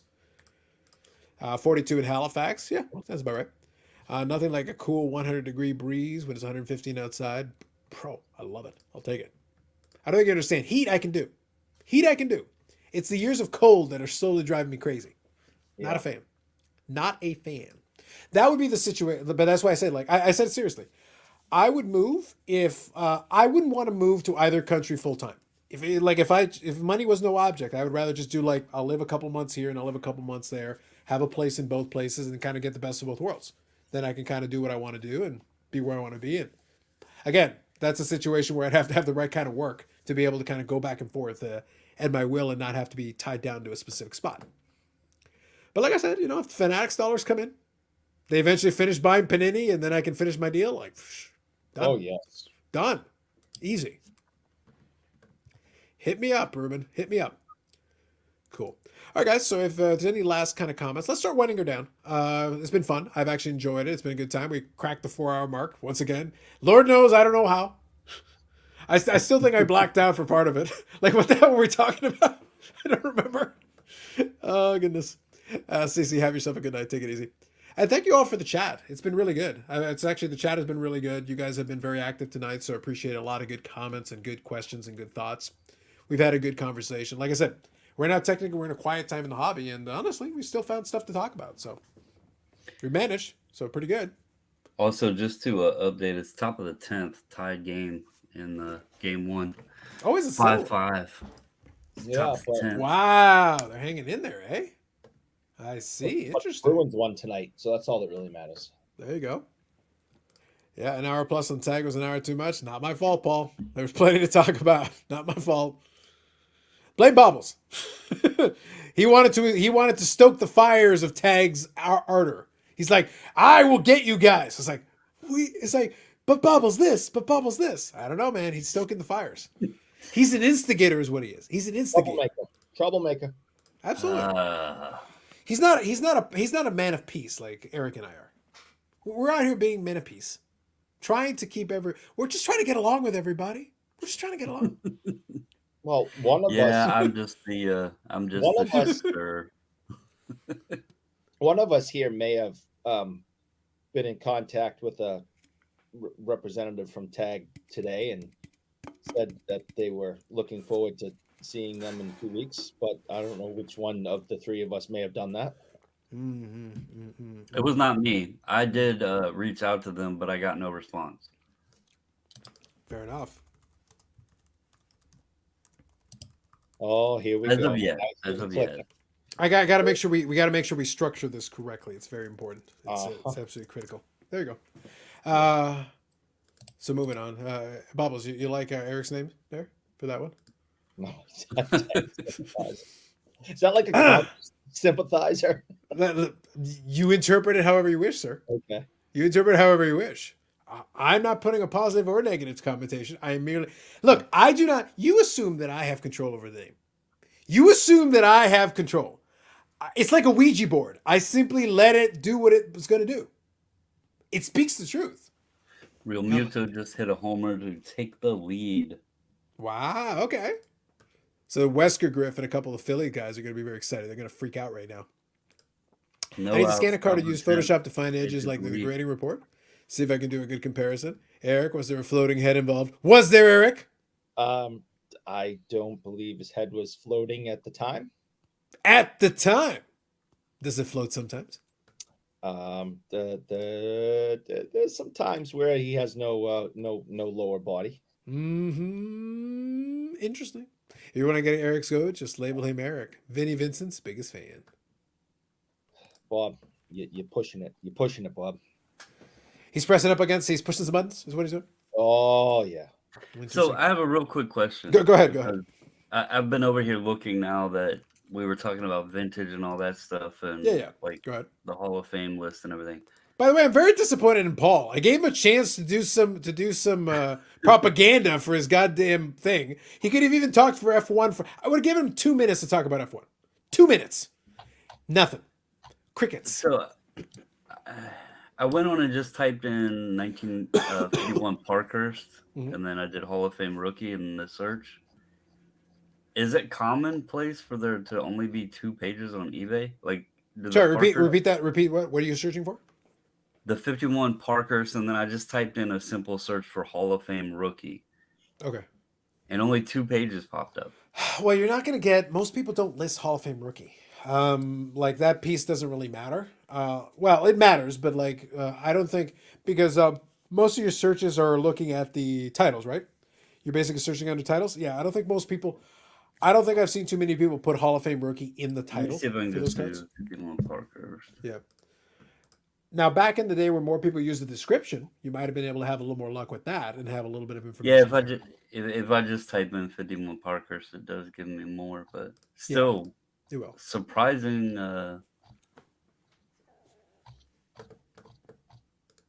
Not a ton of it out there, I guess. Yeah. No, the 51 Parkhurst it's not a rare set. Let me be clear. It's not rare, but it's not like super commonly all the time out there available. Like there's a little bit of a limit. Bob, have you heard that about his probably 2 that I know of appearances over the last couple of years after not being heard of or seen in like 30? Sorry, who are we talking about now? I'm talking to Bob about Vinny Vincent. Okay, explain this to me. Since I've got it on here. What are we talking about here? Honestly, I haven't looked it up. Okay, there's been many members of the rock band Kiss over their 50 years. Mm-hmm. Comings and goings and firings, and unfortunately one member died of cancer. So Vinny Vincent was a guitar player that replaced Ace Frehley, and he was a complete head case, and he was kicked out of the band, and he pretty much just disappeared. Mm-hmm. And then during COVID, he reappeared and did a couple like very, very, very, very small house shows. And he's literally nuts. Like he should be hospitalized crazy. And he's made about 2 appearances after no one's even seen him for 30 years. So I was wondering if Bob, keeps bringing him up, and I was wondering if he actually has been following him, and heard about him showing up a couple of times. There you go. So I'll follow up here. Where he takes some money from fans doesn't show up. You've heard about it. Even Gene and Paul thought he was full of himself. So those are the follow-ups from Paul. Fair enough. Interesting. Yeah, he's something else. He's out of his mind. Well, let it not be said that the chat does not have references. Yeah, They do indeed. Yeah. Cool. All right, guys. Last comments, get them in, and then we'll shut it down for the evening. A lot of fun. Thank you all for joining in. Thank you all for hitting the like button because Eric will be charged. What, man? He will be charged. No likes after midnight. No. Now, this is the last chance for those of you stragglers, and there are a few of you, I know. It's okay. I understand. I forgive you, but now's a chance to make it right. We charge Eric for every single like. Every single One. He Nope. just he. Not on Saturdays. You said after midnight, but like On the West Right. Coast, it's still Friday. like Hawaii, it's only like 7 o'clock. Oh man, hours left. Hours. My God. My goodness. Like, just we need to understand this. Like, you're just not acknowledging time zones, man. You're not appreciating that. Like, look, Name knows. Oh, 9 p.m. on the West Coast. Come on. Name, don't you have some place to be? No. He needed to make sure people knew about time zones because you're not acknowledging and respecting time zones, Eric. Yet another reason you need to pay the price. Another reason. 9 p.m. in Vegas. I love Vegas. I'm prejudiced against time zones. Clearly you are. You jerk.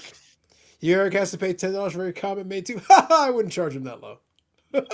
I charge him way more than that. Nonsense. These bills are piling up, man. It's pretty bad. It's pretty bad. I don't know.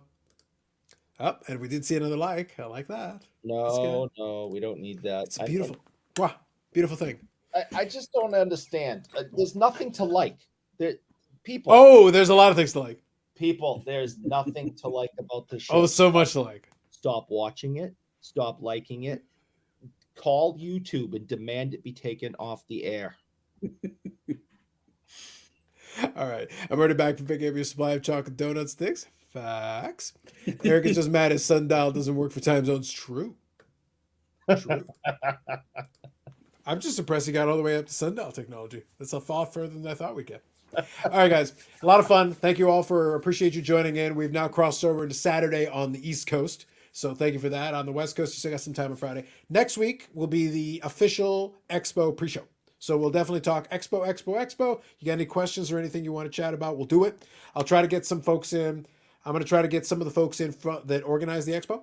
So that's kind of your hint of what I'm going to try to set up. We'll try to make that happen to get them in to chat about it a little bit. I've got the floor plan and everything, so we'll talk about some of that, tips and tricks, and some of the stuff you expect to see. All of it. You have the Beckett sponsor that you know will be here. Bro, of course. Always. But we've got that. But we've also got the organizer. We've got the like I said, we're going to try to get some folks in that have a vested interest that can give you a little information if you're curious and interested, and also explain some plans coming up. Hopefully we'll have some content, maybe some live streams and stuff. Hopefully from the expo or around the expo or after the expo. I'll figure it out. I've still got some planning to do for that, but we'll try to make that happen as well. So that'll be fun. Otherwise, great comments of everybody tonight who's joined in. Appreciate you as always. I don't. Eric appreciates you as well. Look, just look at his face. He appreciates you. Like, look at him closely. He appreciates you. You saw the appreciation? I saw it. You might have seen it. All right, guys. Have yourself a good night. Enjoy your weekend. We'll catch you in the next one.